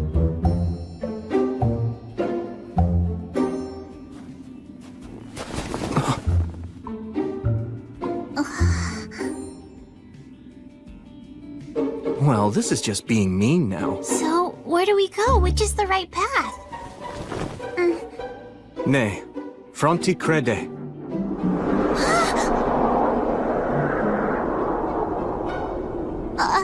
This is the right one. Either learn or leave. So, does that mean if you won't learn, you have to leave? Will, Huh? don't push it, okay? Even the wandering sage in his youth couldn't pass through this route. Or at least he wasn't able to make it all on his own. What? Gus couldn't? He was a child prodigy. But even so, he wasn't able to visit the academy without getting his master's help. That's how he found out how much he still had to learn. I see. So even Gus couldn't get through here when he was young. What is this? A curse? Looking at it makes me feel really uneasy. I can't sense any mana at work here. But doesn't that make it even more suspicious? Setting a trap in something that's obviously questionable is a classic move! You're right. There's a sign carved in it that makes you feel uneasy. Man, talk about super twisted. I could write a song about this alone.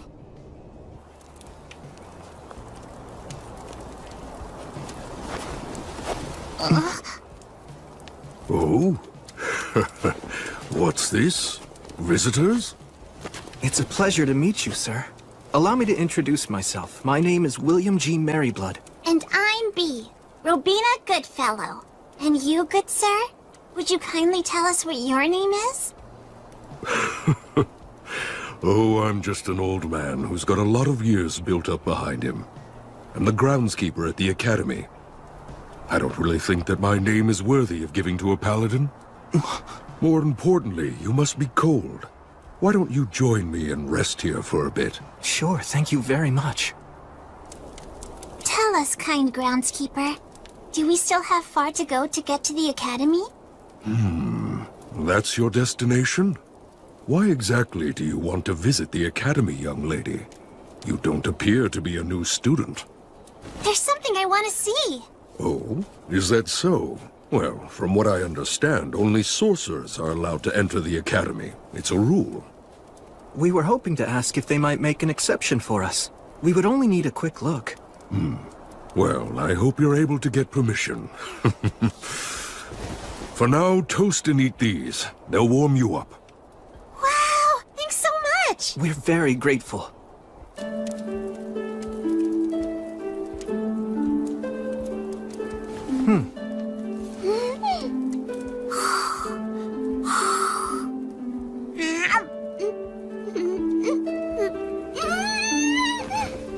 This is so tasty! It's goat milk cheese, right? That's right. It really is good. Incidentally, I've heard that the faraway paladin knows how to do magic. That's true. I can't deny that I have learned a bit. As the Academy's groundskeeper, I do witness magic from time to time, of course. But nonetheless, I'd be very interested in seeing firsthand just what sort of magic you're able to perform. I see. I think I'm being tested. I'm sorry, but I can't use my magic simply to show off. Please understand. Even if I beg to see it? Please forgive me. Has that always been your stance? Yes. My master taught me that. I want to uphold his ideals as best I can. Well, in that case, might I ask a favor of you? Yes, of course.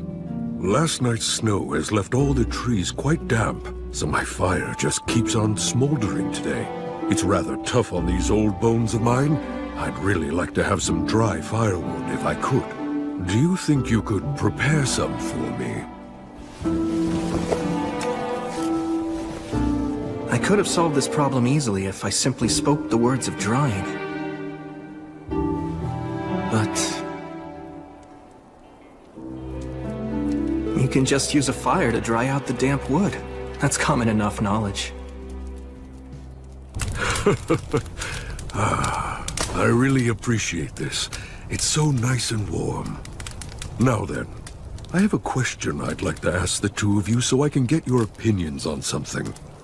If great magic were to exist in this world, what do you think it would be like? Maybe it'd be magic that brings people happiness. Oh? Whether it's the simplest words used to raise a smokescreen, or a highly elaborate and intricate artistic sign. If it was woven with the prayer that's intended to bring someone happiness, I think that's plenty great. What an intriguing opinion. And just why is it that you feel that way? That's easy. It's because that's the way Will always uses his magic. It's a part of the reason why I like him so much. Although I will say he also tends to set aside his own happiness. I'm not too crazy about that part. Yes, I see. Splendid.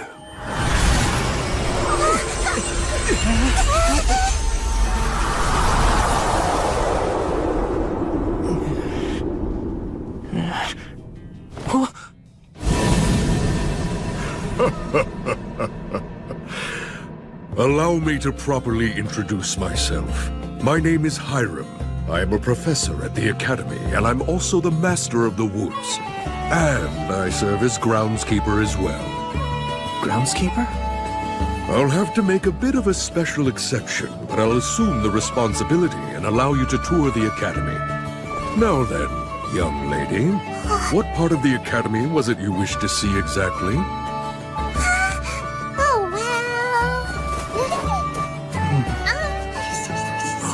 Yes, I see.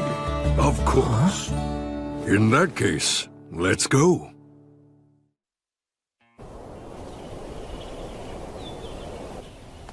Huh? Wait, hold on! What is that? There's a doll out there cleaning! That is a golem created by a previous master of forms. It's quite a handy thing to have. Incredible. It moves so gracefully. Even if the mana here is very stable, I can't imagine the amount of work that must have gone into it.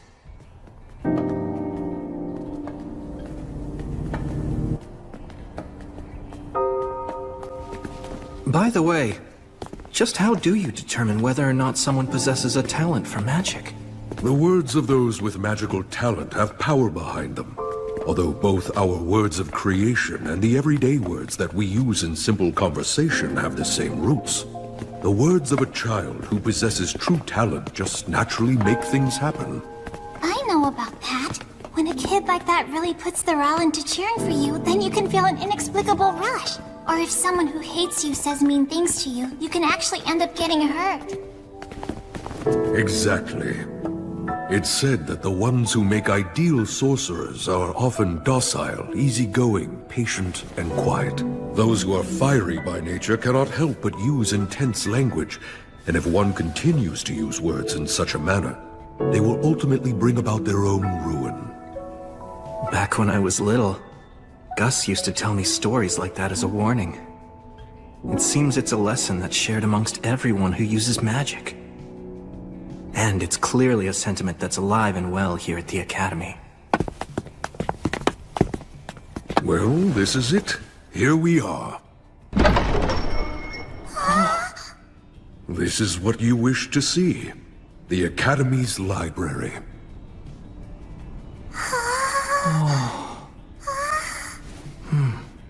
I personally authorize you to browse anywhere you might wish, except for the forbidden shelves downstairs. I know my request to come here was unorthodox, but thanks for allowing it. Very well then, I shall be waiting for you out in the courtyard. If you need anything, just call for me. So, you wanted to see these books? Yep. Are you surprised? A bit. I thought you wanted to see the Sorcerer's School so that you could use it as a reference in your songs. There's a book I'm hoping to find. You want some help? I think I'll just search on my own for a while. I asked you to bring me here and now you're just gonna be bored. Sorry about that. An introduction to the history of magic. I learned a lot from Gus, but I wonder what's changed over the past 200 years that he wasn't even aware of. Huh? B? I'll carry those. Thank you. Huh? A record of Academy graduates and a collection of local historical records?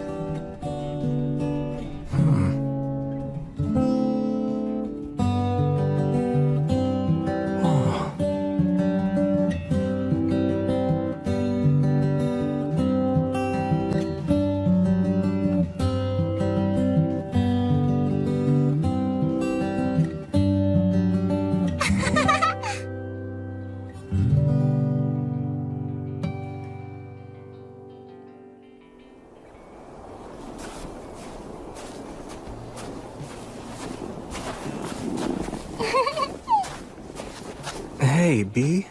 Are you wondering why I was looking for books like those? Back in the past, a long time before I ever became a troubadour, I traveled quite a bit with someone else. She was a lady with dirty blonde hair and eyes the same beautiful blue as the sea. We ended up together only by chance, but we got along pretty well. Later on, I came to learn that she was an amazing sorcerer.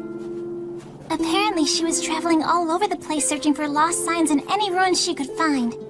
But she was so nice that she took on a lot of people's problems along the way. It wasn't like she was famous or anything.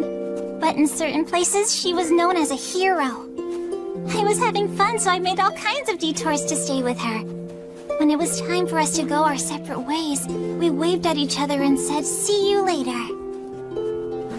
But then, she died not long after we parted. I heard she died fighting to protect a town from a group of specters.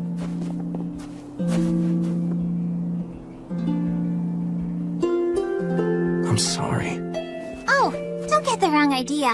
It isn't that I'm feeling upset because she died or anything. I mean, yeah, of course I'm sad, but she'd made up her mind, right?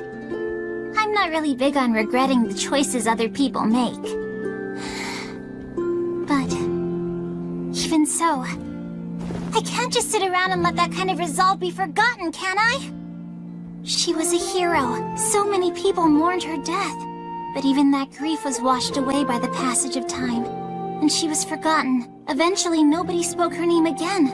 This world is full of dangers. Every hero who is born is one day quickly forgotten. I guess that's just how it works. But still, they praised her and thanked her, and when she died, that was it. I can't stand that. Someone's determination isn't something to use up and throw away. So I've been singing about her to keep her story alive. And along the way, I realized something. What's that? Those songs about heroes, they create hope. Do they? Those songs tell people that there's someone out there trying to save them with exceptional strength or magic. That there's someone who's fighting for them. That maybe there always has been. That brings a lot of hope to people. It's just the same as the 3 heroes that you're so fond of. And maybe like you too. Hey, look!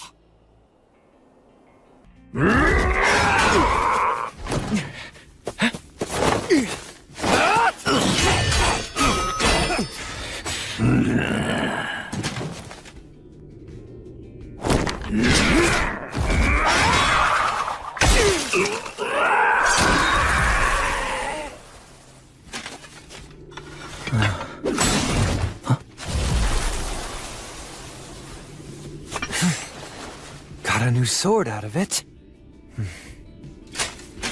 If the demon commanders were the gatekeepers, then that means... Yeah, it means the Lord of the Forest must be ahead.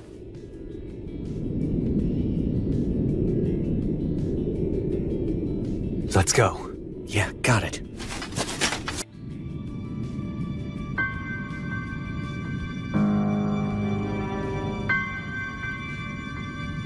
So is that big tree? Yeah. He's the ruler over this forest's winters, the Lord of Holly.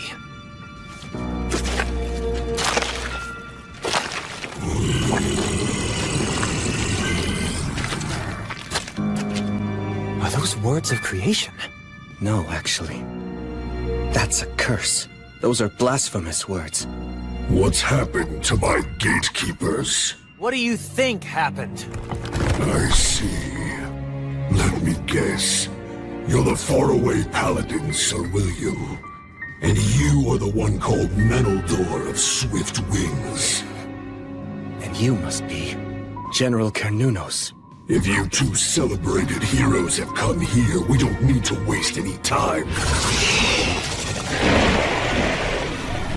I'll see to it that you die right here and now. A few days ago, on the summer solstice, I saw snowdrops that were blooming out of season, and that's where it all started. Crown Prince Ethel of White Sails asked me to find out why it was happening, so we came here to look into it. And that's what we found.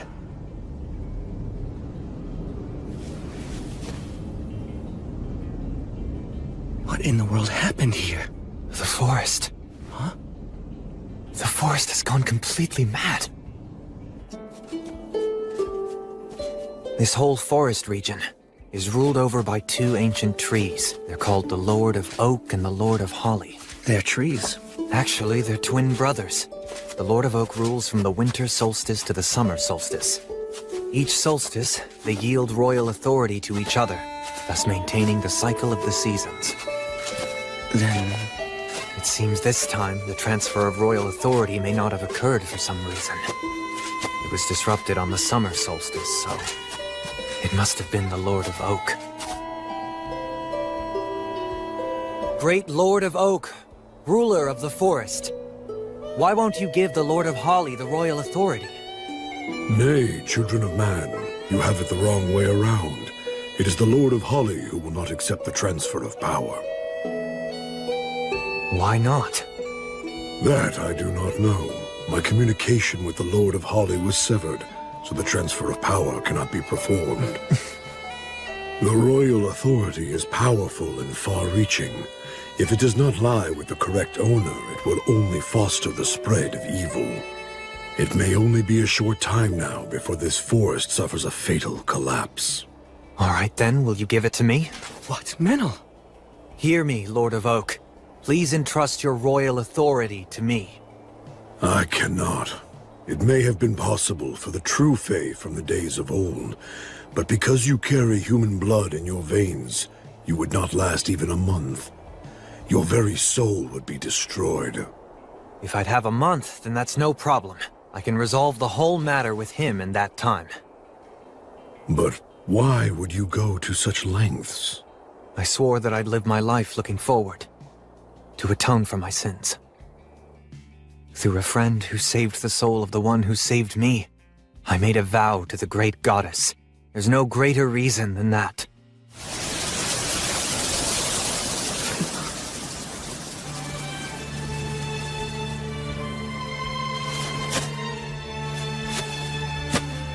That path leads to a trial, a secret rite known only to this forest. I'm afraid that you, agent of the Goddess of Light, do not have the right to participate in it. Yes, I realize that. I'll wait, however long it takes. Rest assured, I'll be back soon. So don't you worry.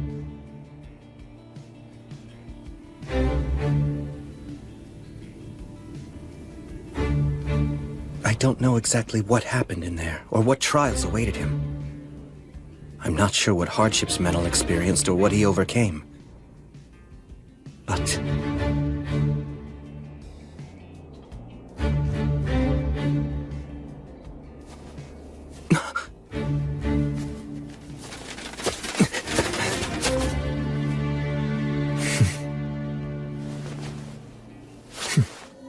that was how Menel received the royal authority.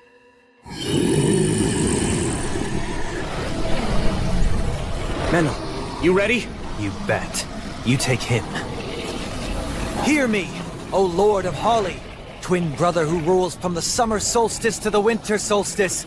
I bestow to thee the power from your brother, the Lord of Oak, the power that makes a king!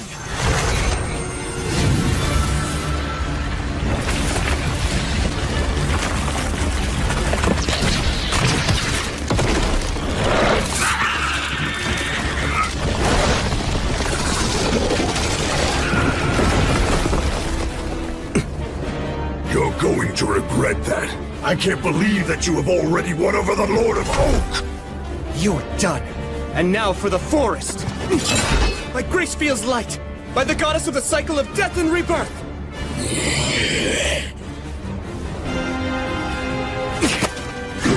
Defumo Adbla! Tessere Oath! It still went off? Nicely done.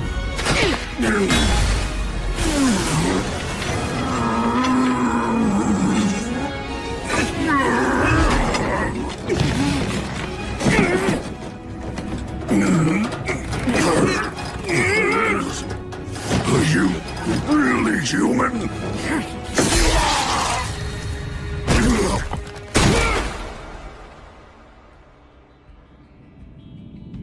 I am the Lord of Holly. For your bravery and valor in eliminating those insolent invaders, and for performing the transfer of the royal authority, I commend you and thank you. I must restore order to this maddened forest.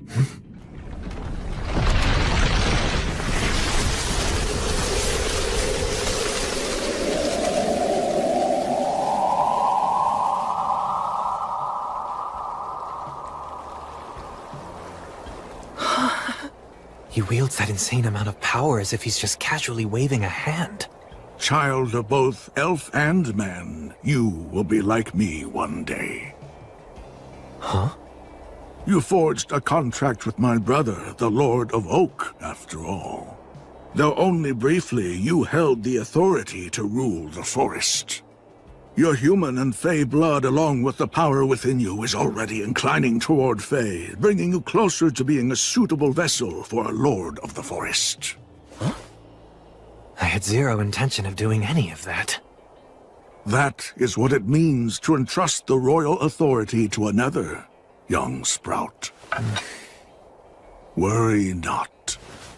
This does not mean that you will transform right away. So long as you do not neglect your training, then it might well be over 100 years before you become a new Lord of the Forest.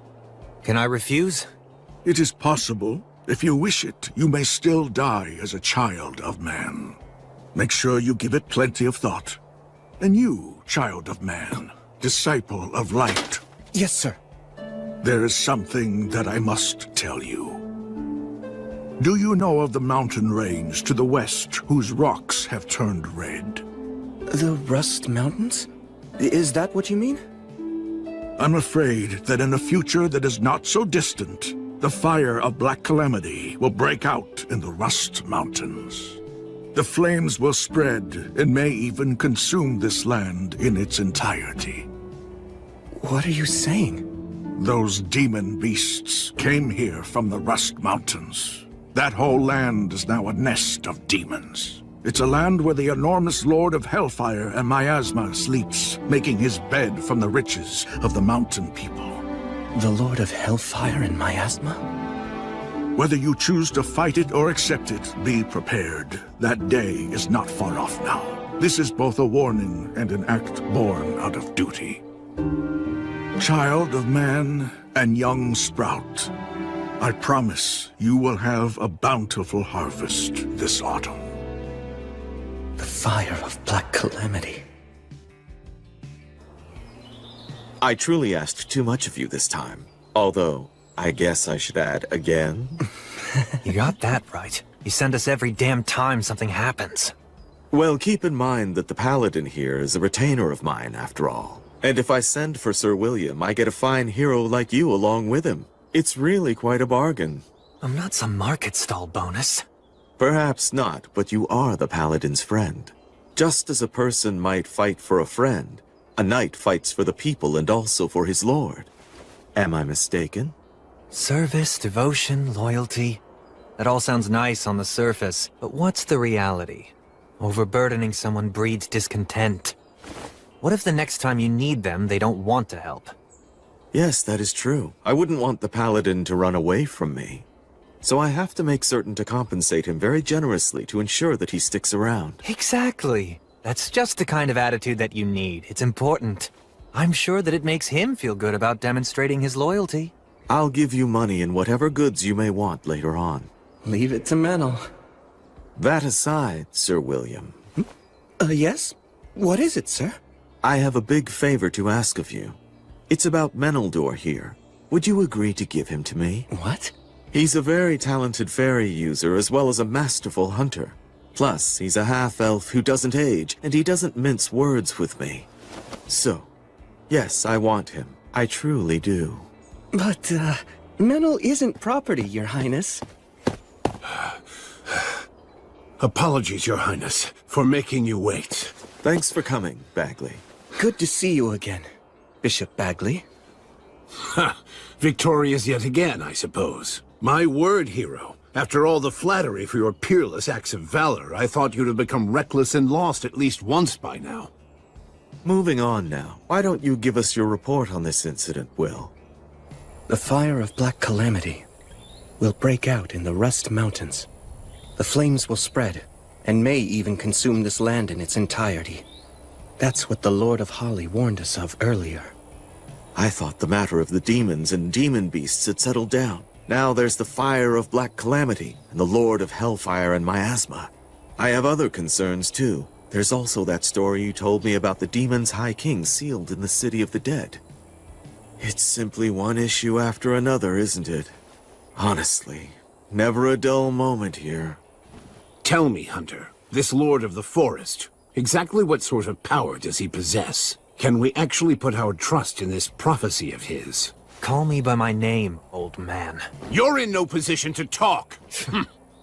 Could you two please try to get along? With this insolent brat? Oh, please, spare me your jokes. Give me a break. I hate pompous oafs like him. But even so, he does make a fine business partner, doesn't he? Well, I do admit that he is quite talented. I wouldn't be sitting here with you otherwise.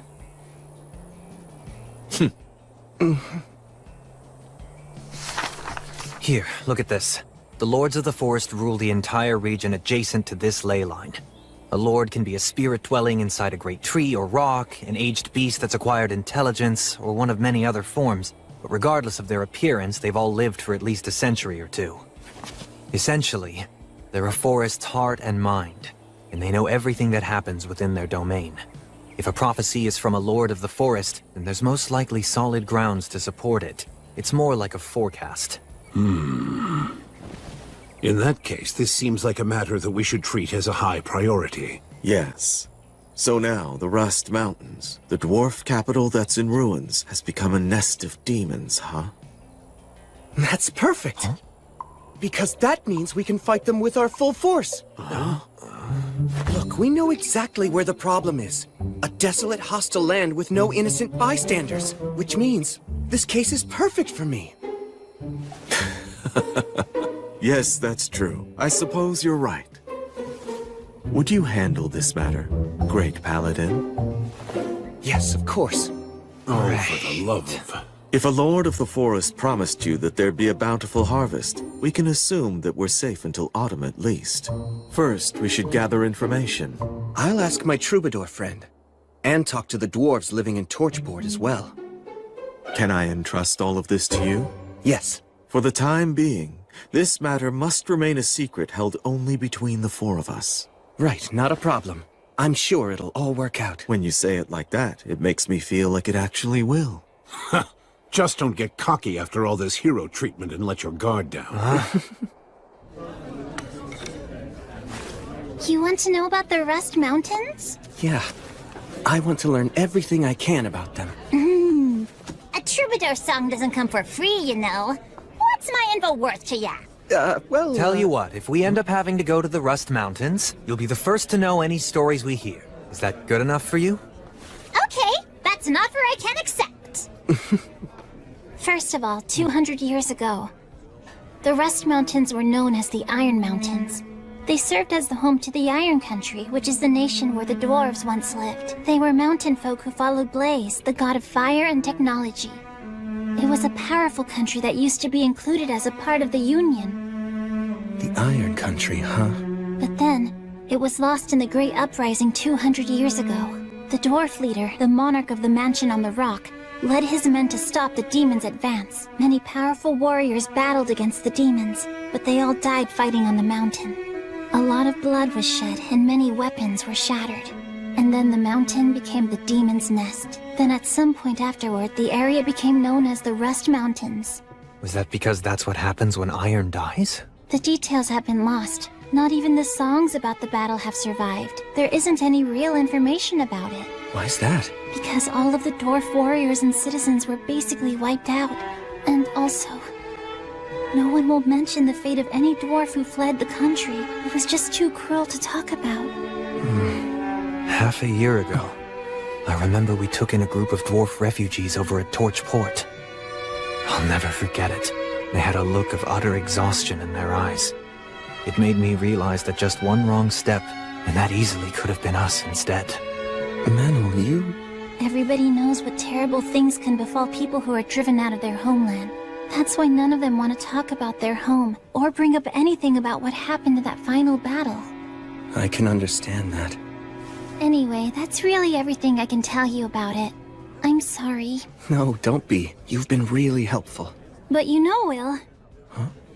If you were to approach them with the understanding that you have now, they just might be willing to talk. Especially since it's you. Good advice. Thanks so much.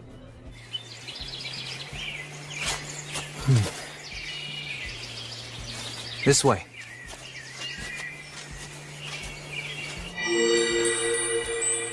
This is the fairy's path. You sure this is the right way? Yeah, I can tell. I mean, I can tell now, at least. Because of the royal authority? Apparently, although it's not like I asked for it. You know, if you and I end up getting separated, then I'm done for. Oh, don't worry. There's no way I'm going to lose you. If you wander off, I'll just drag you back. Really? You can do that too? I was planning to train myself to do this. But hey, whether you get it for free or work for it, power is power. It's really all the same once you make it a part of yourself. This is amazing, though.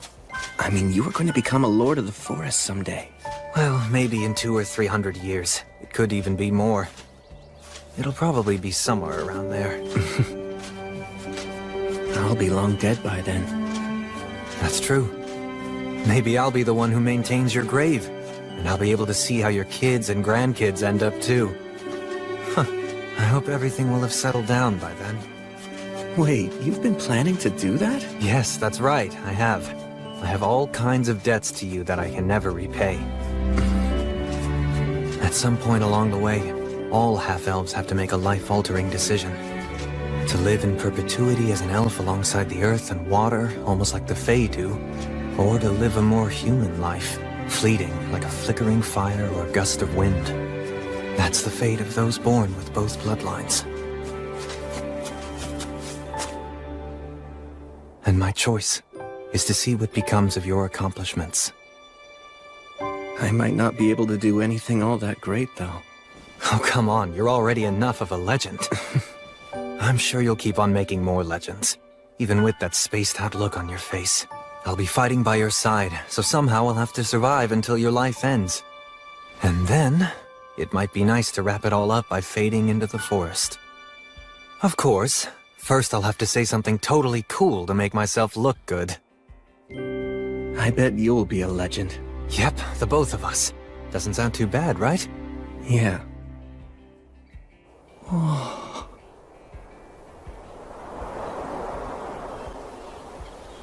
Amazing. It should have taken days to get this far. Pretty handy, huh?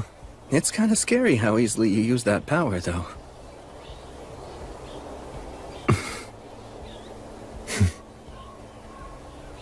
Well, we made it.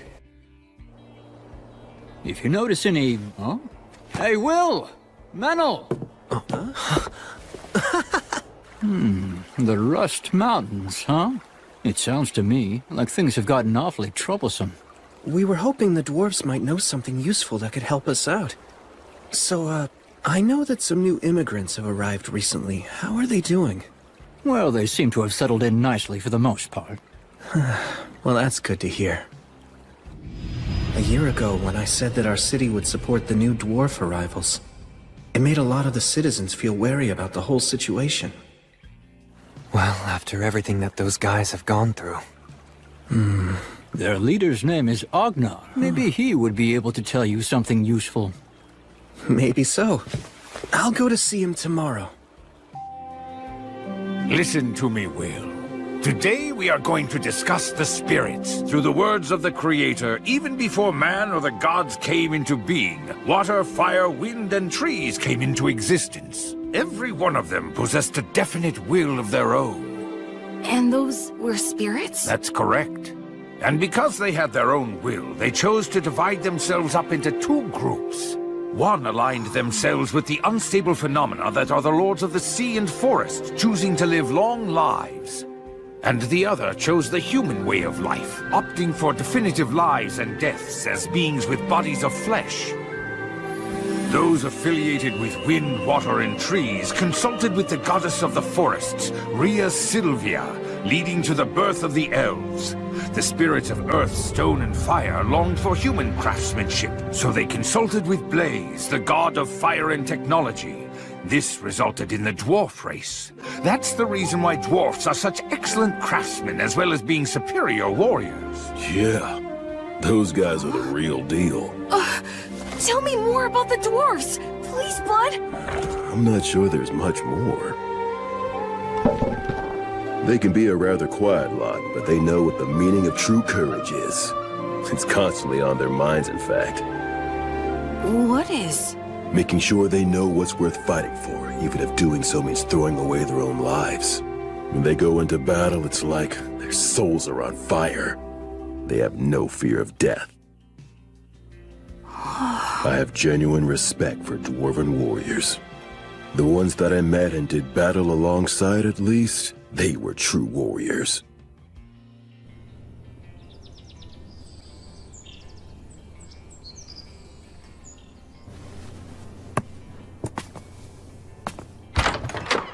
Hello there, good morning. Young master, good morning. I'm heading out soon to do some training. That's quite some bedhead you've got there.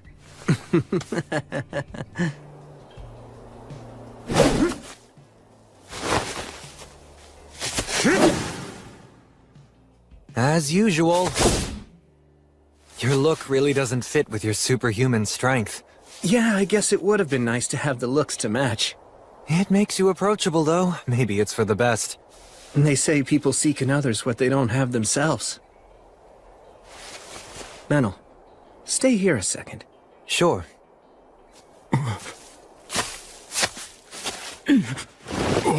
Hey there, good morning.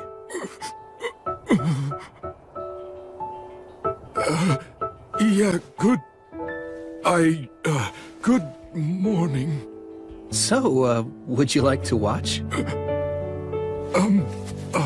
Hey, what are you doing?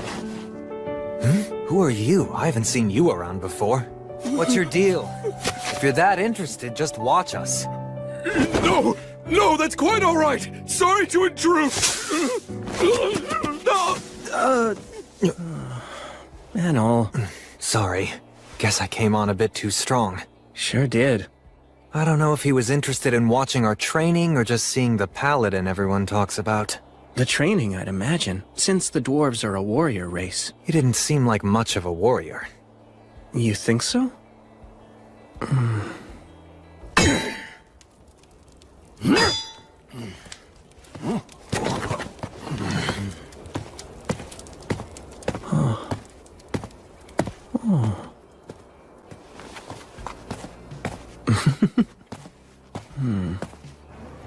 Welcome. Thank you for coming here to see me. I'm sorry for visiting you on such short notice. Oh no, it's no problem at all. Besides, there's someone that I wanted to introduce you to. He represents the immigrants who've recently arrived in this city. He's actually my granduncle. His name is Grendir. At your service. I serve His Highness, the Crown Prince Ethelbald Southmark. I've been entrusted by him with the duty of governing Beastwoods. My name is William, sir. So you and your people, why did you come here? We came to die. Pardon me. Uncle Grendir, you're only going to upset him by speaking so frankly. We haven't much longer left in this world. Our only wish now is to die with our eyes on our homeland. Uncle Grendir is one of the last survivors from the mountains to the west. Oh, from the Iron Mountains. I gaze at those mountains from this great distance, dreaming of the day when we can reclaim them, and hoping such a thing is even possible. I know that I'd be able to die happy if that dream would only come to pass. While I realize that this may cause you some inconvenience, I would be willing to do any kind of work if you could just allow me to stay in some little corner of the city that... Please just rest at ease. I'll do everything that I can. I promise that I'll protect all of you from injustice. Thank you. Thank you so much. 200 years ago, there was a monarch who ruled in the Iron Country. Short and frail, he wasn't very proficient in the martial arts and preferred to spend his time writing. His name was Arvanger, the last king of the Iron Country. He presided over an age of peace. The land was blessed with prosperity and well-being. But then, a storm came. From the depths of the abyss came an invasion of demons that was led by the High King of the Eternals. When the fires of war encroached upon the Iron Country, an emissary from the demons appeared. It demanded that our people agree to follow the High King. Today's our last day to respond to their demand. If the only difference is who sells us weapons, does it really even matter? Those demons can't be trusted! We must fight them to the death! But if we're dragged into war, our children will die! What are we to do? I will make the decision.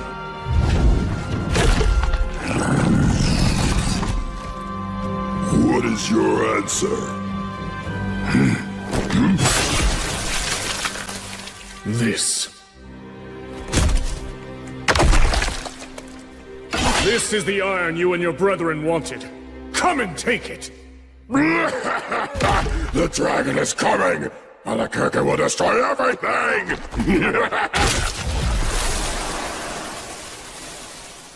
I will not allow it. We will draw the demons of the abyss here and slay them in the bowels of the earth. This chamber will be their tomb! Those who are not warriors or are still inexperienced ones, you are to retreat from the Iron Mountains. My people, I will die, and all of the warriors who remain here will likely die as well. But still, we must not let the Iron Country die. It pains me to issue such a selfish order. It tears my heart in two, yet issue it I must, even if you lose your homeland and drown in regret and disgrace. Go live! That is the battle that I command you to fight after leaving this place. No, you are not running away. You are simply being sent to a different battlefield. Your king and his warriors will protect our name and our pride. We'll die in the mountains where our ancestors sleep. All of you must abandon your pride and stake everything on living. Do not let the flames in our kilns die. Go live. Live and keep fighting that battle until we may reclaim our land. That is my final order. That tale is the legend of the Iron Mountains handed down to us. I wasn't even born at the time when that terrible atrocity occurred. At the time, we'd only recently become royal guards. We didn't even get to fight. The only thing that we could do was obey orders. And we left amid the bitter cold and the treacherous path. My child, my joyful child who was always smiling, encouraged us all to keep going. But even they could not smile any longer, and they passed away. I can no longer even remember how many died. Yet somehow I survived. I made it through that time of chaos and the 200 years. And now you have returned this land to the hands of man. And not only that, you have even shed tears with me.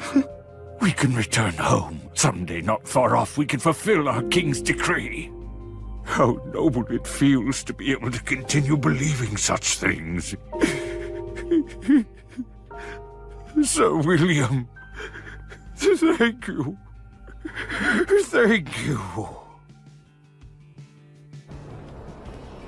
Arvanger, the king of the Iron Country.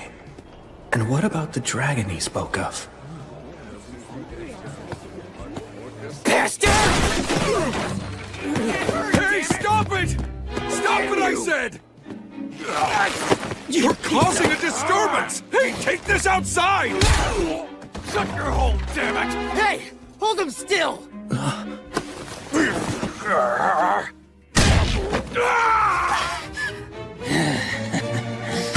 That's enough. Huh?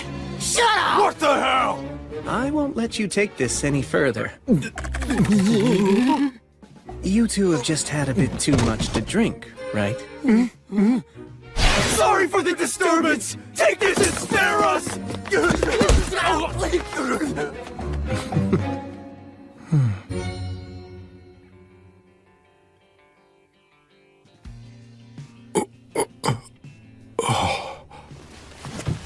Oh, you awake? What's your name?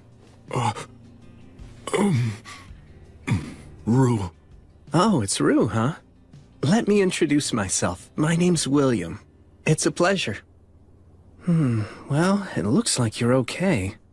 It's amazing you didn't even get a scratch after taking such a beating. Toughness is the one thing I've got going for me. Hi. Are you the owner? Allow me to apologize for all the commotion earlier. My father's laid up right now, sick in bed. When those men started fighting, there was nothing I could do to stop them. May I examine him? What What? I could never ask that of you. I really don't mind. Besides, I can't just sit here doing nothing if I know someone's ill. The goddess would be furious with me. Okay, I'll be back in a little, Rue. Please rest here a while. Right.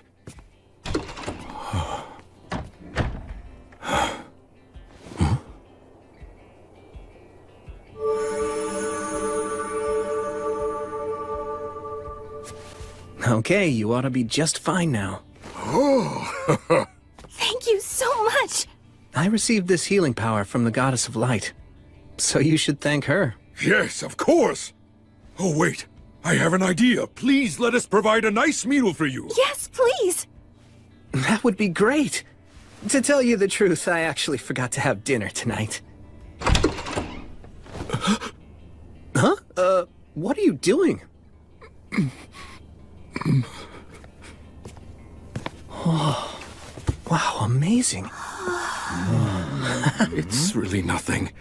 Not compared to what you can do. You're so strong and courageous. Don't do that. Don't say things like that. You really shouldn't imply that you're weak and cowardly. It's like cursing yourself. Be your own biggest supporter. You should try that approach instead. I will!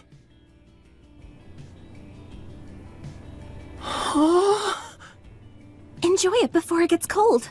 Thank you very much. Earth Mother Mater, and all of the virtuous gods, as we now partake of this meal, we give thanks for your grace. Please bless the food before us. Now then, cheers. Yes, cheers.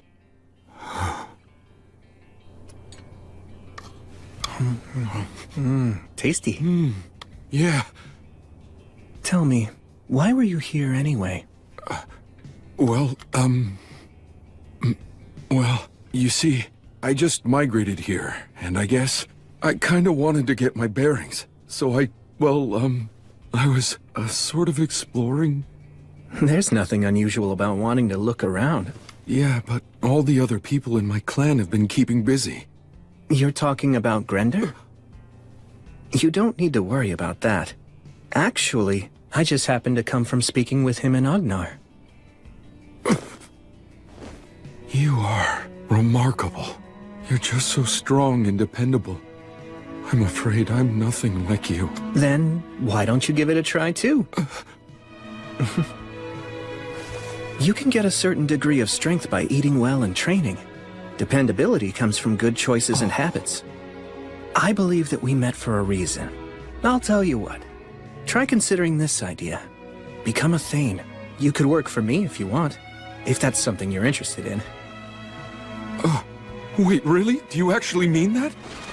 Just tell me what you want to do. As long as it's what your heart desires, then I want to help you achieve it. To be honest, I might just cause trouble for you, but still. Yes, please. Let me learn from you.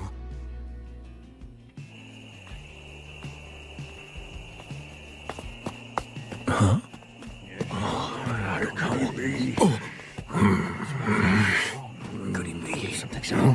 Young master! Where in the world have you been? Before you go somewhere, you must tell us! Regardless, I'm glad you're safe. I'm very sorry.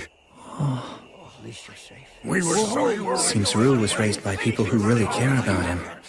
Perhaps they even care a bit too much. You get it? Could have been hurt. Huh? Listen to me. Never do something like this again. Pardon me. Hello, everyone. I'm William G. Merryblood. I must apologize. Rue and I met by chance and we got to talking. We hit it off and I didn't realize what time it was. No apologies, please. That's the paladin? He's dreadfully strong. He's more than just strong. He could crush us all, if he wished to do so. My name is Gelreese. I appreciate your apology, and I will gladly accept it. You have my humble thanks. Now then, what brings you here? It's about Rue. I would like him to become my Thane. You want to make the young master a Thane? That means that he'd have to accompany you on beast hunts. Please! Being the Paladin's Thane is too dangerous! You have to give this more thought. What do you want to do?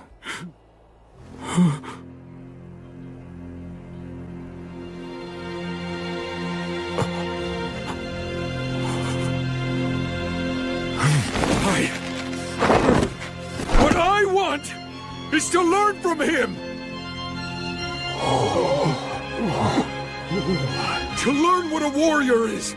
To find out what courage is! To discover it with my own two hands! If I never confront danger, or never even take a single step on my own, what can I ever know about being a warrior? What can I really know about having true courage? It's simple. I want to be someone I'm not ashamed of. For our ancestors! If I know nothing of battle, or of courage, or of conducting myself nobly, can I call myself a dwarf? It's final! I've no intention of ever reversing my decision!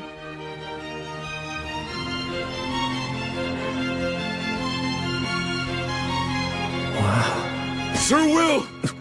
I beg of you, accept me as your Thane right here and now!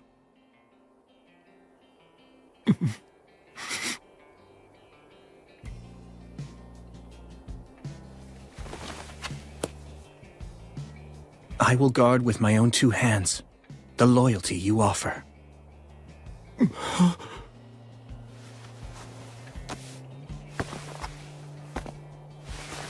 As you just heard, Rue's given me his oath as a Thane. And so, as the knight that he now serves, I will gladly listen to what you have to say. Our young master will be the faraway Paladin's Thane. So be it. You're agreeing to this? He's never asked for selfish favors. He's always respected the predicament we have lived in. And as he just said, this is what he wants. All right. I will explain the situation to Grendir, young master. Oh, thanks so much. But still, know this. From this day on, you can consider yourself to be like a dead man to me. But why? Since you've entrusted your loyalty to a great warrior, you must never value your life above his. Serve him faithfully, prepared to die for him without hesitation if it ever becomes necessary. You understand? Yes, I understand! Grendir and I will check in later to see how things are going. Take good care of our young master. Of course, I most certainly will.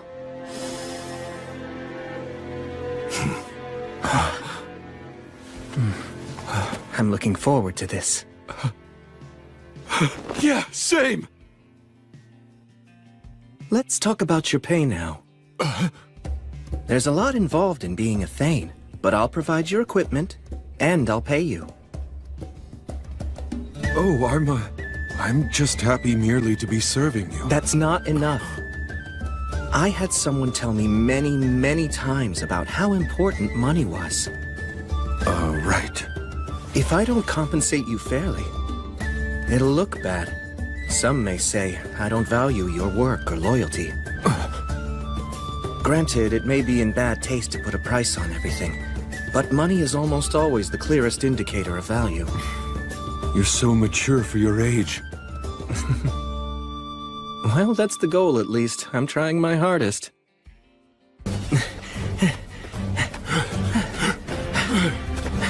Are you doing all right? I'm just fine! Great, we'll do one more lap then. Okay!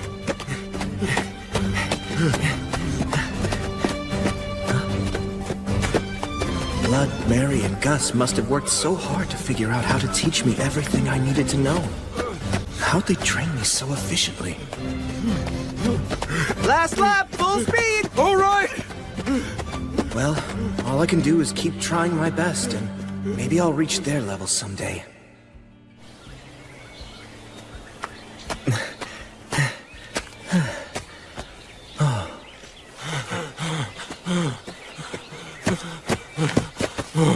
Good hustle. Do some light walking to catch your breath, and then we'll start strength training. Oh, right. Strong muscles are the most essential foundation of combat. My master said you can solve most problems with brute force, and you need muscles for that. I see.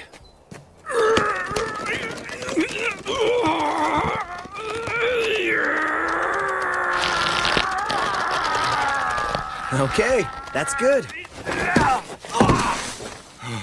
That's enough strength training for now. Will we do this every day? Yep, we worked on your arms this morning, but we'll alternate our training. We'll focus on different muscles on different days. Yeah, I guess that makes sense. Actually, later on, I'd like to do some practice swings with you to check your footwork and how you move your body. Uh-huh. But first...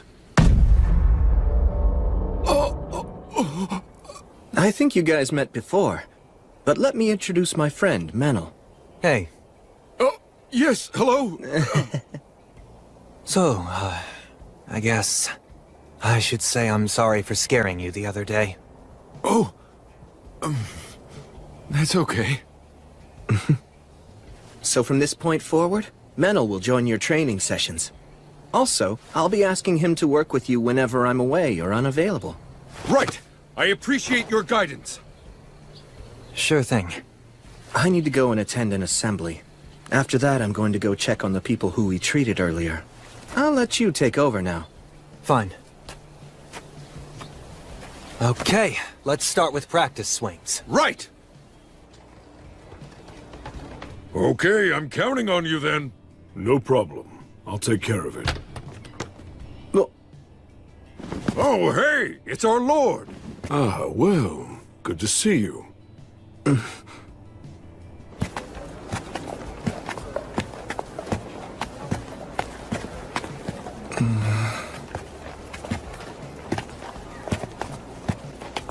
So, Gelreese, what were you doing at the tavern?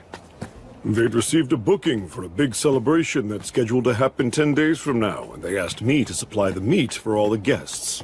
Oh, so you hunt for a living, do you? No, actually, I work as a mercenary. But thanks to that, I have some experience in handling crossbows and traps. So hunting is just like a side job? Something like that. Hurry up! That's right. Not so fast, kids. Okay. It's truly a fine city. Yes. People from many walks of life work to make it that way. You know, Paladin. Yes? There was a time when I was a warrior in the service to the Iron Country. I was inexperienced as a fighter, so I wasn't granted the honor of dying in battle beside our king. To fulfill our king's final command, we took up weapons and worked for many different employers to get by. Contentment was not easy to find. We traveled across many lands before finally arriving here in this city. Please, I beg of you, guide our young master and teach him as best you can. Yes. I swear on her light.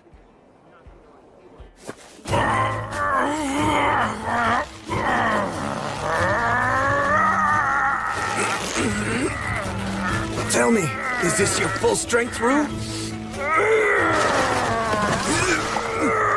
Surely you've got more in you than this. This is your best. We're done. I'm afraid you've lost. Getting used to pain is just another part of training. How did you do that incredible move? You mean that last one? Hey there, Menel. Come over here. As your test subject? He'll understand it easier if he can watch it. I'm sorry to trouble you. Damn it. All right, fine. But you'd better make it a clean throw, you hear me? Hold on. This should get Bishop Bagley to start an investigation. The fire of Black Calamity will break out in the Rust Mountains. The dragon is coming! Alakirka will destroy everything! You give me no choice. Although I detest this dragon's power, I must use it! Tough scales. And an enormous body. The inborn ability to use words of creation. The dragon Valakirka. The dragon's power is second only to the gods. Back when I fought what was the mere echo of a god, I was nearly killed at one point. Things were bad enough with just an echo. And now, an echo and a dragon. I don't like this. It scares me. Don't lose your nerve! Come on! Again! I'm wearing armor, so why would you hesitate to attack? Good grief, I think you might even be more naive than Will. So what's the matter? You giving up already? You gonna run home with your tail between your legs? No, I'm not done!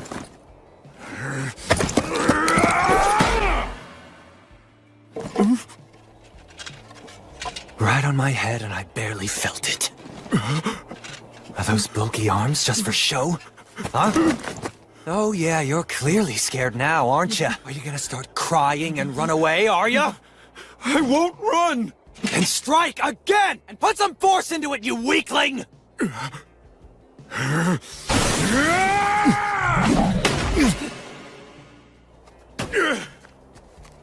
Always reliable, that Menel.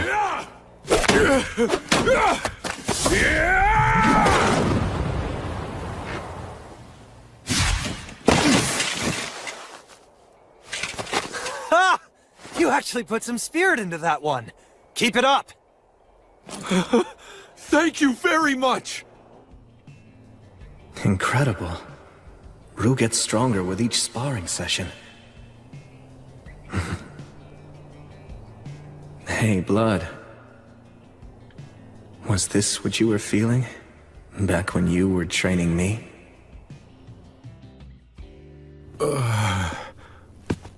Here you go. I don't know. I don't think I can eat all this. Then your training will go to waste. Force it down if you must. You need to replenish all the energy you burned up when you exercised. You can eat it slowly, but please, eat it all. Okay.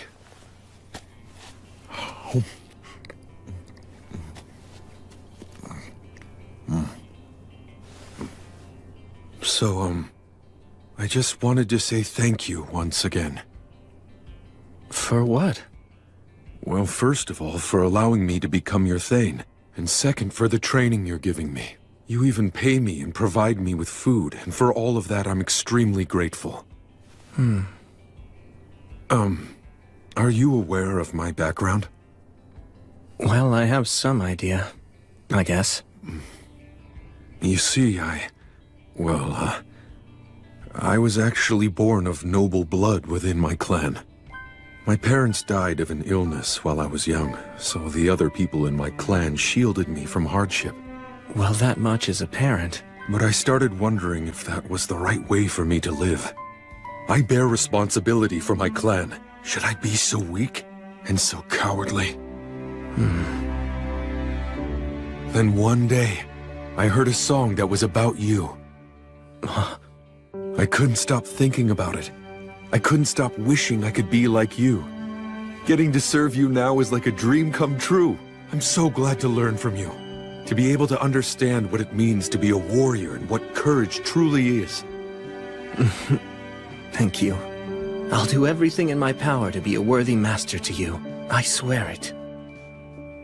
But I'm not so sure I can teach you what courage is. What? I mean, the truth is, I don't actually have much courage. What? Even though you faced a wyvern and a chimera? Rue, if you face opponents you know you can defeat, is that really courageous? You knew that you could defeat them? To be frank about my combat strength, I'm far more powerful than a wyvern or a chimera. I can kill them by just using my fighting techniques. Wyverns and chimeras, none of them frighten me. Beating opponents you're not afraid of, that isn't courage. Well then, what do you think courage is exactly? You know, I'd really like to know the answer to that myself. What would I do? How would I face an opponent who I don't really think I could ever defeat?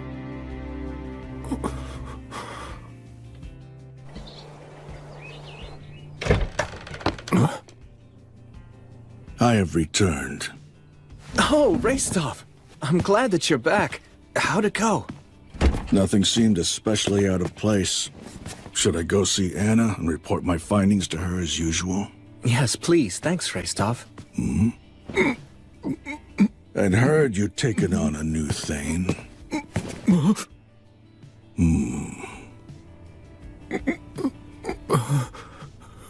You're too hunched over. Your shoulders are too far forward. It makes you look weak. Pull in your chin, straighten your back, clench your teeth together. Don't let your eyes dart around. Look someone in the eyes or look at their mouth when you're talking to them. Right! That's good. Or at least it's a little better. My name is Restov. What do they call you? Rue! I see. And what do you think of William?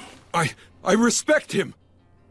Then make sure you don't do anything to damage his reputation as your master. Keep your eyes facing forward, and always stand up straight. Right! When you speak, do so with confidence, and choose your words carefully. If you can't do that, stay silent. Got it? Yes! Was that okay? Of course. I was actually planning to ask you for your input. Good then. You said your name was Rue? Well, be prepared. I'll be butting into your training. Right! Oh, that's right. Hey, Restov. What is it? Let me ask you, what do you think courage is? I don't know what's been going through your head. But as long as you keep thinking like that, you'll never know. I guess you're right.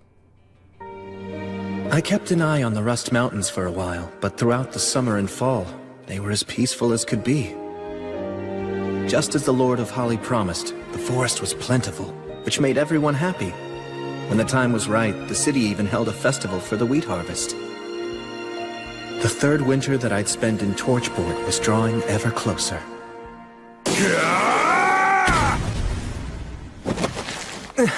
Well done! That was quite a good throw. Wow, thank you very much! My lord! My lord! Oh. Sightings of undead were reported. Sorry it happened again. It's fine. If undead are involved, then I need to make it a top priority. So what should we do this time? Good question. Oh, Rue, I need to go handle this matter. It's very important. Will you come too? Really? Of course! It would be an honor to go with you!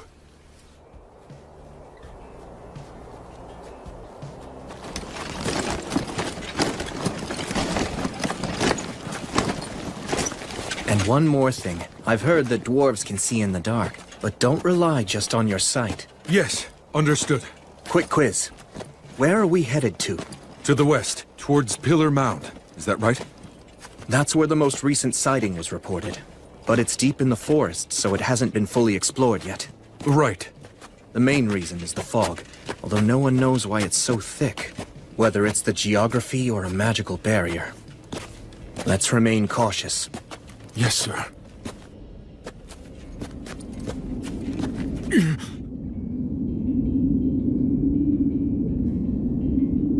It's, quite eerie, isn't it? But still, magnificent.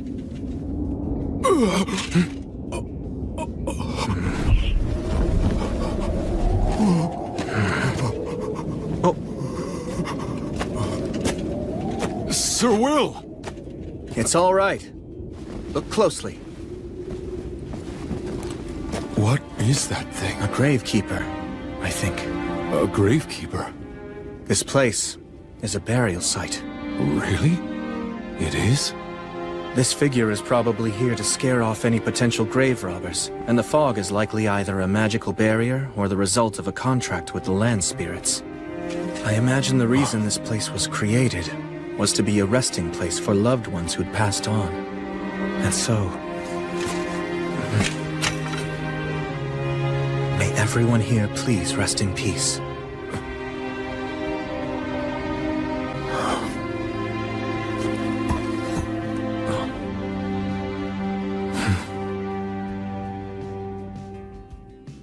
So, if the undead were spotted here, where'd they go? Considering this is a burial site, I'm beginning to think chances are that someone was merely seeing things. But I'd imagine that the undead are more likely to show up at burial sites. Why's that? They all received proper burials. Huh? Those who've been killed and then hidden, or bodies left out in the open, are the ones who tend to receive the god of the undead's blessing. I guess in a way, even the god of the undead is kind. The god of the undead can be kind? Yes, that's right. In a terrible way. But, sir, what exactly do you mean by that? Stagnate, the god of the undead, simply cannot bear to see people die miserable, hopeless deaths. Thanks to that, when facing a tragic death, all dying creatures are granted the right to overturn it. But, that's a... While it might be a blessing for them, it's a curse for others. But still, this remains a core belief of Stagnate's. That no one should ever have to die in misery. And if they do, they can overturn their death with the radiance of their soul. Sir Will, you, seem to know quite a lot about all this, don't you? To meet a real echo of Stagnate, surely you've never really encountered one of those before, right? Perhaps what you encountered was a herald instead. Sir, why won't you look at me? Well, I mean, how do I put this? Please don't laugh right now! It seems like someone was just seeing things. So then our search was all in vain? Is that? Rue, over here. Does this lead to the interior of the mound? Let's go look. Right. I don't see anything. Lumen. Flammo Ignis. Here, carry this one, Rue. Understood. How come we need two types of light, though? When you're going up against an opponent with no night vision, what's your first target? Okay. Let's go. All right.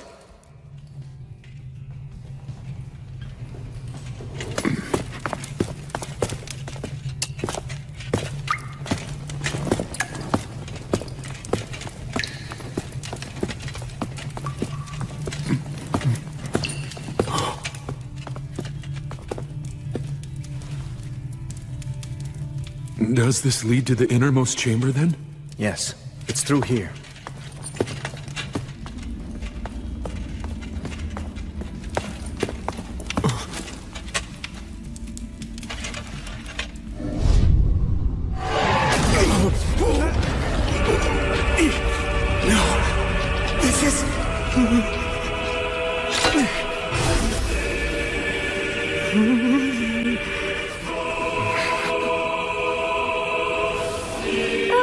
Welcome.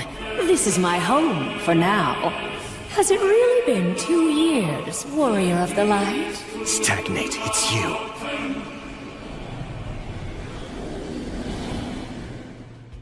Warrior of the Light.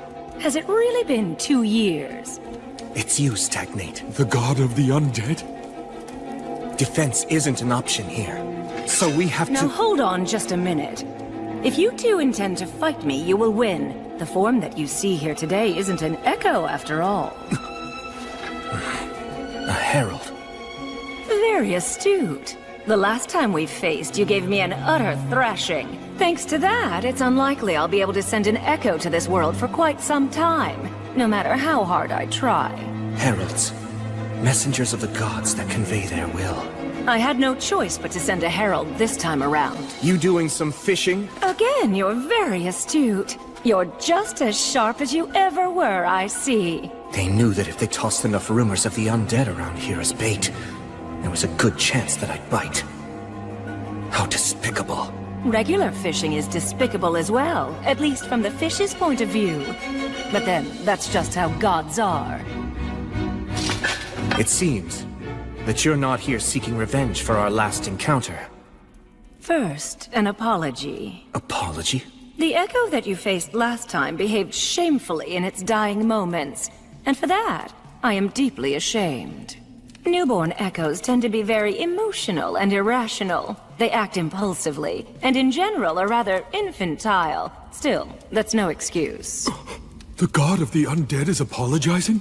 You know, young dwarf, that powerful warrior you're with actually managed to kill me. All that stabbing and being stabbed, what a fiery night it was. I wasn't aware that gods had such a fondness for jokes. Look, just tell me what you want.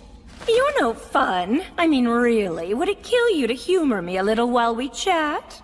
This god can speak the words. That's what makes them so dangerous. Brave warrior who defeated me. Paladin of the Light. This is my revelation.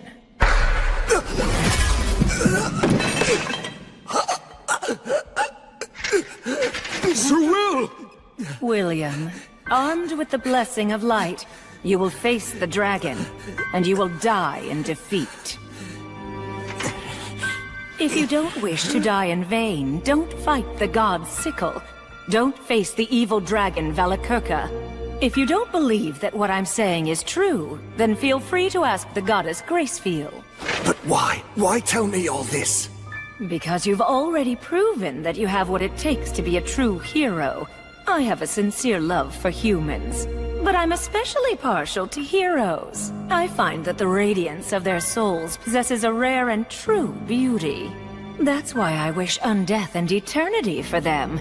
I simply cannot bear to see their souls dragged down by the fools of this world and lose their radiance to bitterness and regret. And I'd hate to see you killed by the likes of a vulgar beast such as Valakirka. Vulgar beast? During the Age of Myth, back when I was still on the side of good, I met him once. The evil dragon Valakirka, known as the God's Sickle. He fought not for any particular beliefs, but merely for the sake of victory and plunder. I'm surprised that the virtuous gods would be willing to employ him. If a mercenary isn't on your side, then he will end up on the side of your enemy. Soon after that, I betrayed the virtuous gods for the sake of my own beliefs. Many remarkable battles were fought, and several of the old gods ended up leaving this world. It's the same myth that Gus told me. But he was different. You mean... the dragon is actually a remnant from back in the Age of the Gods? Correct. And he's remained a mercenary ever since then. And that includes during the Great Uprising led by the demons from the Abyss. The Great Cataclysm 200 years ago, and the end of the Union Age. He was hired by the demon army, brought about the fall of the Rust Mountains, and then fell asleep. See, his wounds from the battle were too severe. Wait, hold on just a moment! His wounds from the battle, you say? My ancestors. Oh, of course. You are a descendant of the mountain people? I am. Well, perhaps there really is such a thing as fate after all. All right, then for you, descendants of the Iron Country, I, Stagnate, the god of the undead, shall reveal the truth. I'm sure you've heard of Arvengr, the king of the Iron Mountains. He was also a true hero. Be proud. Kaldon, the famed sword handed down through generations, took an eye from the evil dragon who survived from the Age of the Gods. Wait, is that true? It was exhilarating. He was truly a great hero. I'm so glad. I'm so glad.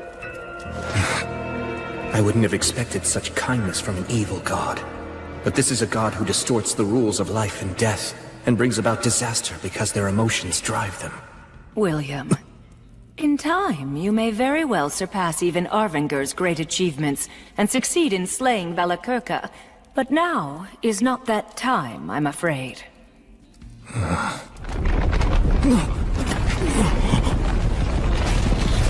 The dragon's sleep grows ever more shallow. The dragon's giving us a show of his power. Return home at once. Chaos is imminent.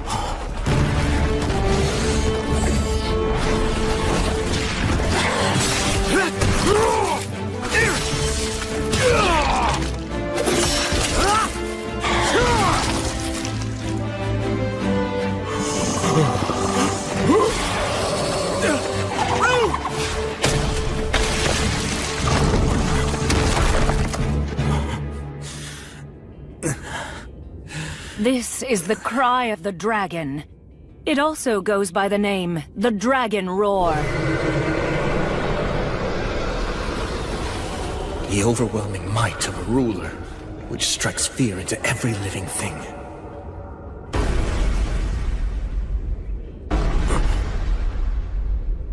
Something troublesome's coming this way.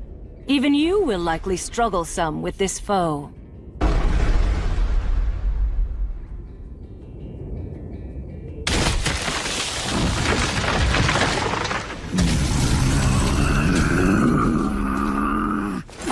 It's a giant? That's a forest giant. They're normally a mild-mannered race. He's been hit by the Dragon Roar. He's not in his right mind. What now? Will you kill him? Of course not. You can solve most any problem with just brute force, but that isn't the only way to solve things. Sir Will!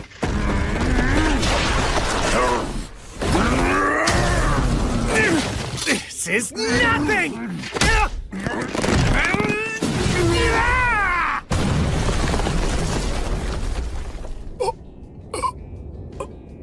He just... Through a giant. Yes. Shine the light of reason upon the fog of confusion.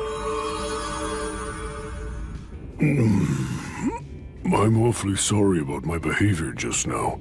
Can you make it home? I think so. Oguni Zoiku, e sokse uraka. Uhusama. Otenum, Oshiatagaro. Let's see. Nogarado, Reo Yanaba, O Sedo. Yeah, it really is scary, but Oko Wendabum Wentembena Rekurana. Onawushum, Nezimanem Ho Shabe Oko Pascha. I am Gungar of the Jotun. Ogiho ye Soyo William, no ho ne ruhuso.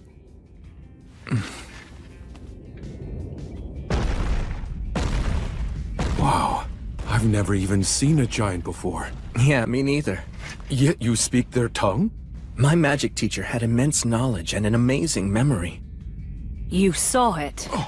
That is the power of the ancient dragon that even the demons fear. If he awakens and tries to bring about another uprising, then you will have no choice but to defeat him. But you won't be enough. I should have people sacrifice themselves? Even as a foe?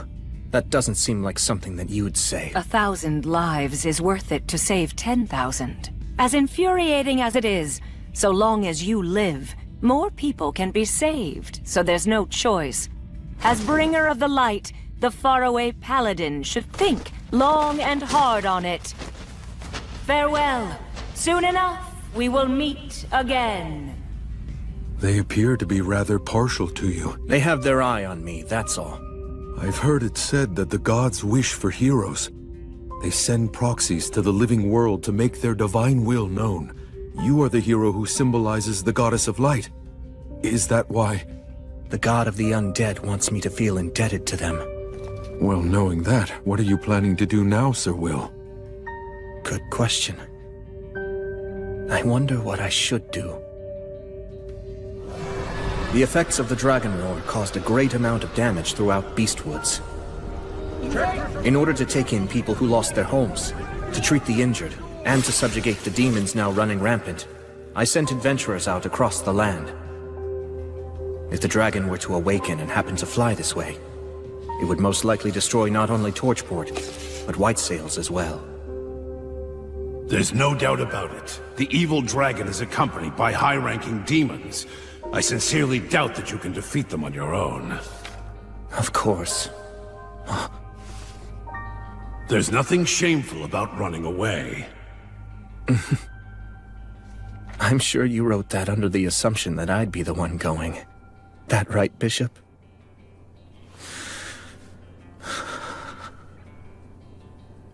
Goddess. If you would only tell me that there's a way for me to win. Or if you told me to fight even if I couldn't win. If you ordered me to prove my righteousness, I'm sure that back when I couldn't move forward, when I was mired in frustration, when time was just passing me by as I sat idle, I was reborn, raised with love, respected and acknowledged, and regarded as the central figure among my peers. I'm coming in. Wrestling with yourself again, huh? Yeah. So that's why you didn't notice. Take a look outside. We've got a bit of trouble. Huh? Wasting time, Paladin. Tell us what you plan to do, Paladin! Are you going to attempt to slay the dragon?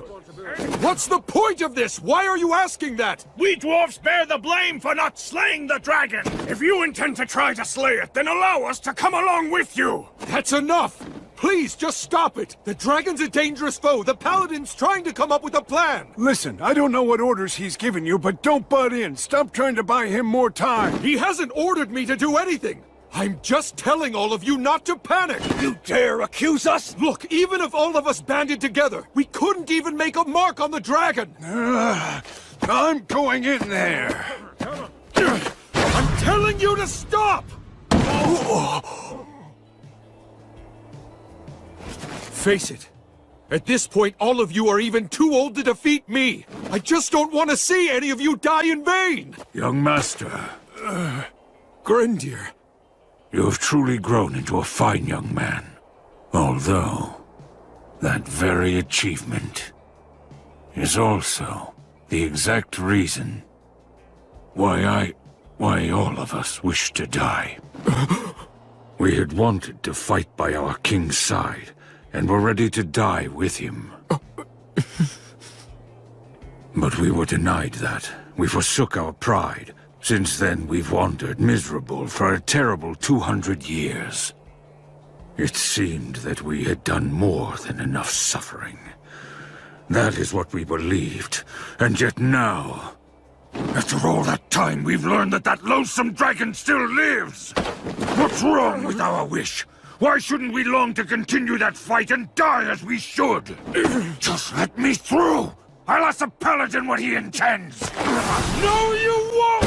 You hear me, Grendir?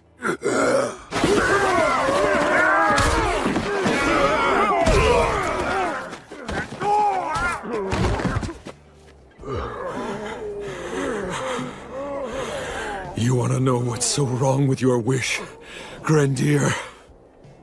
The lot of you are already so fixated on dying that you aren't even thinking of how to win. That simply won't do. And you know that it won't. The proud warriors of the mountain should be willing to lay down their lives, but only for victory.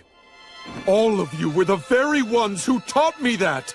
Young master, young master, Young master, I promise you, very soon the Paladin will reach his decision.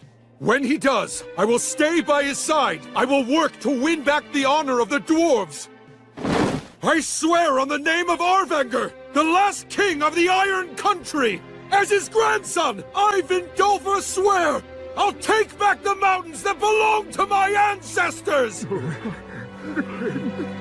He's pretty valiant, wouldn't you say? Yeah. He can't afford to lose. No, he can't. You usually don't weigh the pros and cons, or even consider whether or not you can actually win before you go into a battle.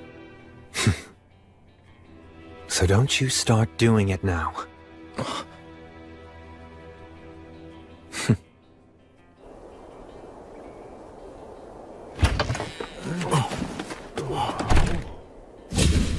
I will slay the dragon! I've made up my mind, that's what I'll do. Rue, Vindolfur, I commend your vow to reclaim your ancestors' mountains.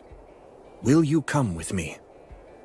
I had hoped you'd ask me that. I had faith that you would. With pleasure. Are you sure you want to say yes so quickly? There you go asking that, when I know you have every intention of following him yourself. Hey, guess you've grown a spine. But we're up against a dragon. Numbers aren't going to help. And we can't spare many of the city's defenses, so it's only you and me, and Will. We'll also need a guide who knew the mountains 200 years ago. I will. No! I will go. This is no job for one who wants to die. Besides, you have a standing commitment to keep our people united. I shall act as your guide. Thank you, Gelreese. I appreciate it. Count me in, too. Rastov! I came over here to see just what this big crowd was all about. It seems you're as sharp as ever. So that makes us 5 men picking a fight with demons and an evil dragon. Do we stand any chance? I doubt it. There isn't a surefire method for killing a dragon. We're at a disadvantage. Are you still willing to come along with me? Yes! That is right where glory and honor lie. That's what a warrior's true worth is. I'm already used to having to go along with your crazy ideas. Then let's go slay a dragon and take back the mountains!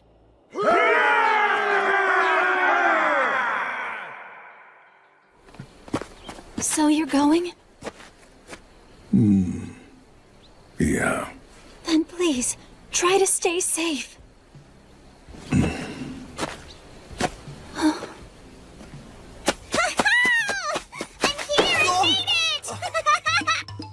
Bee! You're going to slay a dragon, right? Yeah. Well, then I get to write a song about it just like I promised I would, right? Yes, of course. Woohoo! I get to write a new dragon-slaying saga!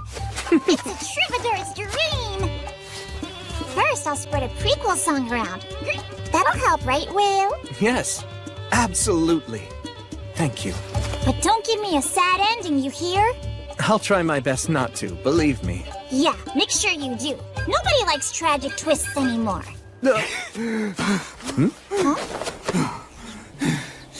Don't leave me behind like that. Sorry about that. Anyway, I managed to secure the supplies that I figured you were going to need. You're saying you already knew that I'd be going? Of course, although I was still anxious that I might not reach you before you left.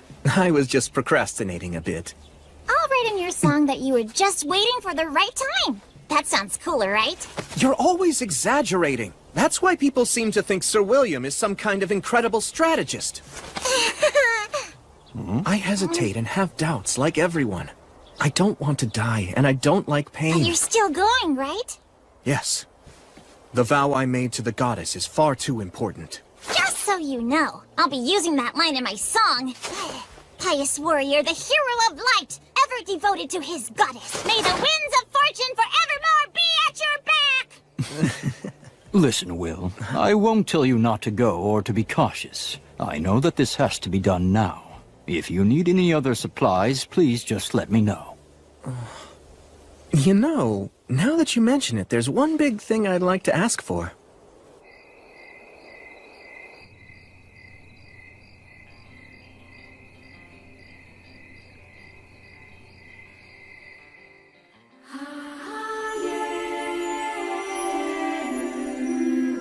So, you're going?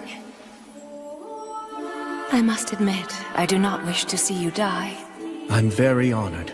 Thank you so much. You still plan to go? You insist on keeping your promise to me? Yes. Well then, I cannot say your decision defies my will. After all, that promise is shared between the two of us. Now, kneel before me.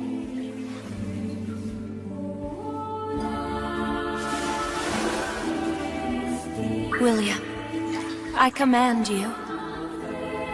Do not be afraid. I am right there beside you at all times. Always remember that I am your goddess, and as such I will strengthen you, render aid unto you, and protect you. Go, as my knight, go slay the dragon, and fulfill your promise.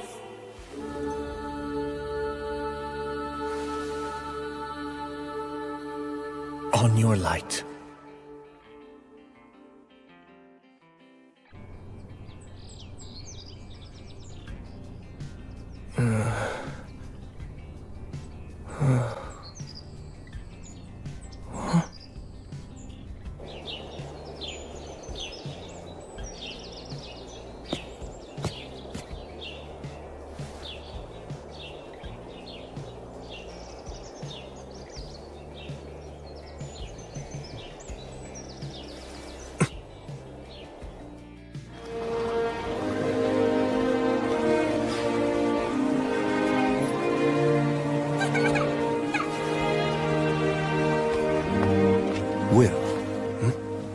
It's all set. I've made all the arrangements you asked for.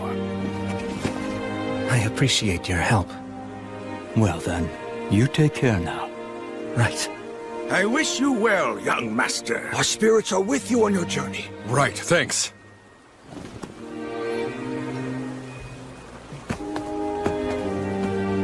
Come back soon. I'll be waiting here. Come on, can't you even be a little sociable at a time like this? Well, you know, just think of the stories I'll bring back.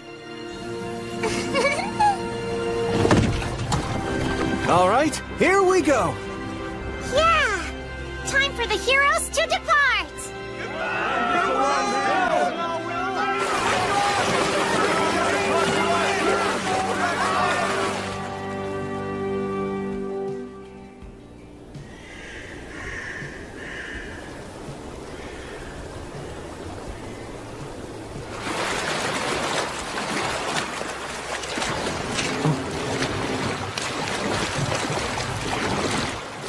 We'll disembark here.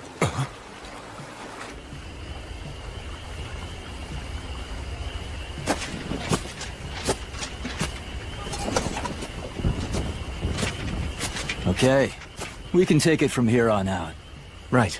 Please carry out the plan as we discussed. You bet. We'll be counting on your continued favor after this, too. Of course. You stay safe out there. Yeah.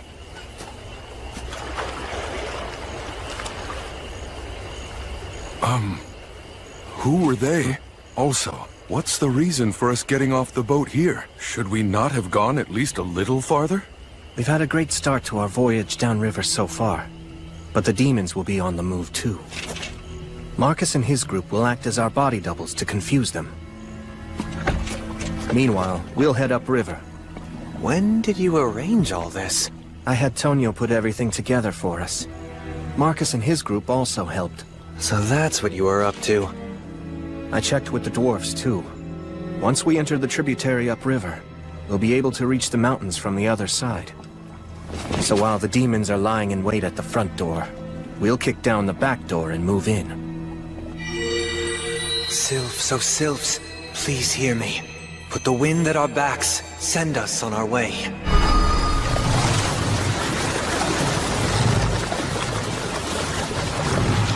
I put conceal and silence on us to make sure that we won't be easy to find. Moving at this speed, we should be there by morning.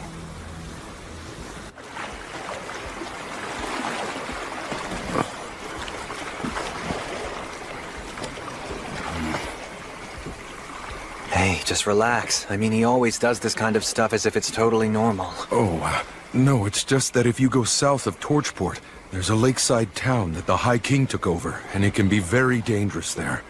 I've heard that even veteran adventurers are helpless amid the swirling mists of magic. The suggestion that we casually break through that is incredible. It's remarkably courageous. Actually, that's where I grew up. Huh? The three heroes still lived there? And they were among the ranks of the undead? Come on. The god of the undead stuff's real? Ugh, give me a break. I mean, I don't think we'll be attacked or anything. Some friend. Damn it, I can't believe that you never told me. I'm sorry. Oh, that's right. You did cry when you heard that song about the three heroes. I didn't cry.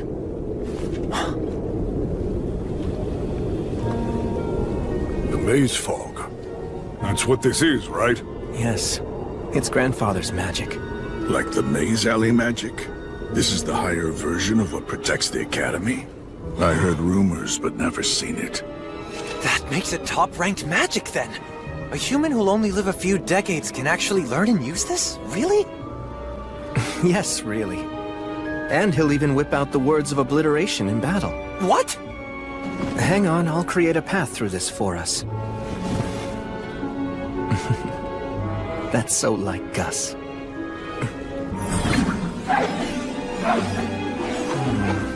This word goes here, and knowing Gus, this will be set up here. And this right here is a trap.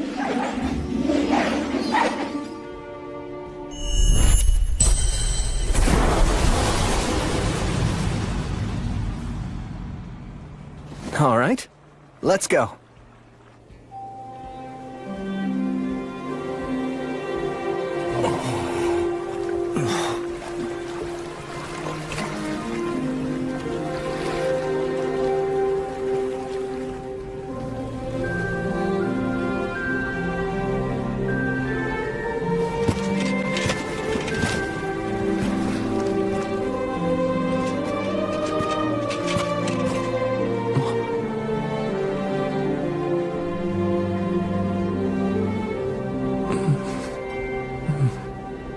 Hey!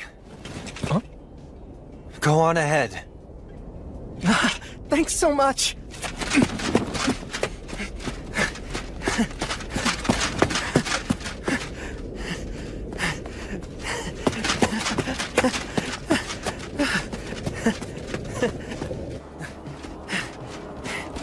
Blood! Mary!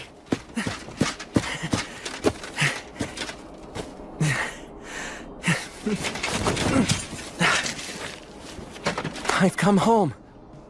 And I brought my friends and companions. I'll be back later, okay?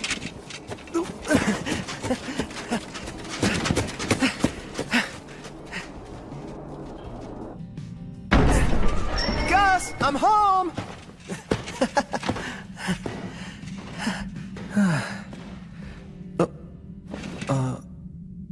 Gus?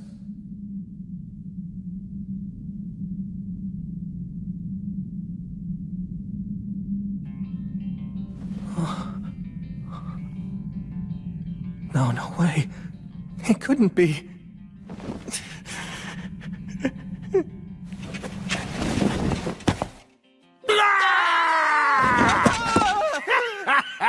Carelessness is the greatest enemy.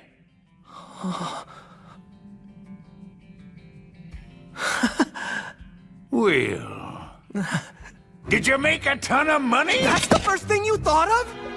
How about something like, hey, you're still alive? I knew that the boy Blood Mary and I raised together would never die so easily. I wasn't worried about that. All right, fine then. Yes, I'm getting good, meaningful use out of my money. I'm the lord of the entire downstream region now. A lord, you say? Oh, I see. What?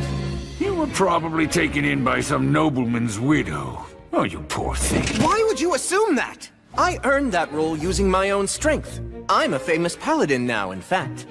I'm impressed you got so far in so little time at such a young age with no connections. And? What of your love life? Oh, well,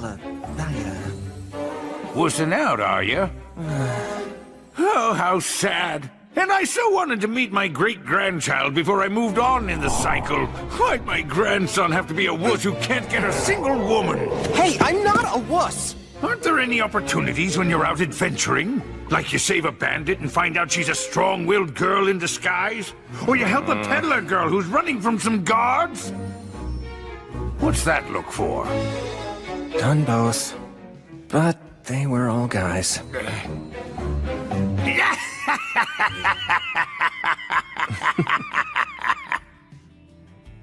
You know, I'm so glad you've come back, Will.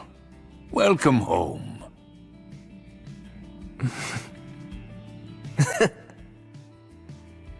What, the dragon? You intend to fight Calamity's sickle? It's the only way. Are you at least going to try to finagle him? Finagle him? The gods hired Valakirka to work for them, didn't they? Which means there's a chance you'll simply be able to resolve everything with money in the exchange of goods. Yeah, I recall someone else talking like that before. My, what a coincidence, Sir Menel. I remember that too. Yeah. I'm only saying that there's no need to limit yourself to just one possible solution. You always have to be flexible with your ideas. Don't let your focus get too narrow. Okay.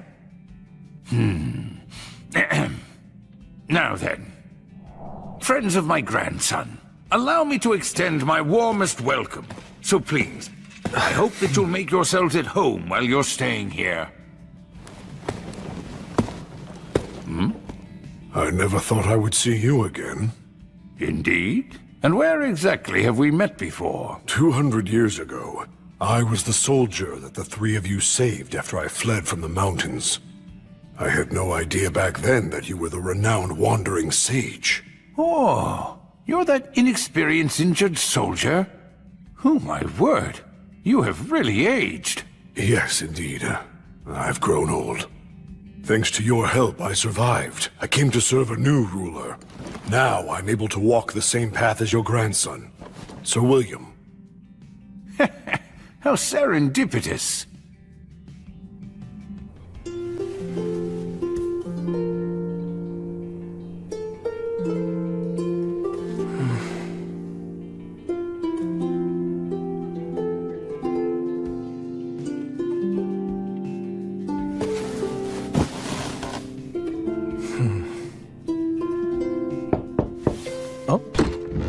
Hey, I'm coming in. Was this your room? Yeah. You know, that Gus guy is really something else. I thought for sure you'd say he's more lowbrow than you expected. I mean, he is, but it's more like... When he showed me the way here, I felt like he could see everything about me. Yeah, amazing, huh? I'm proud to call him my grandpa. That's cool. Also, he asked me, "Oh, are you the bandit girl?" What did he mean by that?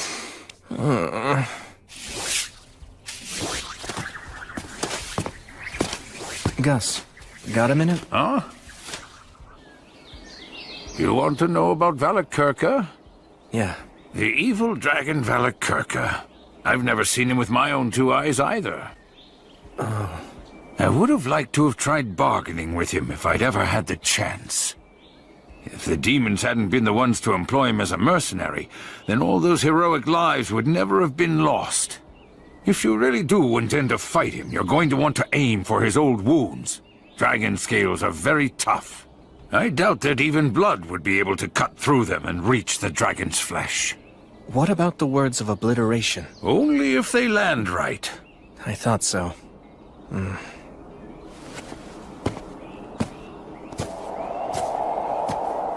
Do you know the reason why the true dragons of old could fly so rapidly, even though they were of such enormous size? Because words are able to race quickly through the air. Exactly. The dragons of old reside within myths. As such, they are far closer to the words than those of us who live today are. Which means if it comes down to a battle of magic, you'll lose. He has the advantage in magic, huh? His constitution, along with the physical strength and hardiness it provides him, are no joke. You're disadvantaged in close combat, too. To phrase it like Blood might, he has got you beat in muscle. The typical strategy used to beat a dragon is an ambush. However, Valakirka is likely using the demons as an early warning system. I'm really starting to see why the god of the undead tried to stop me. Stagnate did, huh? Did a herald come to you? Yeah, in the form of a crow. Huh. Sounds like you've got an admirer. I hate to agree, but... Stagnate thinks the way all gods think. You can't keep up, and talk about being overly friendly for a god, and impertinent to boot. Although, I have to admit that I am still somewhat grateful. Stagnate gave me the chance to live as one of the undead and keep raising you, and allowed Blood and Mary to die happy as well.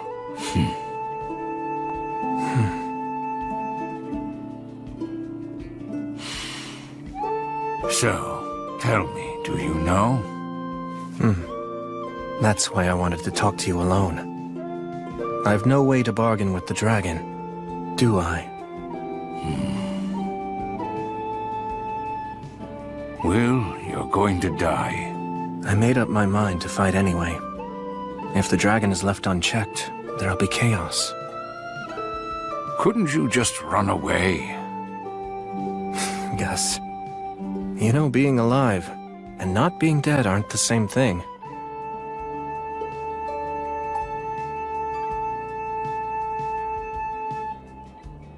Well, I guess there's nothing more I can say. Oh, yeah. There's something I've been wanting to ask. I heard the story of how the three of you killed the wyvern. Oh? Well, there was a boy and a half-elf girl that you lent some money to. remember? Oh, that brings back memories. Of course I remember that. They were promoted and became nobility. The old half-elf lady is still waiting for you to this day. Mind if I collect the debt she owes in your place? Oh, well. Getting one's money is important after all. You can't do that if you're dead. And when you borrow something, you have to make sure to return it. It's fine by me then. If that's the case and you're gonna go through the trouble of collecting that debt for me, I can't just sit around and let you die. Oh. The equipment used by the compatriot who battled the High King is still kept here in the city. Why not refurbish it for your own use? For you and your companions?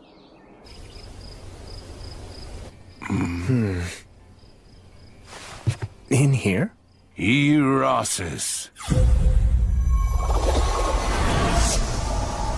Delusion magic? I never knew that there was a door here. We couldn't very well let a child like you find out about this place. After all, you took matters to the extreme with Mary as it was. No way! This place was built to store alcohol. That's why it has a basement. Look around and take whichever pieces you like. I'm sure the previous owners would permit it. A great shield? Yeah, to protect against the dragon's breath. This armory's well kept. Was blood responsible for that? Yes. And everything contained within it belonged to the warriors who battled the High King with us. Are you done already? Yeah, I don't need anything. It's certainly a fine sight to see, but no matter how well a weapon performs, I can't put my trust in one I'm not used to. That said, Gus the Sage, I'd like to borrow your talent for signs. Oh? Please engrave some words onto this that won't detract from its usability. I should be able to master a change that small within a few days. Ah, I understand. Very well, give it here. Although nameless, this is a fine sword. It's clearly long been used with care. I'm sure one day, it'll be honored in song as the Sword of Restov. Yes, maybe. Or so I hope. Hey! Gus the Sage. You can just call me Gus. Okay, old Gus. Whose bow was this? That belonged to Telperion the Silver String. I see. Are you perchance from the great forest of Erin too? Yeah, same as him. That silver hair of yours. Are you related to Telperion? Distantly, but yeah. Okay, I'll take this. Are you certain that you'll be able to use it? They say that if one who is unworthy uses a mithril bowstring, he'll lose his fingers. Not a problem.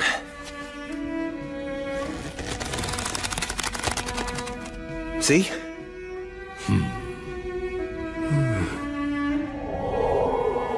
What about these? That is the full armor set of Bavor the Bladebreaker. It appears to be dwarf armor. Indeed. Bavor was actually a wandering dwarf warrior. He was a participant in our battle against the High King. Said it was revenge for the Iron Mountains. I see. Well, then I shall take this along with me. And I'll take this. It takes remarkable strength to swing that like you just did. Can you tell me about the person who used this before? That weapon belonged to Ewing the Fierce. He always wore a smile on his face. He didn't very much care for fighting. If the world had been at peace, perhaps he would have taken a different path and become a fine farmer. That's right. Ewing, Bavor, Telperion. All of them gave their lives in order to defeat the High King. All the weapons and armor pieces within this depot, every single one of them was so important to someone. And each has its own story to tell.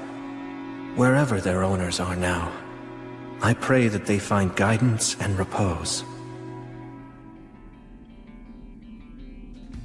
Hey. Huh? Once we return from taking care of the demons and the dragon, is it okay if I bring a troubadour girl I know back here? She's a halfling and she's a tad rambunctious. Oh, yes, of course. Do as you please. I'll tell her all the stories she wants. Okay, thanks. Is this girl by any chance? She's just a good friend.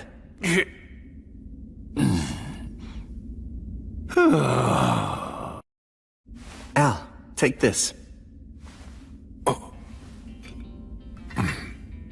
Huh? What's up with that dagger? Is the hook on the wrong side? Yes, you're right. The design's unusual. It's a right-handed stiletto. The halberd is strong, but it's unwieldy. Whose was it? Who did this dagger belong to? It was my father's. I can't take this! I mean, it's a memento, right? Yes, but still. I feel like it's better off in your hands. It's right somehow. It's okay. He gave me plenty. He gave me many valuable things. All right. Let's finish this before the others come back with the food. You could have just let me take care of all this myself. It'll go faster if we work together. Besides, you're royalty, aren't you? Well, only a name. Honestly, I've often wondered why I couldn't have been born to another family who ran something simple, like a workshop. Although if you'd been born to a family like that, you'd probably say to yourself, maybe I'm actually a prince descended from the royalty of some fallen nation, and it's my duty and destiny to rebuild my kingdom. I wish I could tell that version of myself that trying to rebuild a kingdom isn't as great as it sounds. Even so, you'll still do it, right? Yes, I will. In truth, all of my people long for their homeland. If putting my life on the line will inspire them, I'm happy to do it. I think that would be truly wonderful. But I feel like I've dragged you into my own problems. You haven't. I always knew that I'd have to fight too. If I abandoned this place now, I'd never be able to face my parents or Gus again. Besides, I want to do something I'm proud of. When I return to the Goddess of Light's side one day, I want to be able to tell her I lived my life the best I could, and show off a little, you know? So I won't run. I'll fight the dragon.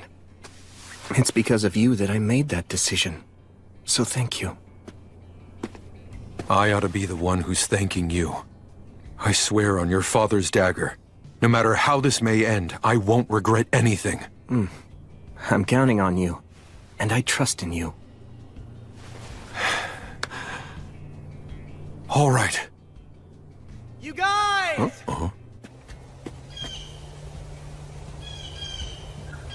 I brought food back.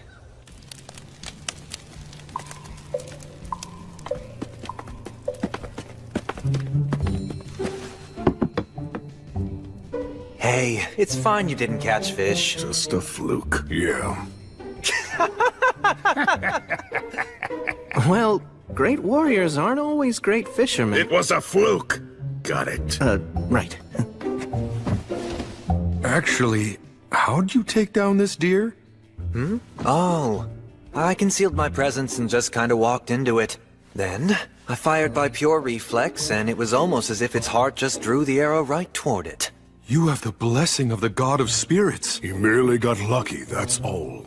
And luck simply wasn't on our side. You know, you'll feel a lot better if you just admit that you suck at fishing. It was a fluke. That's right. You two just don't know when to give up.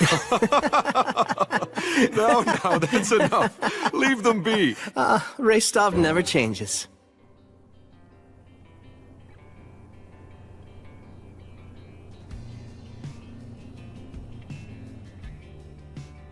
Will, are you afraid of me? No way. Of course not. Listen close. Humans have flesh that feels warm to the touch, and they breathe air in and out.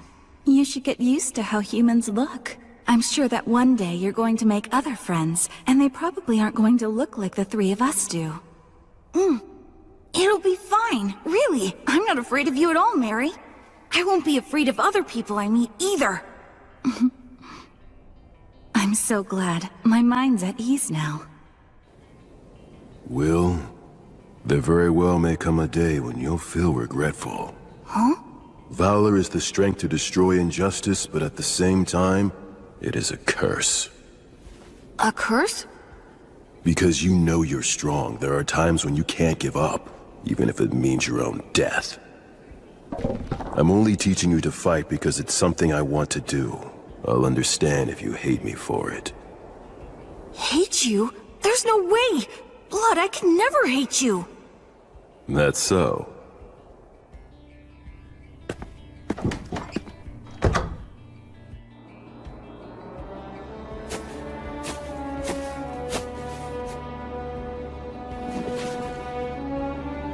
I've come home.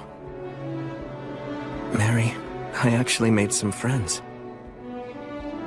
And it's all thanks to you, Blood, that I made it this far. It's tough not having you two around, but I'm managing. Because I remember the last things you both said to me. And that's what helps me see these things through. I have to leave now. Oh, Gus. So you're leaving then? In the morning. Valakirka is an absolute warmonger through and through. He can only survive amid the chaos of war. It's unlikely that you can avoid a fight. And besides, the only one who's even capable of posing a threat to him right now is you. Not true. The fact is, I'm not strong enough. At this point, a dragon could easily defeat me without using its full power. Chances are that you're going to die. Both you and your friends.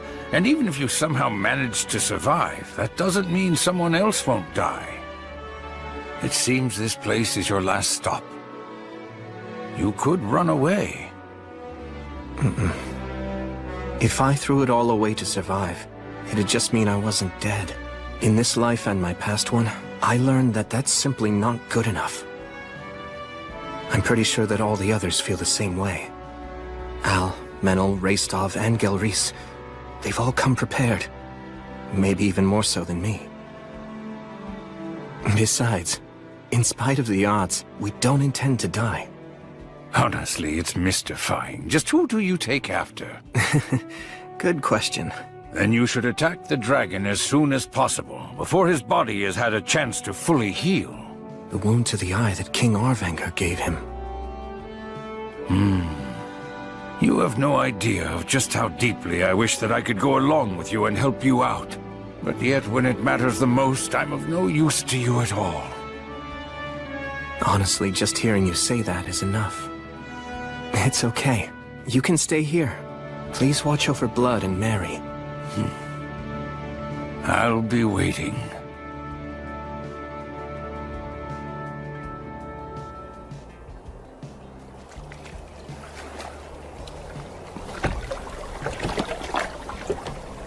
Let's go.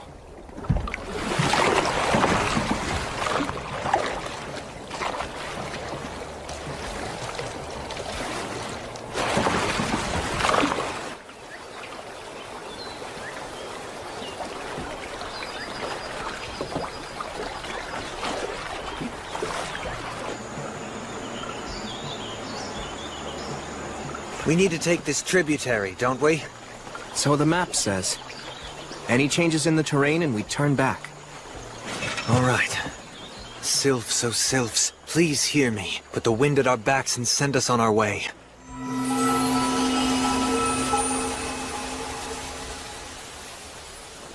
So tell me, any guesses as to what we'll find up ahead? I'm afraid I know nothing beyond the Great Collapse. Right, okay then.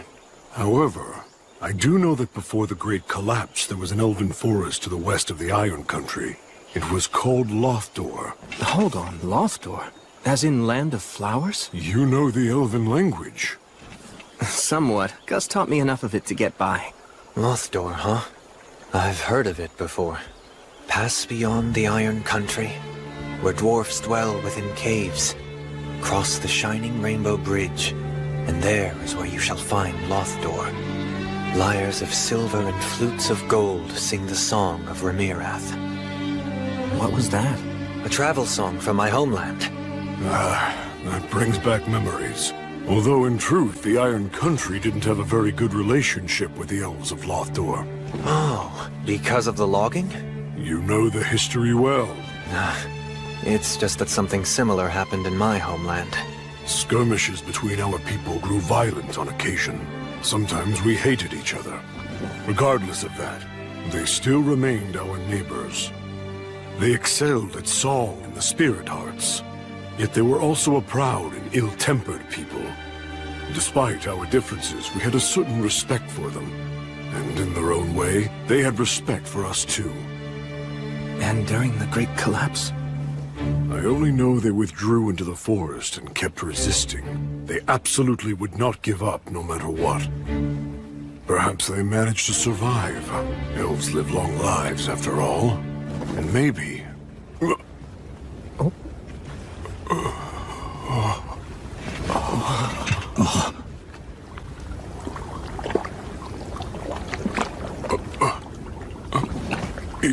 Is there no one here at all? I don't see a soul.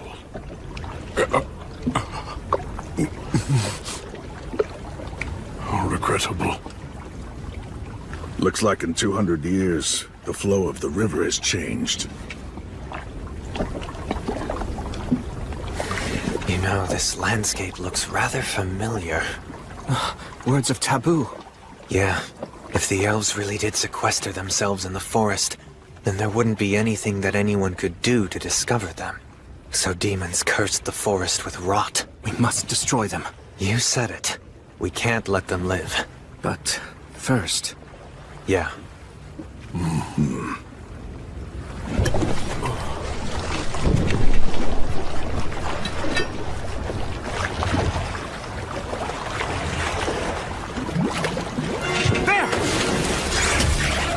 It's a serpent! Stop blocking! More are coming!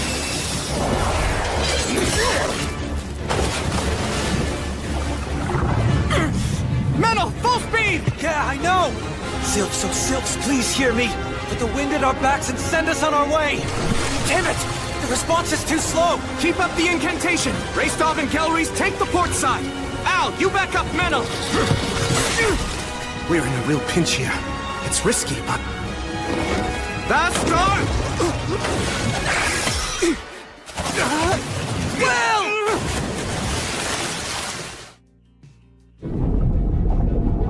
I can't see a thing. In which case...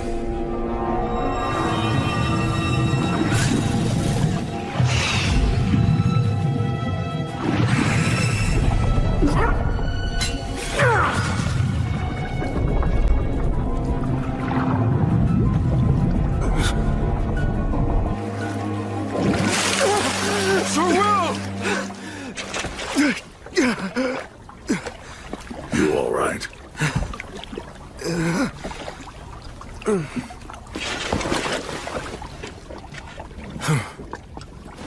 Now, Vastare!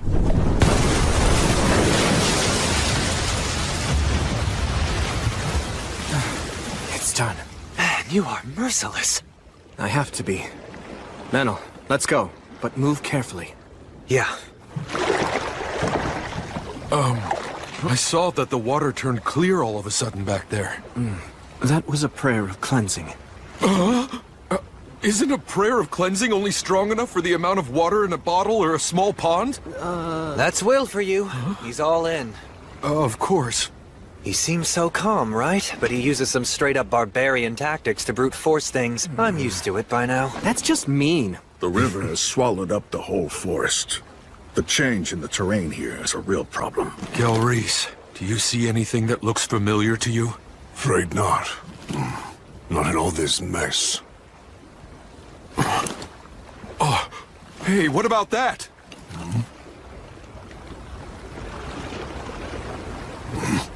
Going by that style of architecture, it's definitely elven workmanship. Where are we on the map now? I'd say right about here. If that's the case, we need to go that way. Unfortunately, the Fae around here are weakened. I can't call on them. Although maybe if I could use my Lord of the Forest powers. No. We probably shouldn't try to clean this up anymore. If we do, we might catch the demon's attention. Well? Then let's row.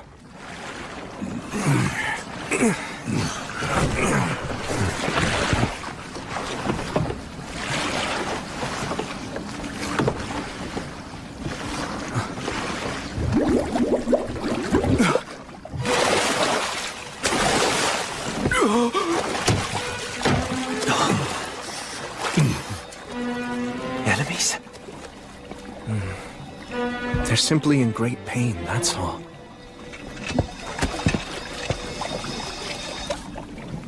It's okay. Everything is all right. After this, none of you will curse anyone anymore. You won't haunt or torment.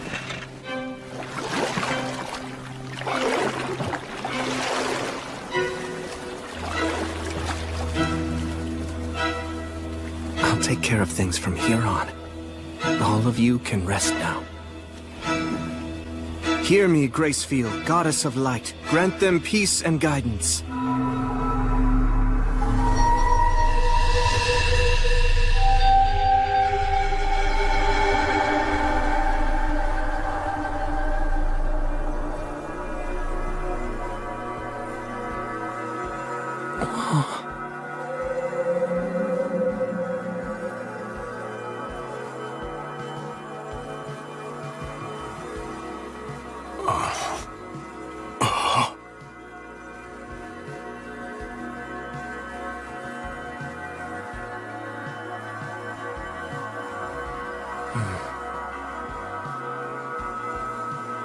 You're saying that we should go that way, as quickly as possible?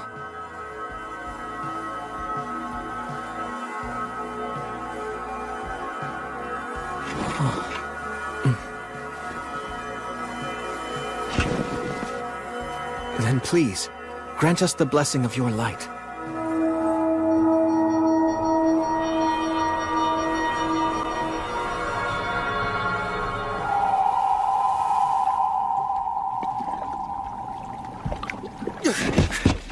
Let's go! Come on, full speed that way! Right now! Move it! Huh? You can't ever trust an elf's sense of time. Sylphs, hear me. With the wind at our backs, send us on our way! You know the saying, when an elf says, wait a second, he means see you in a year? Well, it's actually true. So when someone with such a lousy sense of time says, as quickly as possible, that means... Oh, damn it, I knew it! Maidens of water, give your blessing and race with us over the surface! Row! Hurry!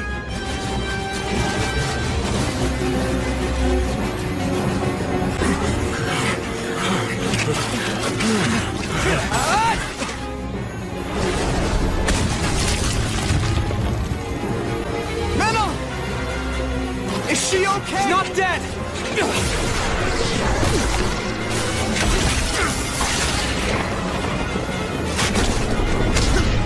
Damn it!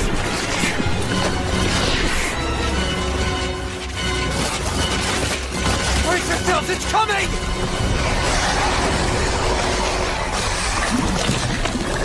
Hydra. Sagita Flamium! Fire hurts it! Right! Al, Gelreese, and Raystov, stay in front! Menel, take her and swap with me! Right! I'll stay in the rear. From there, I'll burn its head. The rest of you, stay in front! Right! Got it! Ready to go!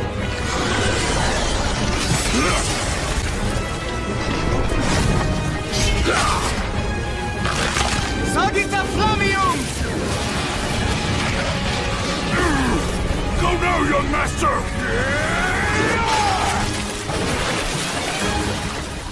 It's over. Well, looks like I'm not needed here anymore. Fine, I don't want to waste my arrows.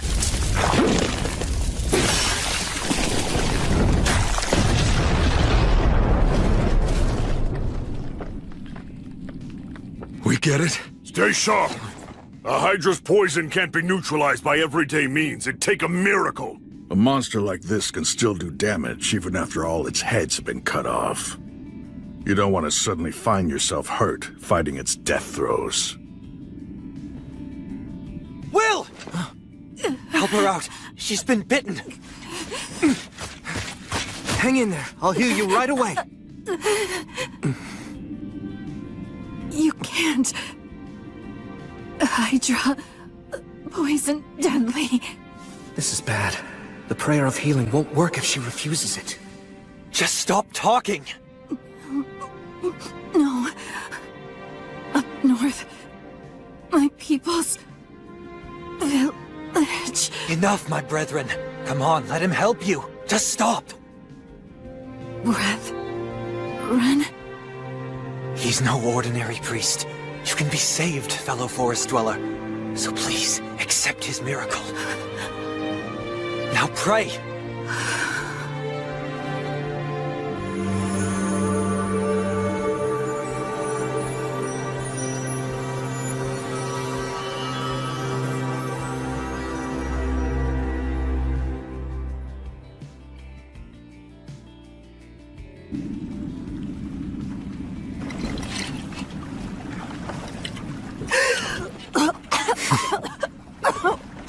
What are you doing? I was simply waking you up with an intense kiss. How's your head? Feel like puking? Any other symptoms we should know about, fellow forest dweller? Why, you! Such impertinence! Sounds like you're feeling fine. Wait, when you said kiss, don't you dare tell me you... Just relax. It was a wine bottle.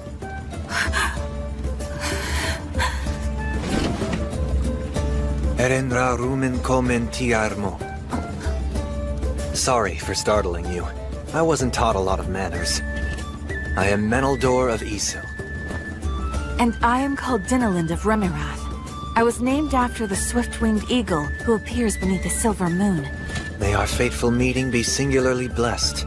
You are clearly a young lady who embodies the enchanting silence of the shining stars. So you can speak with propriety. Frankly speaking, elf etiquette really isn't my thing, and I think we should leave it at that. My deepest apologies. May I assume that you are the leader of this group? It's a pleasure to meet you. My name is Dinalind.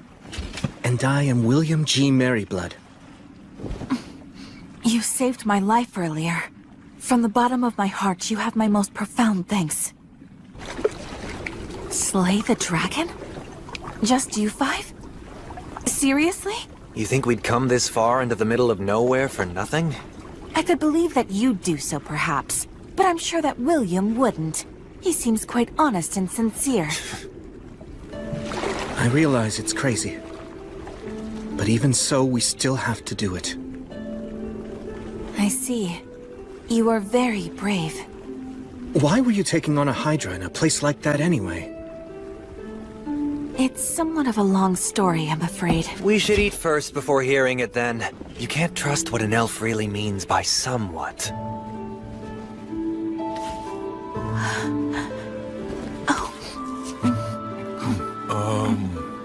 Is that okay? I just mean, I thought that elves didn't eat meat. Only some elves don't eat meat. The ones who don't have undergone a great deal of training to enhance their spirit qualities. This is delicious. You look like you haven't eaten in ages. Do you really not know what I was doing in that place? Don't you have even some small inkling? It's a proud elf's duty. They cannot abandon the weak. Isn't that right? Yes. They keep their numbers low that way. Even when there's not enough food, and not everyone can eat, elves would never dream of casting the sick or elderly aside. The young, healthy ones who can fight end up voluntarily leaving their own communities instead. That's exactly right. To banish those who are weak would be unthinkable. You're truly an elf through and through. What's that mean? You're mocking me? It's a compliment. Good grief. Elves never change, I see. So, Dinalind, do you think you could please help guide us to your village? If you're able to show us the way to get to the mountains, we'll help you in any way we can. You can call me Dine.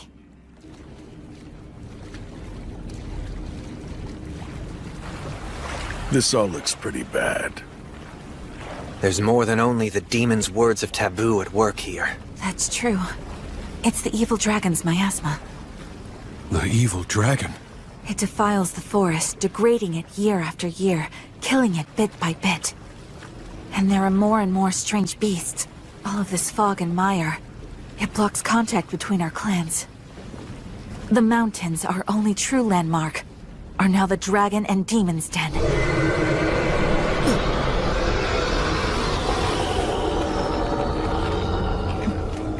That sums it all up.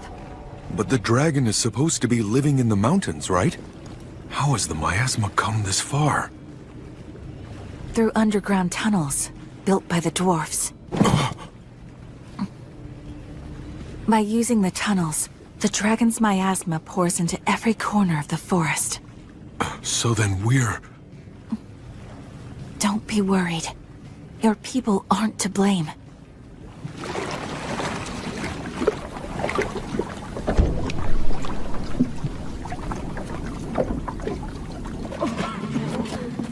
The powers of the Fae have weakened throughout this entire region. Because of that, the water, air, and food here have all been poisoned. Lothdor. The days when it was a beautiful land of flowers are long gone. So now, at best, it's the land of the half-dead. As a result, we never imagined heroes would come from the outside world to try to slay the dragon. Yet you came. Welcome to Lothdor. I warmly welcome you, you brave heroes. Please, allow me to heal those of you who are critically ill. Can we grant access to human strangers who've appeared out of nowhere? Can we really allow them to see our compatriots in their current weakened state? But these people... This offer has come from a warrior with most impressive weapons. Let me cure your cough. Wait, it should not be I. O Goddess of Light, hear me, Gracefiel.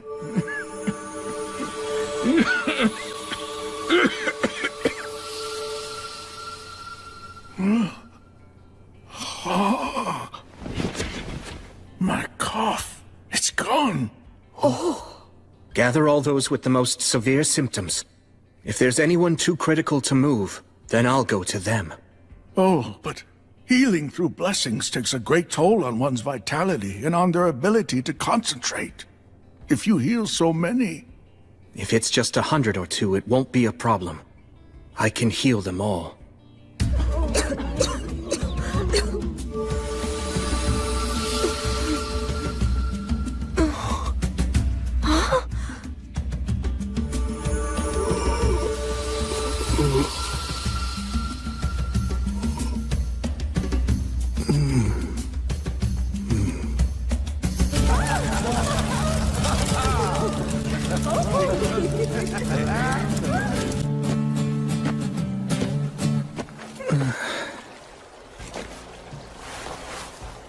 Goddess of Light.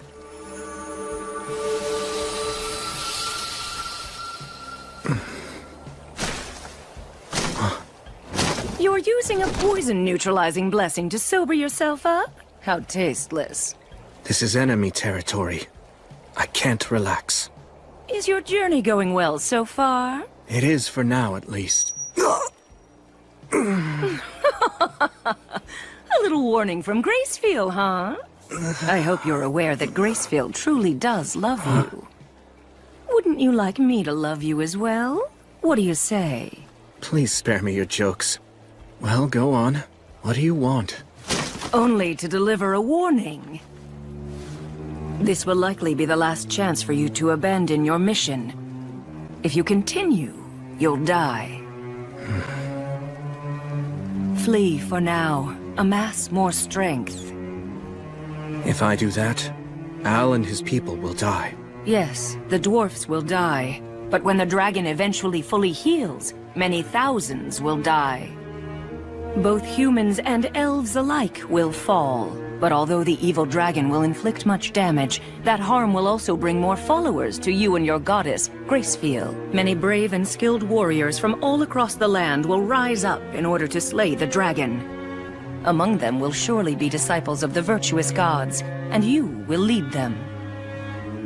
Gracefiel will have regained her power, and you'll earn her blessing.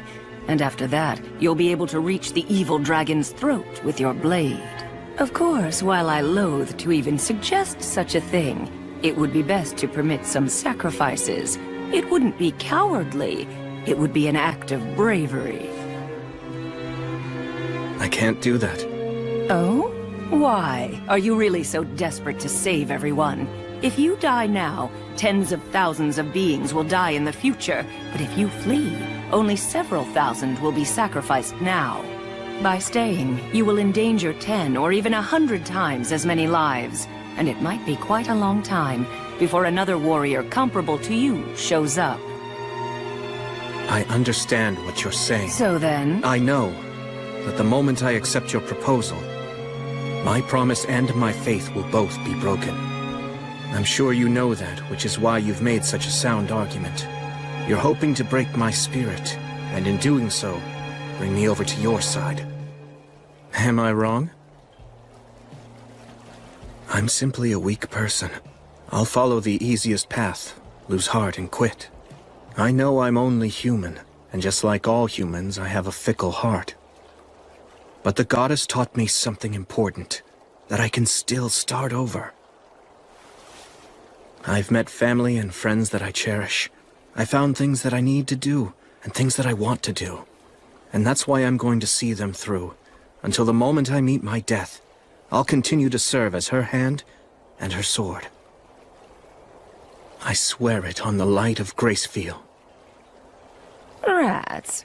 Seems I've failed to persuade you yet again.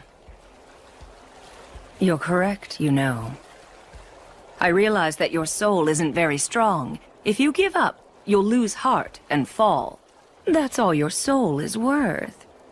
But despite that, you've turned my expectations on their head. You took me on and managed to defeat me. It may sound absurd, but that is why I consider you a hero. Quite a paradox. I never set out with the intention of being a hero. You acknowledge your own weakness, make it your reason not to quit. And so, even death can't deter you from what you believe in. And that's precisely what heroes do. I'm going to say it yet another time. Come over to my side and become mine, Paladin. Serve as my right hand. Together, the two of us will slay the dragon. We'll take down all heroes everywhere, destroy all the gods, and conquer this entire world. The both of us, you and I. Respectfully, I must decline. Besides, I'm aware that you don't like to see heroes fall from grace. I won't be swayed by your invitation, Stagnate. I'll continue to be your enemy. Because I respect you. Still, what a shame. You're going to die. The dragon will rip you apart. Very well then, my foolish, clever enemy. Farewell. Come on, just let me go already. I can't! I told you that I can't let you go! I see it's true that the elves of Ysel have no principles! Like a let's keep it all a secret Remirath elf can talk? Oh, just a lover squabble. Wait a minute. What exactly did you just say? Listen, we have no time to waste on something like love affairs. I guess that is true. Not at a time like this. Even I have that much of a clue. But another time? Then I'd say sure. I mean, she is pretty. Look, so what if I drop a slick compliment or two whenever I see her? That's just good manners. I guess I just don't get it. You really are just Ectocaco Niragamose! Is that so? Well, I'd say that you're an Onomaknak. Excuse me? The Lord of the Forest here. That's right. I should be able to heal him at least some. Oh, right. With the new abilities you have. No, absolutely not! Okay, look. You know, Menel really can be trusted.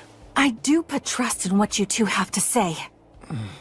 There's no telling just how many elves you saved last night, and for that I am grateful to you. Then why do you say no?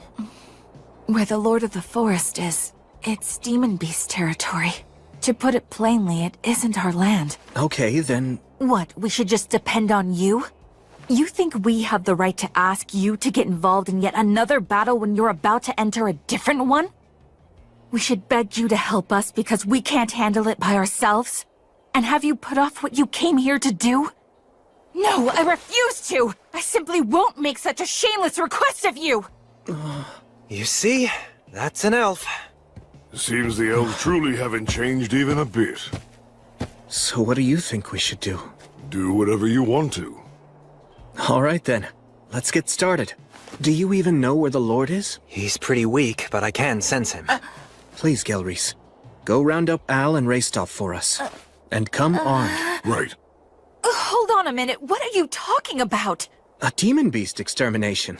But I just told you we aren't— But there's no reason to complain if we do it, right? And just so you know, a few magic beasts aren't anywhere near enough to defeat either me or him. All right, fine then! I'll go call for some of our best talents, and don't you dare leave on your own!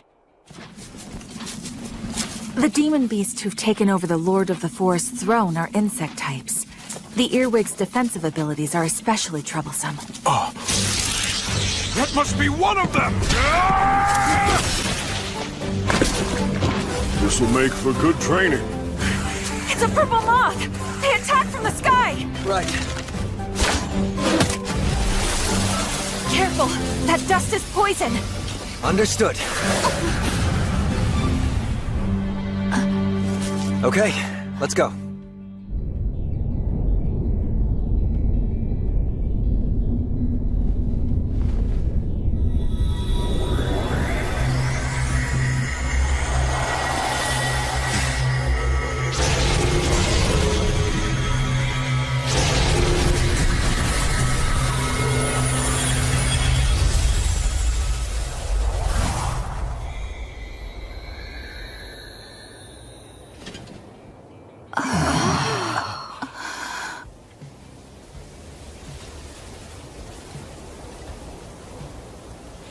Nicely done there.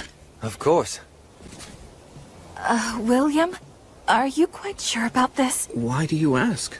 Well, it's just that if the dragon or the demons notice what you're doing... Yes, that would be bad. Well then... But still, if we ignore this and move on, then that would be worse. Al, Raystov, Gelreese, I'm sorry for getting you all involved in my problem. You don't need to worry about that. After all, the truth of the matter is, if it weren't for you, then we never would have been able to make it this far. The young master is absolutely right. Agreed. Nothing new there. I'm more worried about you. You're planning to charge straight in, right? Yes. What? Charge straight in? Could you please show me to the nearest underground tunnel entrance? One that leads to the Rust Mountains where the dragon is right now. If the enemy is going to find us, better sooner than later. I beg you, please. Very well then. I'll send someone back to inform the villagers. The rest of us will come along. We'll face the dragon with you. We can act as decoys or shields at least. I'm sorry. You're just too weak. We can't afford to take anyone who'll slow us down. After everything that you've done for us, you'll simply march to your death? Yes. How humiliating. Very well. We shall do as you say. But Dinalin, we must go! Yeah, all of this is just too... Would you add another layer to our shame by refusing to acknowledge our weakness? No matter how hard we may fight, right now we're simply too sick and frail. We are weaklings. This way. Follow me. You should have let me handle that. I couldn't. It needed to come from me. The West Gate. Never in my life did I dream that I'd ever come here again. This is it. This is the entrance to the Iron Country. So you're really going to continue on then? Yes. Pulsate et aperiatur vobis. Al, knock on the door. That is the signal. Sir Will. Are you sure I should be the one? You're the only one who has the right to open this door. You're the natural choice. Right.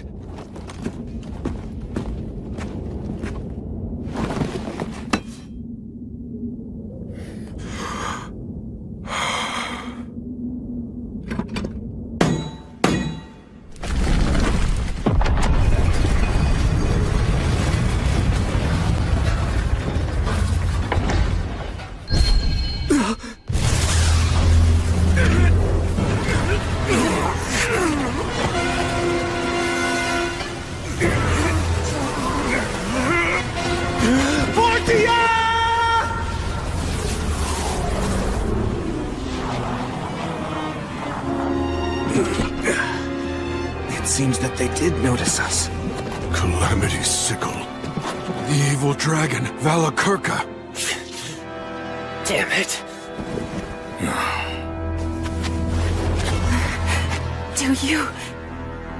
Do you really intend to go up against this? Yes. This is the reason we came. Lumen. We came here to reclaim the mountains. To reclaim peace. So we're going in. Wait! We won't forget our debt to you. We, the Elves of Lothdor, do hereby swear to our ancestral god Rhea. One day, we will return the favor that you've done for us. I shall pray for all of you, that the blessing of the virtuous gods and the spirits of courage will be with you as you go.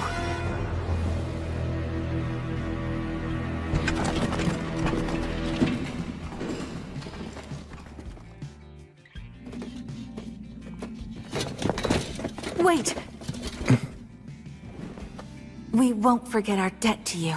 We, the Elves of Lothdor, do hereby swear to our ancestral god Rhea. One day, we will return the favor that you've done for us. I shall pray for all of you, that the blessing of the virtuous gods and the spirits of courage will be with you as you go.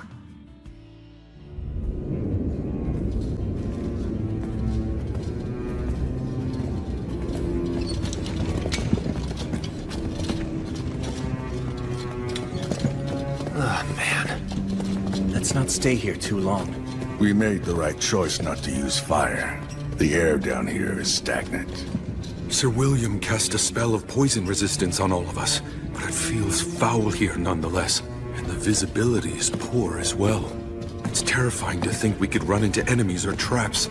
We shouldn't underestimate demons. Some crawl on walls and ceilings. Some even have wings. You should keep that in the back of your mind, but stay focused to the front and side. We'll post a guard on rotation, and take short breaks. Got it.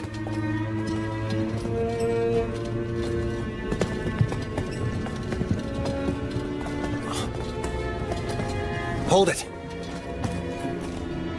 A trap. I'll disarm it. Do you know where we are in these tunnels now? We should be close to approaching the Hall of Stone. The tunnels diverge drastically from that point. We're all good now. Come on. Okay. I'm surprised. Yeah. We haven't been attacked by demons, not even once. So, that means that we were wrong about the dragon and the demons? They aren't working together? We can't say that for certain yet. Maybe they're all assembled in the Hall of Stone up ahead. Then they're just waiting there to ambush us. But if it turns out there's no ambush, it could mean that Al is right. Wait!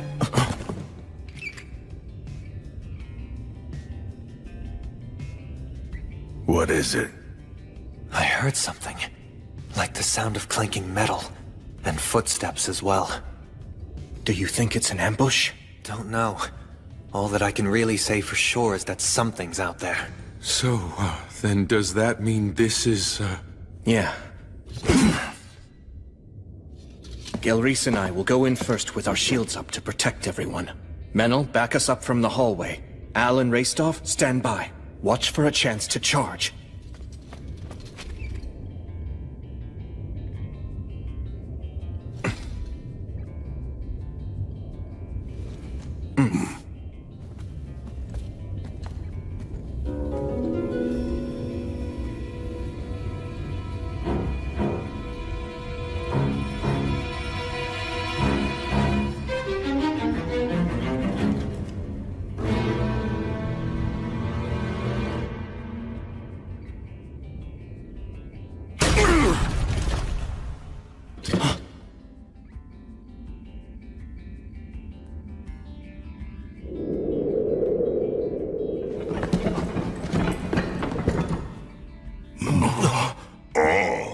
A couple dwarves. Humans and an elf, too. But I thought that Lothdor had fallen. Did this one escape? Don't worry, brethren. You're safe here.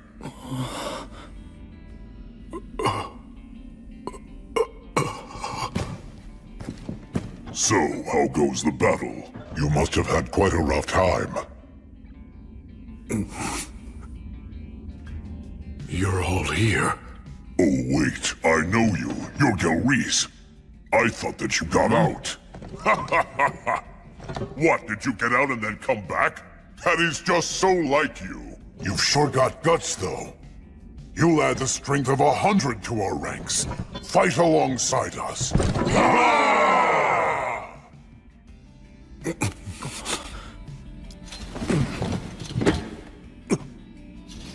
Al, you... I think that I ought to be the one to tell them.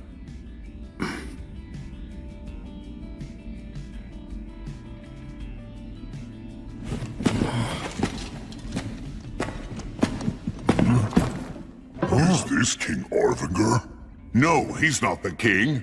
The king should still be in the throne room. My name is Vindolfer. I carry in me the blood of Arvenger, the last king of the Iron Country. The last? He's not the last. We're still here. The Iron Country has not yet fallen. This is a fine estacade. You have prepared well.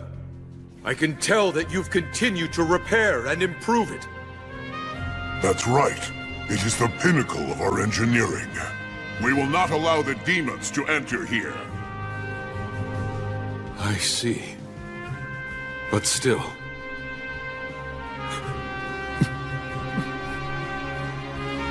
Despite all of this, the Iron Country has fallen. All of the warriors have died, and the great King Arvinger is dead. Lothdor tragically withered away, and the Iron Country is now the Rust Mountains. Demons and a dragon lurk here. No, that simply cannot be. The Iron Country. It cannot fall. You know it's true! Do not avert your eyes from the truth, brave dwarf warriors! It was my grandfather, Arvinger, who struck back at the evil dragon and took one of his eyes! A heroic act celebrated by the gods themselves! And now, I, Vindolfer, have committed to carrying on his heroism! I'm here with the heroes of the present day! It's true that the Iron Country has fallen, but I pray that all who are lost may now sit at the side of our ancestral god Blaze, as well as that of Gracefield, goddess of light. So I hereby take an oath, on the names of all the virtuous gods and our ancestral spirits, that no matter what, I will restore the Iron Country's glory. The kiln fires yet burn, and their flames will spread, burning away all the rust. Soon the Rust Mountains will be the Iron Mountains once again!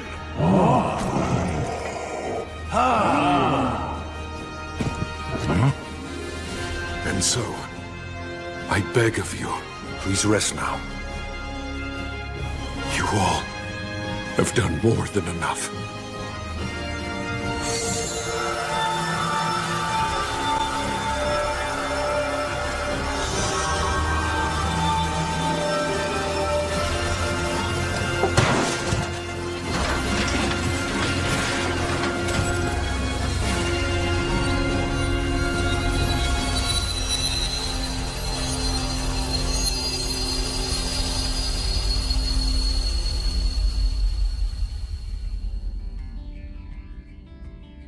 Good job. That was well said, young master. Now let's drive away the demons, and see to it you fulfill your vow. I'll make sure that I protect you even if it costs me my ancient life. I wouldn't exchange your life for anything. There's still so much that I need to learn from you. Such as about these mountains. And about how to fight. Who in their right mind makes pain-in-the-ass promises to rebuild an entire nation? Talk about dumb. Well, unlike the vows that you and Sir Will made, at least mine has an end in sight, so you know, yours is even dumber. But first we have to win, and then we have to survive. Yes. Sir Will, I'm sorry for the delay. Let's proceed. Your orders? You don't need to call me sir any longer. I can't very well make a king be my thane. But... No! You are still Sir Will! The peerless knight I admire. I respect you deeply. I see. Guess I can't stop you then. What you did back there was commendable. I'm sure that they all felt blessed as well. Right. But should I also feel somewhat grateful to the god of the undead, or shouldn't I? Well, just a little bit couldn't really hurt, I suppose. Yeah.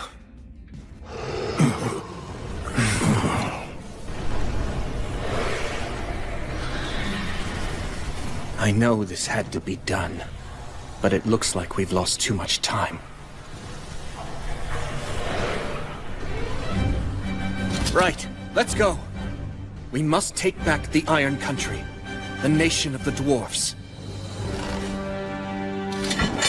I swear we shall, on the light of Gracefield!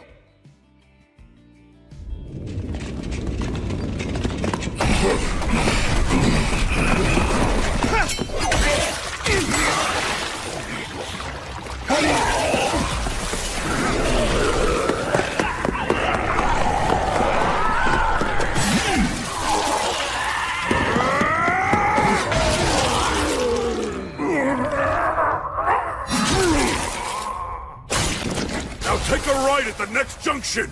Right! Well, glad to see none of our guys on the front line are holding back. Will, you good? Yeah. We're not getting much pressure from demons behind us. I can handle it myself! Covering our backs on your own, huh? I see you're as brilliant as ever. Nice job. I'm really not, though.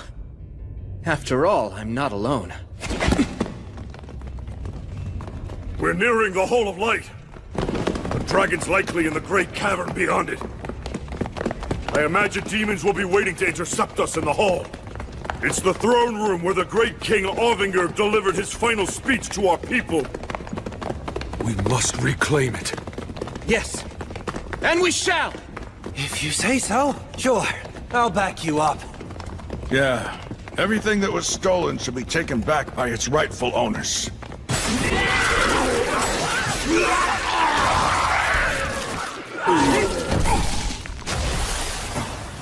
Is that...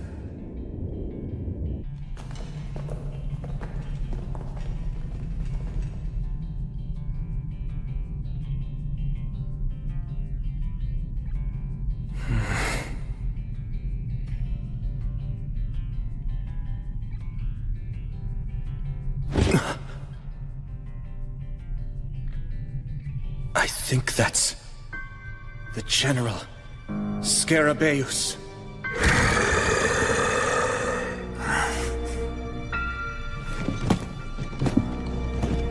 Sir Will, please let me handle him.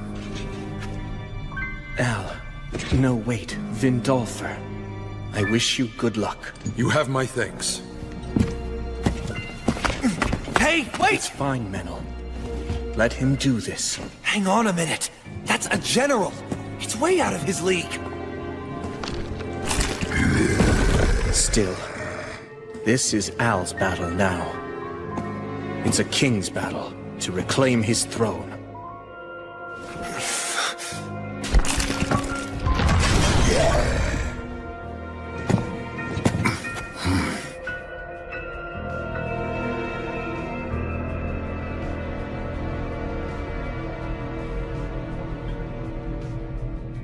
I don't like the look on its face. It is very strong. So you're just gonna let him die for some warrior's hang-up? You're not the only one who was his teacher, you know. Yes, but it's his choice. Even if we wanted to interfere, I doubt we'd have the chance. I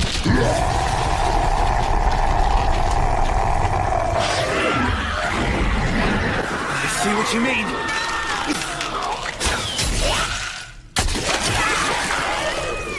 Hey, Al! If you can't handle it, just stay alive till we win! Don't die, okay? Right. Thank you for your kind offer, Sir Menel. But still, I'll win. I will defeat him. I swear on her light and on his flames that this denizen of the mountains will defeat you! Alakar Khosdo! Khosdo Emira!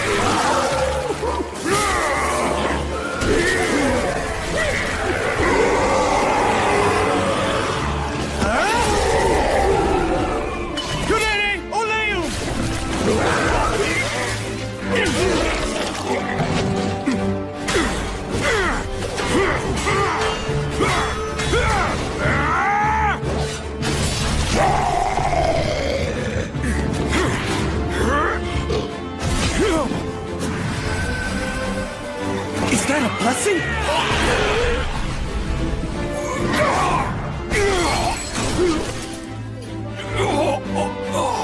I want to use words that erase magic, but... Damn it!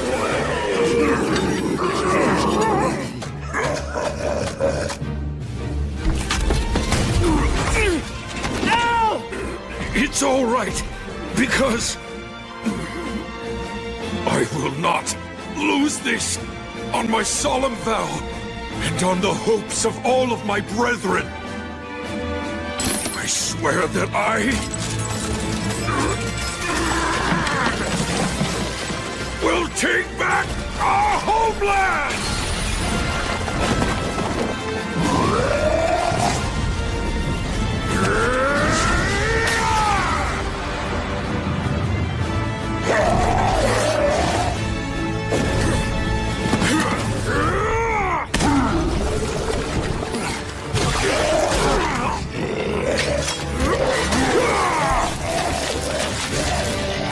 I'm going to take back everything you stole from us!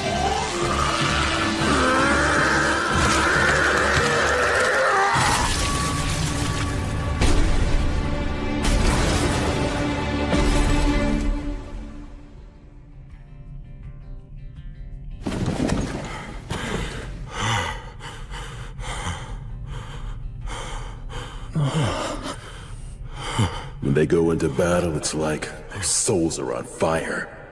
They have no fear of death. I've won! The enemy general...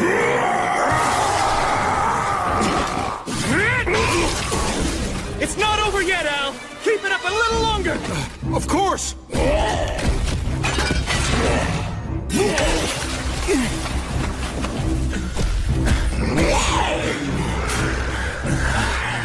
We're nearing our limit. This is their last commander!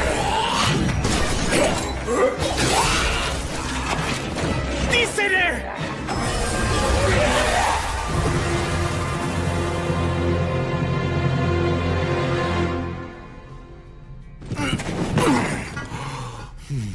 Now, Gilreese, you go stand guard first. Right. Let's heal you.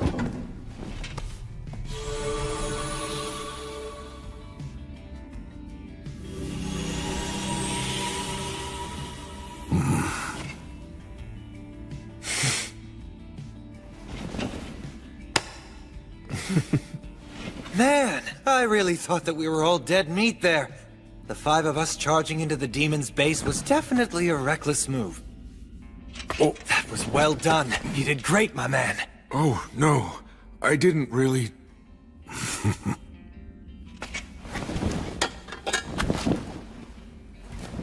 You did it. You took it all back. The mountains and the crown. Not quite. It's not done. I still haven't managed to take everything back yet, after all. Yeah, guess you're right. Although, as soon as I manage to finish things here, I would like you to be the one to put that crown on my head. Huh? Hold on, isn't that something that only high-ranking clergymen can do? You mean like you? Oh.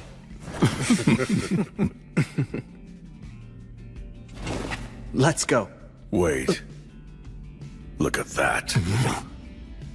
Scarabaeus' body is gone.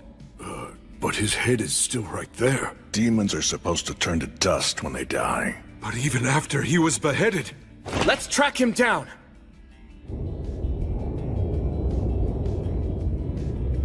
He's heading straight toward the Great Cavern. To get help from the dragon. He could just be wandering around blindly, his body moving reflexively. The miasma is getting thicker and thicker. Be careful, everyone.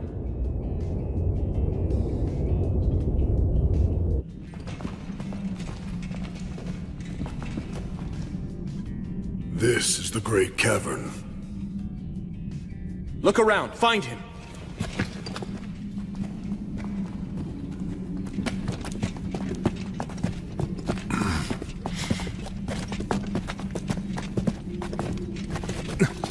That's him. What is he doing?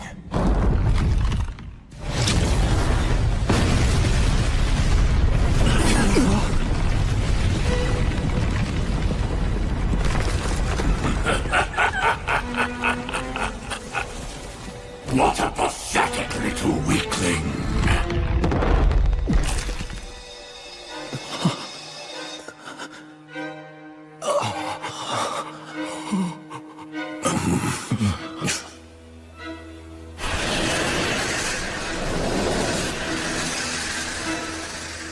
Greetings, all of you. I welcome you to my bedchamber.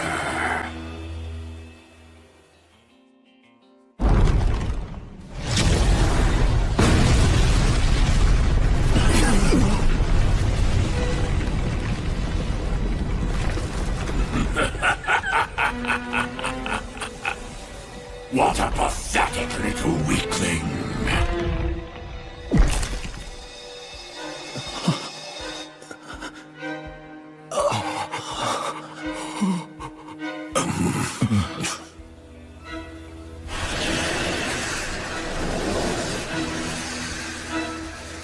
Greetings, all of you. I welcome you to my bedchamber.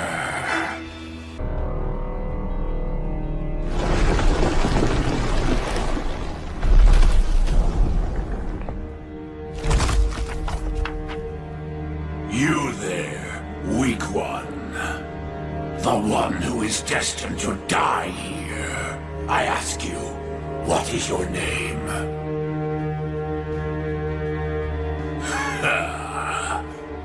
What's the matter? Won't you give your name? Can't you even speak? This is... an overwhelming predator.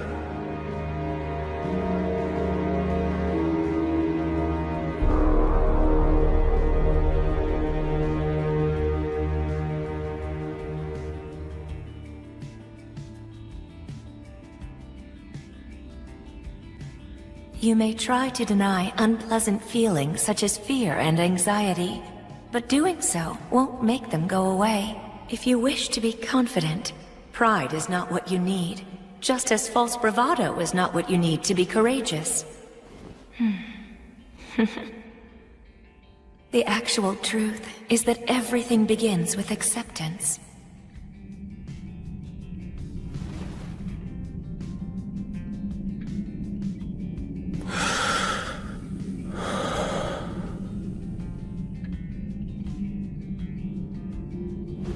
If you're going to ask someone's name, shouldn't you give your own first?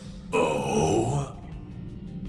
It seems that you are not merely another one of the lowly rabble who are only seeking to plunder.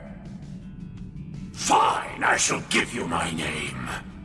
I am the Sickle of the Gods, also called Calamity's Sickle. I was born with the last flicker of a star. My life is eternal and everlasting. I am the Lord of Miasma and Sulfur, the brother of the lava. I am Valakirka.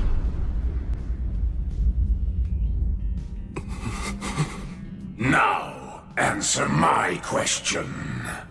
Who are you, small one? My grandfather was the Wandering Sage.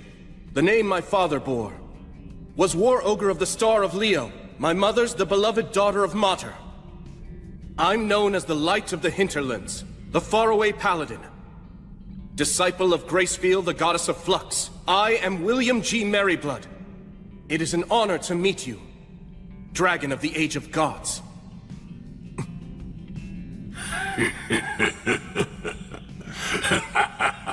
What serendipity! Such nostalgic names. Nostalgic? Had they been the ones who called upon me and established an agreement before the demons did, then perhaps we might have fought alongside each other instead of being adversaries.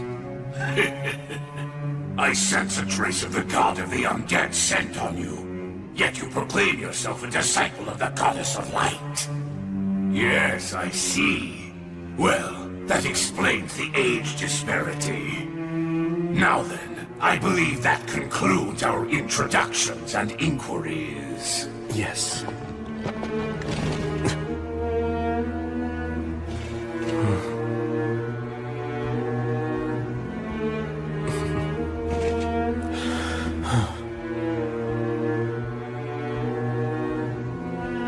Faraway Paladin. Do you wish to take me on as your servant? Why does that surprise you so? You and your companions destroyed the demons. You're a danger even to me, and that is inconvenient. Since that's the case, it's only natural that I would seek something new to depend upon for protection. Of course, I do have some ulterior motives as well. I'll have to ask for appropriate compensation.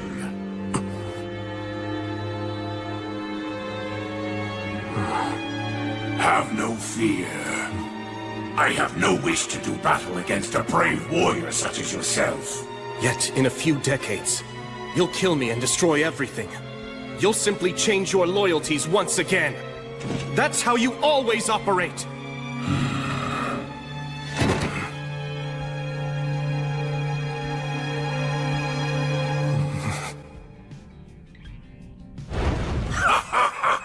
Splendid, splendid. You're completely correct.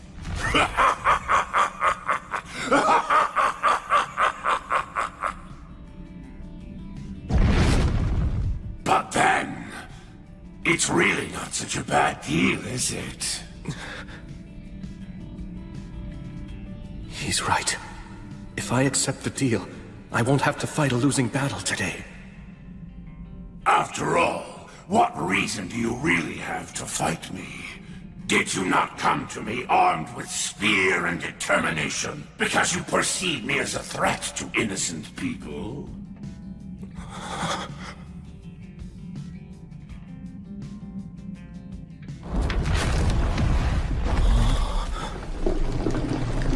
Look at me. Now I am no threat at all. I've bowed my head to you.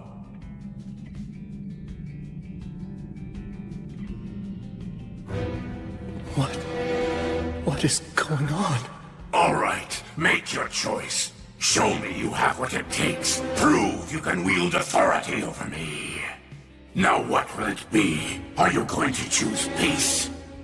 Or will you choose battle, even if it means your demise? You should be aware that I'm not a patient creature. Act now, choose quickly.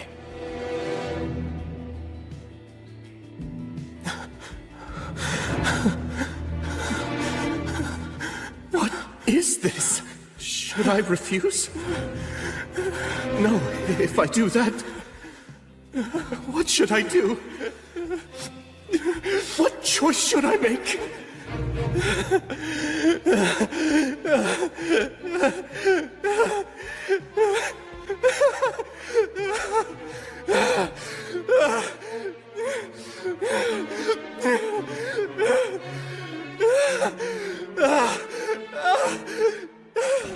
Someone...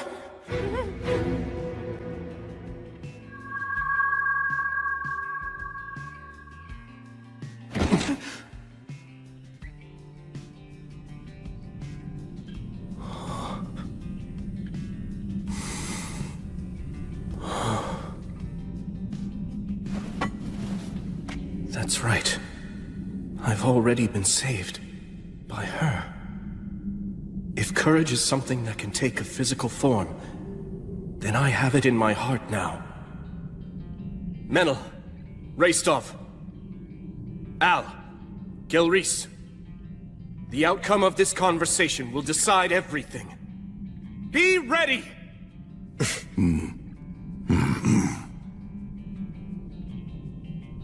So then, have you decided?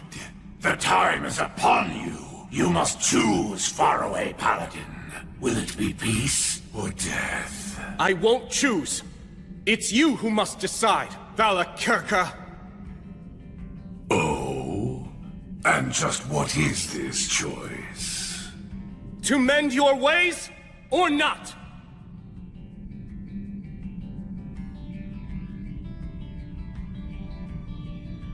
Let's be clear. The peace that you're speaking about, it's merely a limited peace between you and me.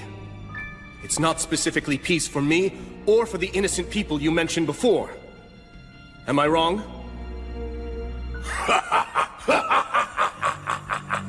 No, indeed, you're correct about that. In that case, I can only offer you one way out. Mend your ways! And just what am I supposed to improve? The extreme eagerness you show for constantly scheming and seeking conflict. If you swear to mend your ways and truly seek my patronage, I'll also take a vow. I'll swear to the Goddess of Light that I will protect you. And for as long as I live, I'll defend you from all who are hostile to you. That is how I operate. Well, decide now! Will you choose to improve or fight? Give me your answer, dragon!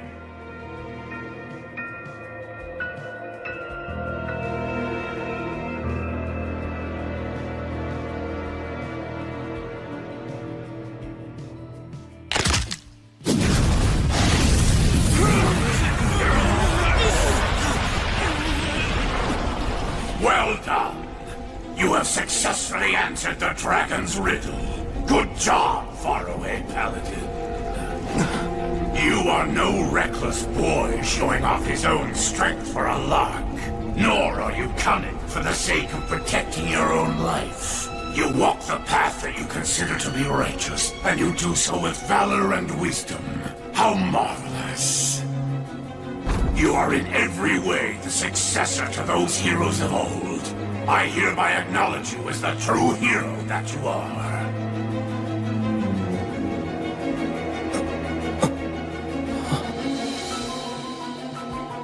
However, I refuse to meet your conditions. I won't change my ways.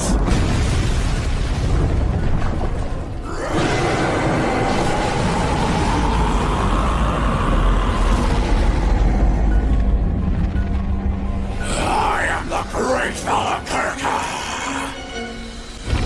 I am the sickle of the gods, also called Calamity's sickle. I am the lord of miasma and sulfur and brother of the lava.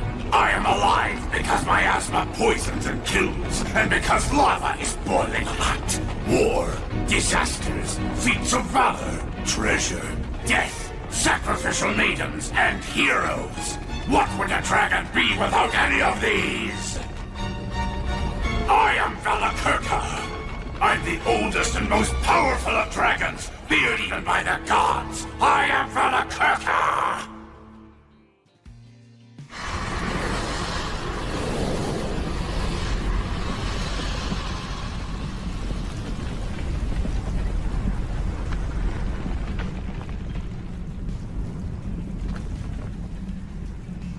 To the hero, and the warriors who follow this hero.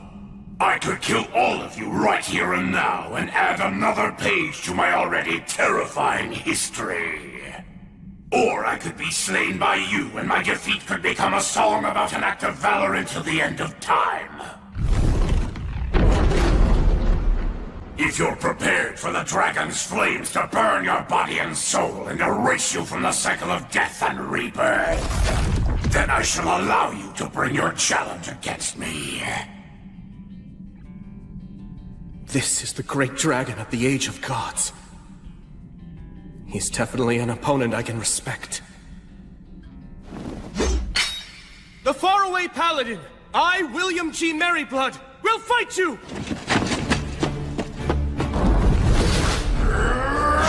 Acceleratio!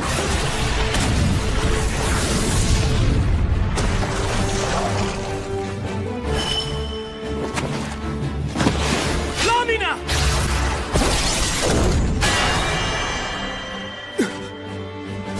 Dragon scales. If you really do intend to fight him, you're going to want to aim for his old wounds. Dragon scales are very tough.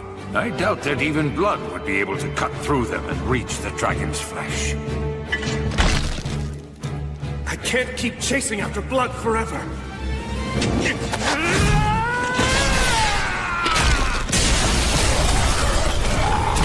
Acceleratio!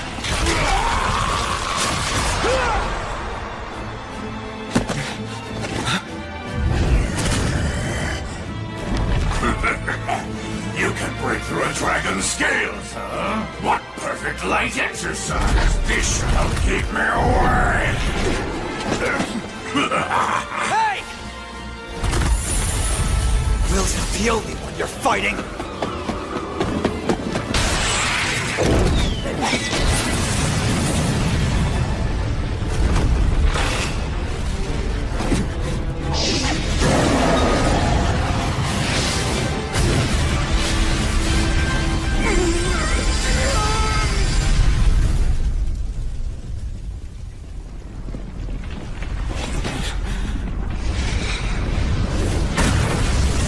Yes, I see. Very impressive teamwork!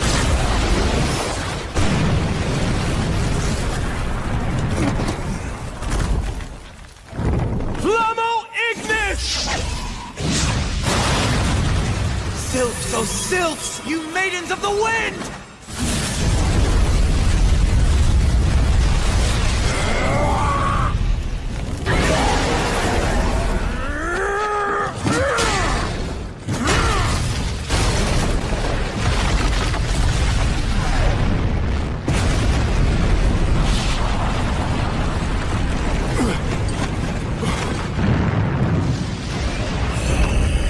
Right now! Legator! Notice! Obligatio! Conciliat Sequitur!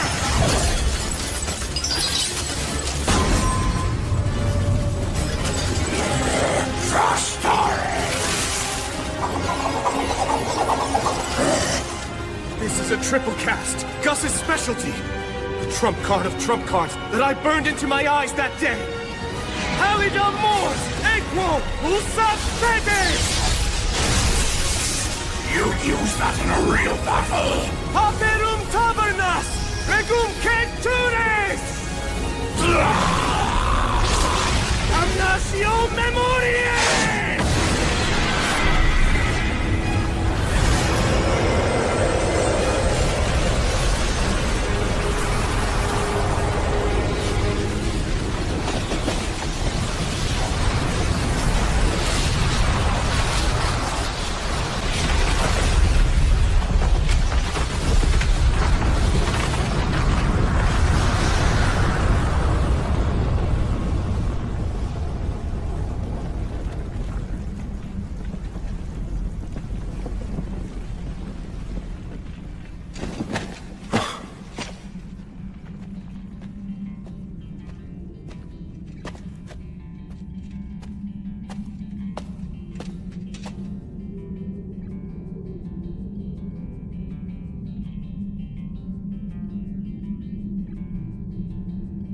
Did we win? Looks like it.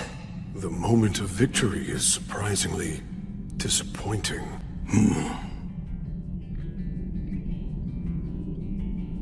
Huh? Hey, Will?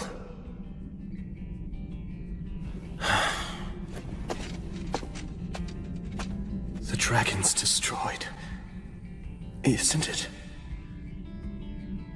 Yet, I don't feel certain of our victory. Not everything is resolved by a battle to the death. Sometimes you win by pure chance. And yet...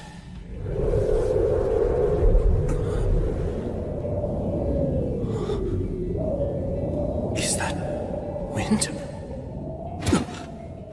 It's not over!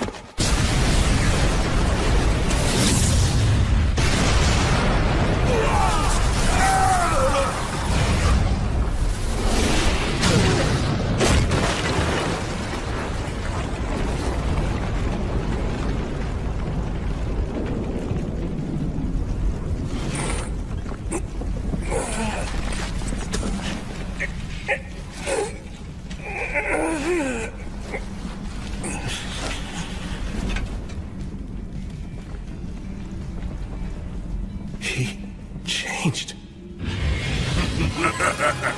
Precisely.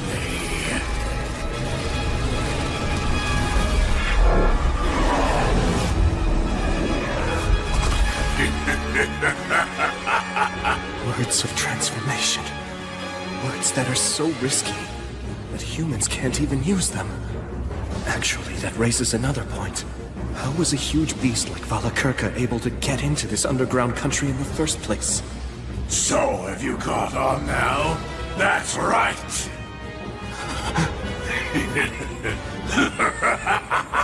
The words are all extremely well known to us dragons. Oh, I see. You'd hope that with the words of obliteration, you'd be able to erase even someone like me. That all you needed was for your aim to be true.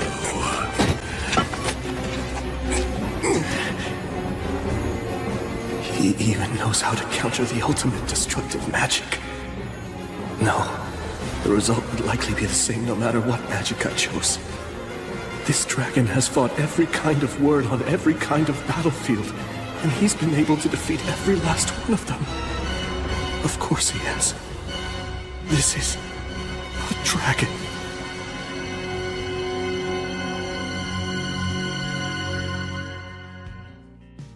This dragon has fought every kind of word on every kind of battlefield, and he's been able to defeat every last one of them. Of course he has. This is a dragon. Well now, faraway paladin. You fought bravely, and for that I commend you. Out of respect for the spirited fight that you've managed to put up thus far, I have an offer. Do you have any interest in serving me? I see that you're wise to my intentions, but I'm prepared to give you a justification. Should you refuse to accept my proposal, I'll burn your companions' flesh and bones, and even their very souls, till they're nothing but ashes. Thus threatened, you can say that you had no choice but to capitulate to the dragon to save your companions' lives. Well, it serves as a good excuse, doesn't it? I have seen many humans with that very same look in their eyes. Even if I were to threaten to burn you to ashes, I know that you won't bend or falter. I can see that you're still trying to ensure that your companions don't suffer such a fate, while you continue to search to find a way out of this predicament. But no matter how hard you might try, all of your efforts are completely in vain. Am I wrong? Although, there actually is one single way for you to avoid giving it to me. You need only kill yourself. You're loved by the goddess of flux, aren't you? So, all you have to do is simply cut off your own head. After all, the next world awaits you, right? And the next one after that as well. And the one after that, too. And even the one after that. You have an infinite number of chances, don't you? If you wish to prevent a tragedy for your friends, simply end your life. Like tossing a game board if you can't win. You can just tell yourself, not here, not now, next time. This isn't the right moment for me to fight. No way. I won't choose that. Very well, then. To be frank, if you don't place a higher value upon your own life than that, I don't want you in my service. All right, now choose. Will you side with me? Or will you fight me and in doing so, die? I can well imagine what would happen if I were to take your side. I simply cannot bow to you. Then your companions will die. We all came here prepared for that possibility. If any of us are lost, so long as just a single one of us survives to put a blade to your throat, that will be enough. But surely you see that you have no chance at all of winning this fight. Yes, I do. If I persist, use this blade, and strike you, thousands or millions of times, I'll win this battle. Am I wrong? Maybe you could, but only after thousands or millions of miracles come to pass. It doesn't matter how many thousands, millions, or even billions it takes. If I have a chance at winning, if there's even a possibility of keeping my promise, then I'll take it. So now, you'll see how stubborn I can be. Dragon Valakirka! Speak your peace, faraway paladin. I'll slay you. Right now! I'll strike you down long before you can. Fortis Vita! Acceleratio! Cadere Radium!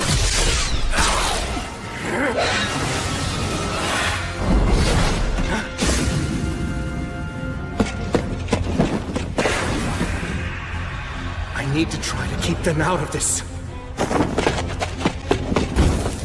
Verba Balanto! Tony Cruz!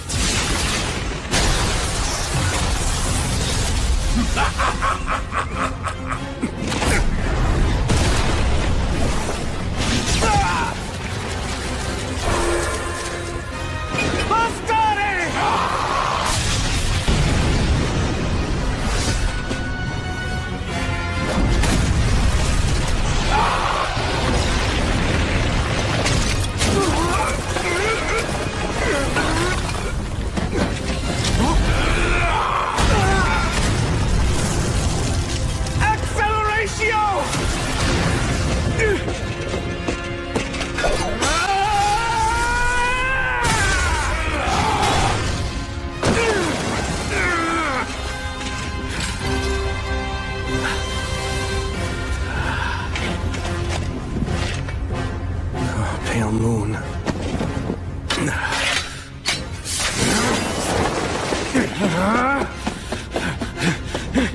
Valakirka's wounded all over, too. If I can just manage to stab him somewhere with Overeater and extract his life force. Truly a shame.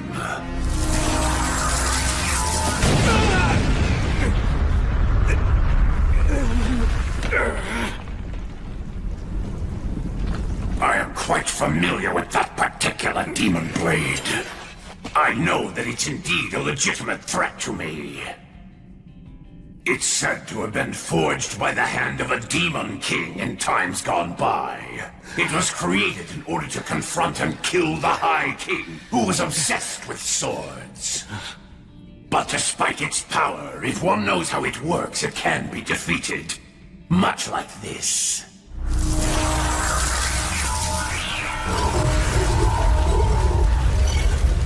I guess he has no intention of fighting at close range anymore. While I admit that this battle has been an entertaining experience, I have to confess that I never dreamed a mere human could make a fight as difficult as you've managed to make this one. Faraway Paladin, William G. Merryblood. My mana, it's already... And I commend you for being able to wound me as many times as you have. Were we merely taking this opportunity to test each other's skills, I might have been tempted to place a wreath of victory on your head for putting up such a tenacious fight against a dragon. Your strength genuinely rivals that of the heroes from the Age of the Gods. You are, without a doubt, a true man of power. A hero of the present age. However, this is no mere test of skill. It's a battle to the death. I won't make you suffer. At the very least, I'll allow you to die quickly! I swore an oath. I made a vow to the goddess!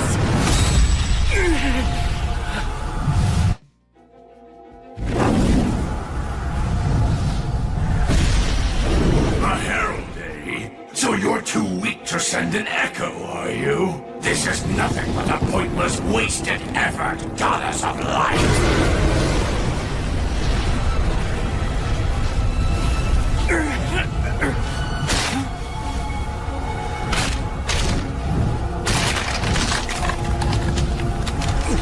Goddess! So you value your hero's life that much, do you?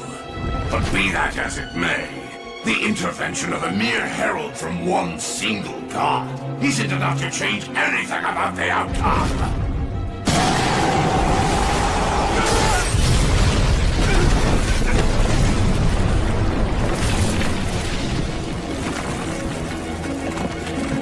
Paladin, you have proven yourself to be worthy, so I'll allow you to die by my breath.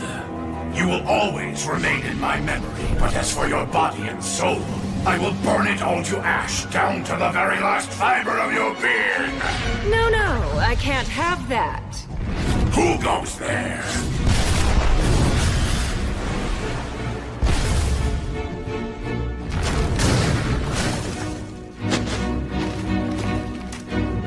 This hero is my prey. I've chosen him as my enemy. After having watched him fight, I'm absolutely certain about that. And I won't have him defeated by someone else right in front of me. The god of the undead here? Stagnate?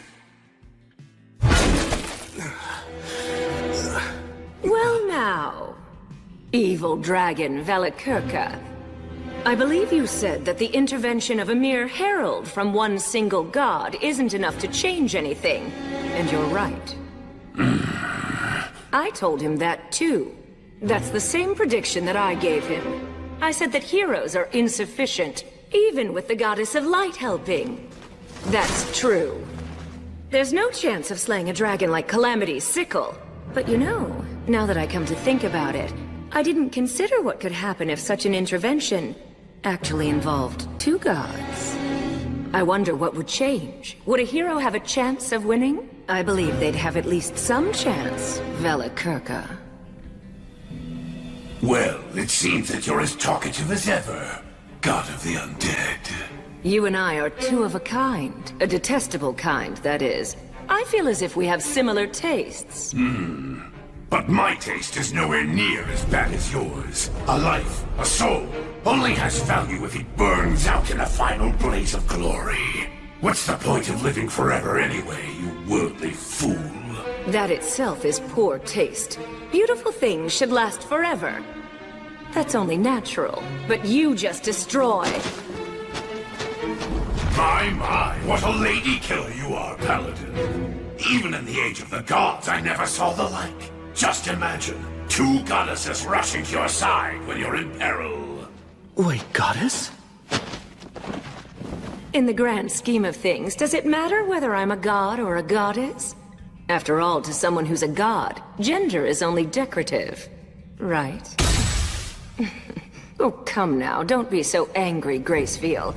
I mean, where's the harm in enjoying a little perk like this? What's that? Why now? Is that what you're asking me? Well, after watching such a furious battle unfold before me, I'd regret not intervening much more. You did your fear in a fight involving the great and powerful Velikirka just for a petty reason like that? Why, you pathetic, hero-obsessed hedonist! Yes, precisely. This strange paladin, this hero who's standing before you, I think he's worth going mad for. Now then, this battle hasn't reached its conclusion just yet. So tell me, do you still have the will to keep fighting, William G. Merryblood? Come now, my foolish yet clever enemy, Paladin of the Light. Uphold your vow. Hold your conviction steadfastly in your heart. You said before that you'd fight until the moment you fell over dead. Surely that wasn't a lie, was it? Guess I have no choice. I can't get out of this, huh? Valakirka! What is it? Remember what I said? I'm very stubborn. Indeed, you are incredibly stubborn. Was it this persistence of yours that made the gods finally take action? I admit, you're truly a hero. Very well then. It seems that the gods have given you their utmost blessings and protection, allowing a mere man to stand as an equal to a dragon.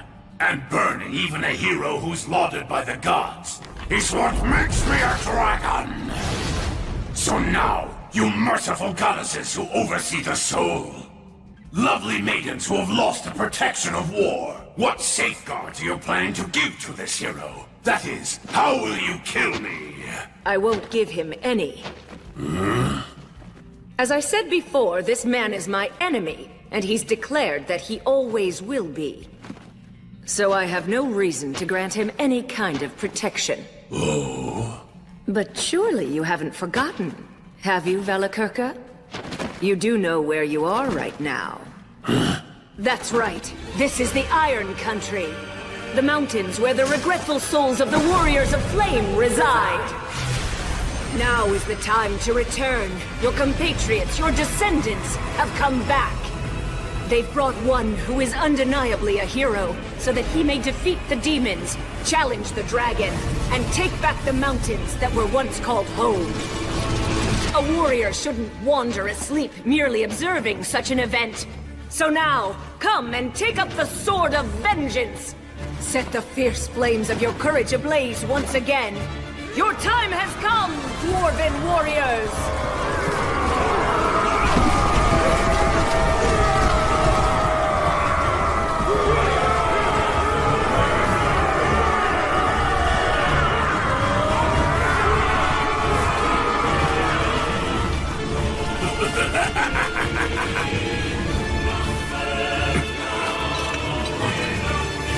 You guys haven't all become undead, have you?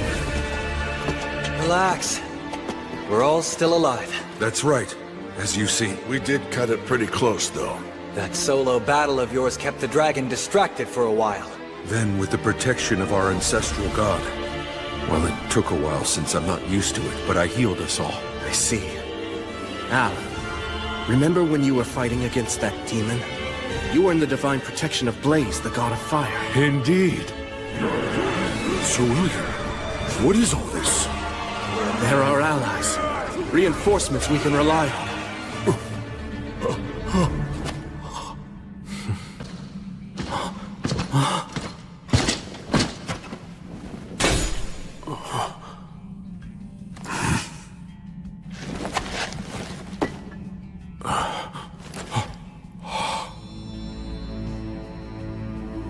Your grandfather.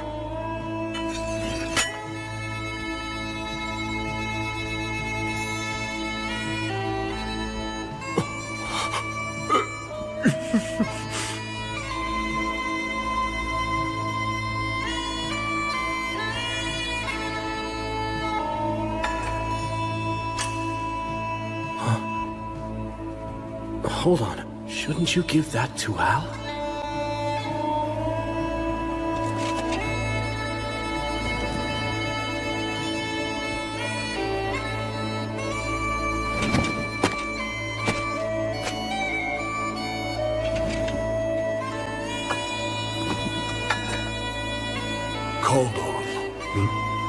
An enchanted sword handed down among the dwarves since the age of the gods. This blade took one of Valakirka's eyes. Hero of the light. Care for my grandson, and for these mountains. Please. Grandfather! Valakirka's flames burn everything, even souls. No way. Not yet. It's not over yet.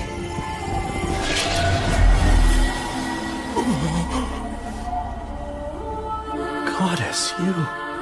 Hear me, all of you who cannot preserve your souls. You who've been burned by the dragon's breath and cannot return to the cycle of rebirth. You who were born into this world, lived well, and enjoyed life to the fullest, I bestow upon you this final blessing. If, even in death, even after your souls have perished, you still wish to pursue what is good and right, I shall guide you. Standing before you are the heroes of the present day. Gather within them!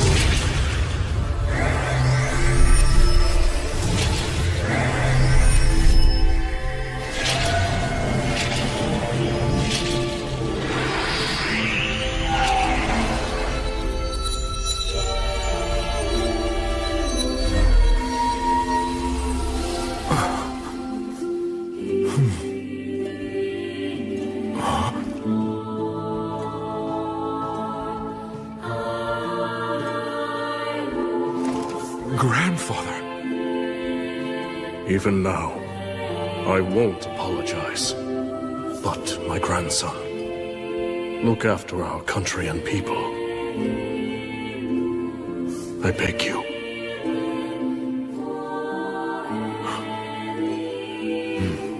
I will. You can count on me.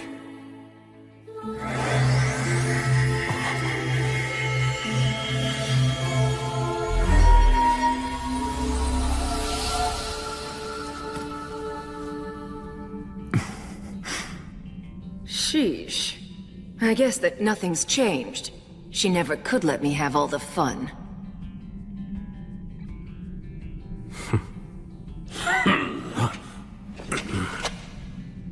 It seems that you're finally ready, faraway paladin. You weren't just being nice, were you? Certainly not. I merely like to let my wine age a little. Now that you've prepared and gathered all you need, you, the heroes, will come for me filled with hope, and I will crush you. And when I do, right when your faces contort in despair, that moment, that glorious second, is when I feel the greatest joy! Now come on, challenge me once more, faraway paladin! Which will it be? Will I kill all of you and add a new entry to my long history of terror? Or will you slay me instead and go on to be celebrated forevermore for achieving such a tremendous feat? The time has come. Let us finish this battle! Here goes. Yes, I order you once again. Go. Slay the dragon, and keep your promise to me, my knight. On my sword, and on the light, on the souls of the warriors that now dwell within my chest, the evil dragon will die! I will slay him! Slay the dragon, and keep your promise to me, my knight. On my sword, and on the light, on the souls of the warriors that now dwell within my chest, the evil dragon will die! I will slay him!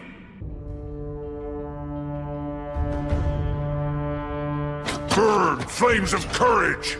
It's time for retribution! Evil ends now! Bellator! Bellator! Fortis! Fortuna! Aduvan!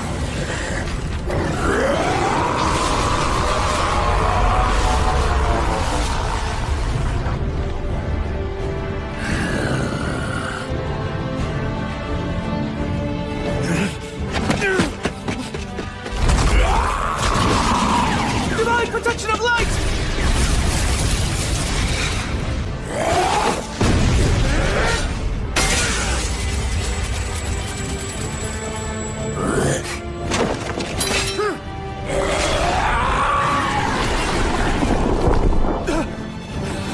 I'll crush you! Will, no! Sir Will!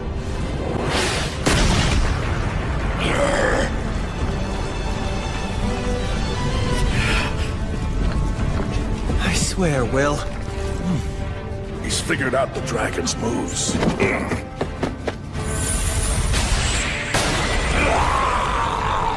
That comes with a bonus, Hydra Venom.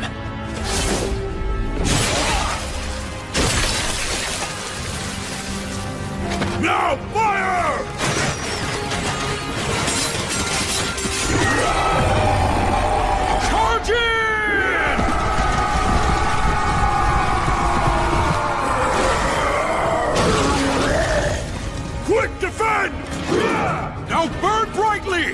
flames of courage!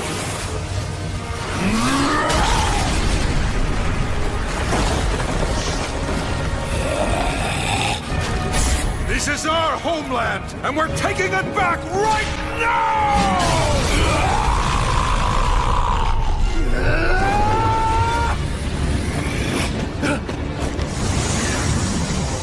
I didn't want to have to do this, since it will also harm my treasure.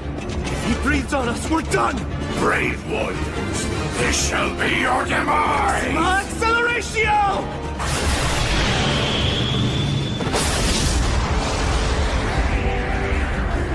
Solus Ortus!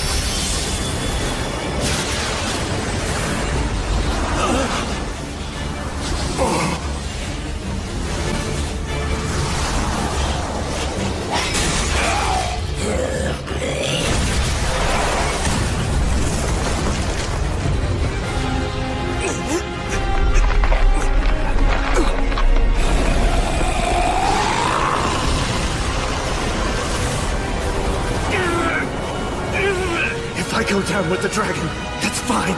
You must not give up.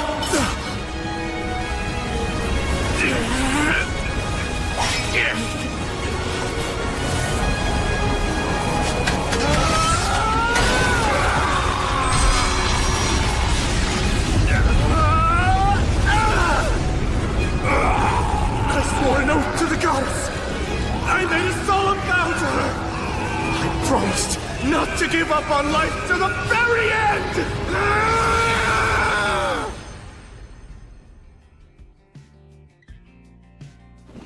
Will! Hey, Will! Please, Sir Will! Hold on. Am I? Come on, speak to me. Will, are you all right? I'm just fine. Menel. You shouldn't get up yet. I feel really good for some reason.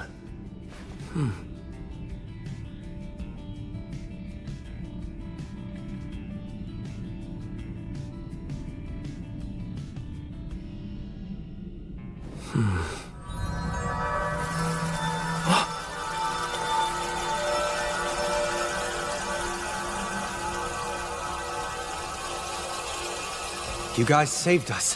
Thank you all very much. We appreciate your help. Farewell to you, my comrades, my ancestors.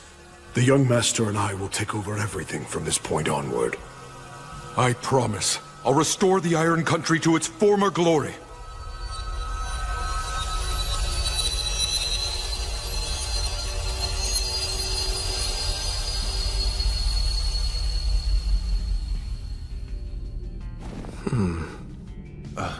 What's wrong? My body. Something feels strange. Yeah, I'm sure it does. Do you know how many times that dragon turned you to charcoal? You need to rest, Will. Oh, no. I don't mean like that. What? Huh? What's this? You absorbed the dragon's life force through that demon blade. It's obvious. The dragon's breath burned your body and soul until they were red hot. It tempered you, and then his blood hardened you, just like forged metal. What? To put it plainly, Valakirka's dragon factor has interwoven itself deeply into your body and soul. Ordinary blades will no longer be able to cut you, and weak words will feel as if they're nothing more than a light breeze on your skin. Oh, However, your new condition increases your animal nature. Don't let this power make you arrogant. Make every effort to keep the dragon factor quiet. If you don't, then it will only bring you to ruin.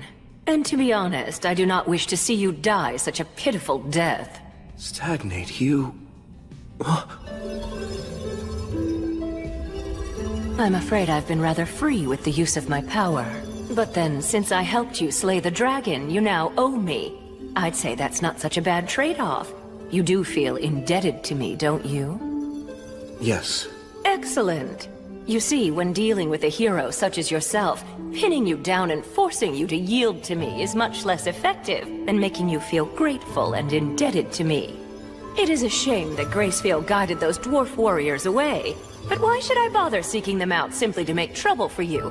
When asking for nothing and simply making you more and more indebted to me will prove more profitable later on. That's exactly what scares me about you.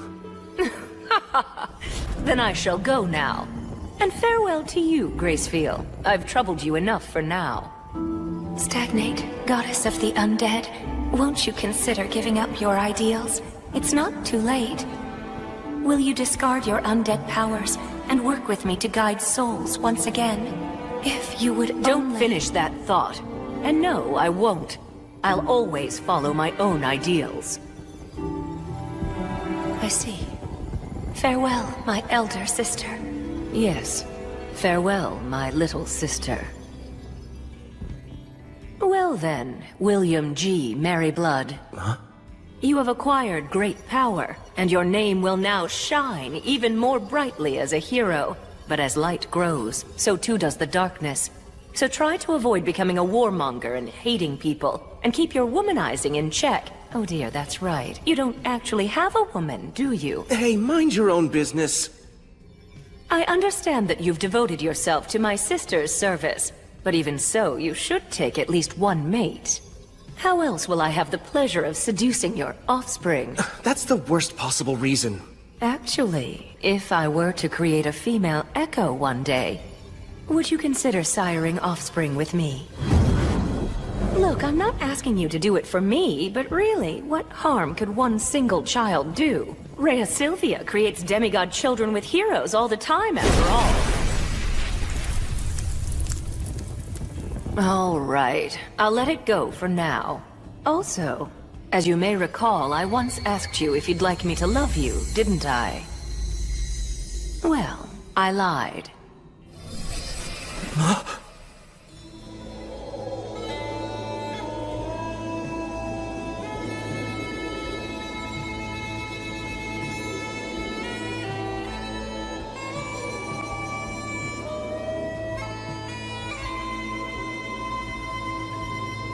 Because the fact is, I already love you, William G. Merryblood.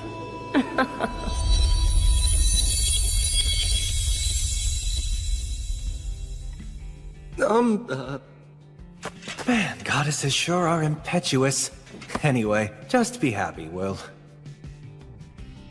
My knight, and all of you heroes, you've done well in your goal of slaying the evil dragon. Splendid work. I still can't believe we won. I shall reward your efforts. If there's anything you want, you need only speak it. A wish? If I may, please, Goddess of Light, this area is full of the dragon's miasma. Can it be expelled from the mountains and Lothdor? Now that the evil dragon is gone, this request can be granted, at least to an extent. Well, if that's the case, then please, I beg you to purify our homeland. Yeah, I'd like to ask for that as well. Gotta think of Dina and her people. And I shall also make the same request of you for the sake of my fallen compatriots. I'm fine with that too. Just being able to fight the dragon was enough for me. Add my name too. I request your purification and blessing. Very well. I have heard your wishes.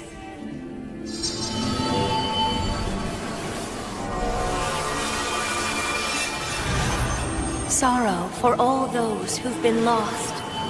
Blessings upon those about to be born. May there be peace, prosperity, and joy all across the land.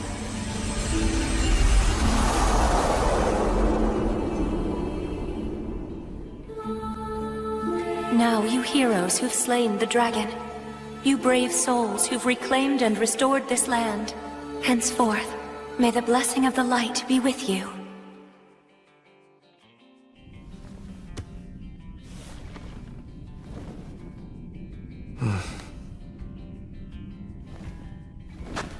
Let's clean up here and head home. Right. But you should get some rest, Sir Will. We can handle the rest. Oh no, I can't— Listen, just rest, damn it. Seriously, you're way too reckless, you know that? That's for sure. I didn't expect for you to take a swing right then. Though I will say it was a brilliant stroke. I don't think I'll ever forget that flash. It was as bright as sunlight. We must celebrate this win at home. Sounds good. We can invite the people of Lothdor and have them play music for us too. That sounds wonderful. We can have food and drink as well. You know, I bet that Tonio and Bee have the whole thing prepared already. We can celebrate all we want. Yeah, I'm really starting to look forward to this.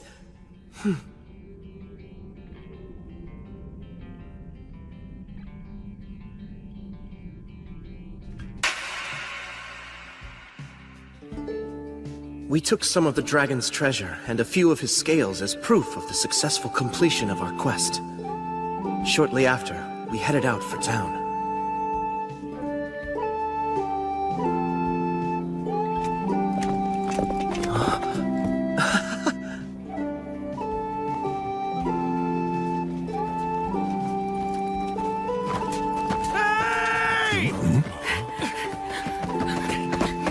So you're all safe? Well, yeah. I mean, can't you tell? I heard the dragon's roar and then all was silent. Soon after, a strange fire spread across the land and the entire area was cleansed. Sincerely, I'm so glad.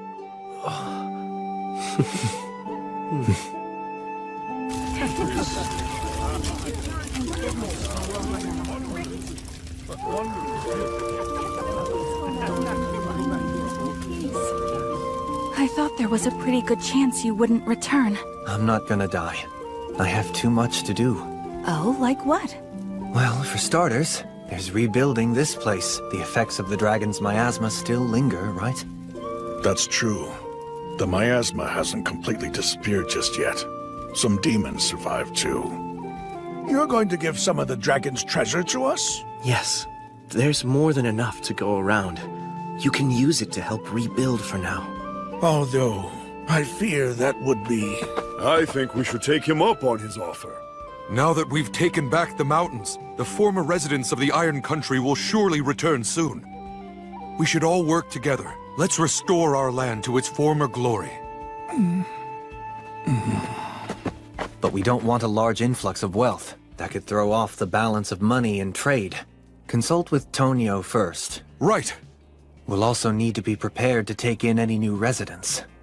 Looks like we're going to be busy for a while. I don't really want to do this, but guess I should drop by the forest where I was born. I can ask them if they'll send over some skilled folks to help us out.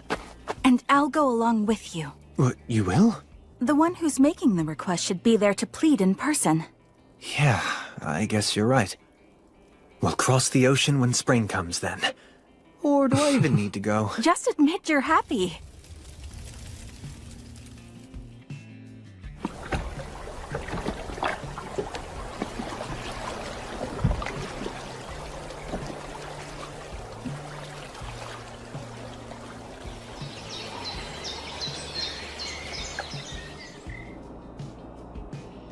Hey, Gus! Hello, Wandering Sage! Oh, you're all here. You mean you didn't die? The flow of your mana seems quite odd. A dragon factor? You nailed it.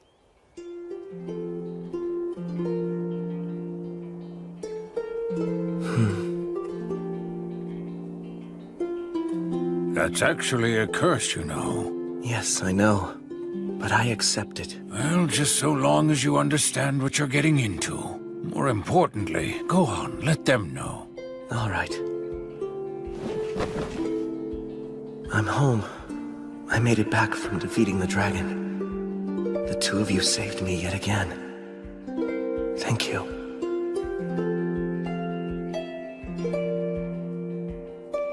Allow me to return the weapon that you lent me. No need. Just keep it. I have no use for it.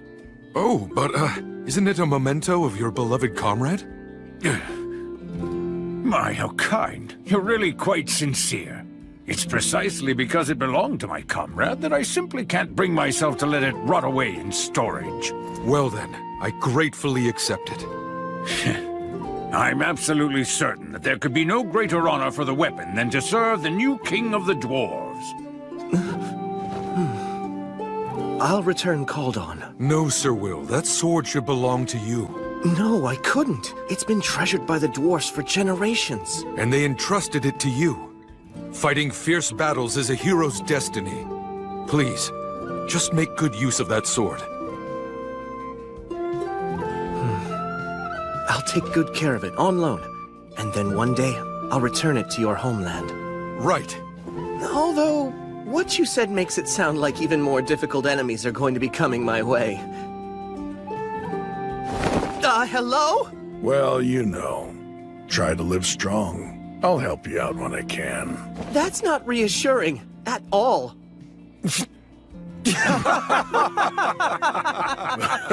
Jeez.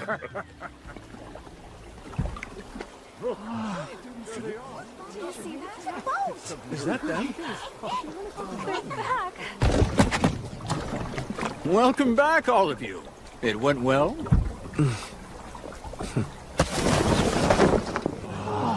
Never seen anything like that. Wow. Incredible. We've slain the demons in the mountains. And as for the evil dragon Valakirka, we slayed him too.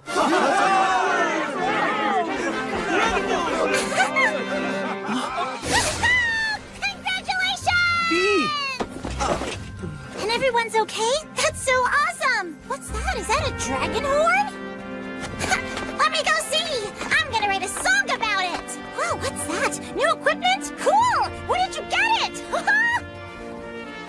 Young master, you've grown into quite a fine young man. There are so many things I want to tell all of you about. About our Iron Country home. About its courageous warriors. And also about our great king.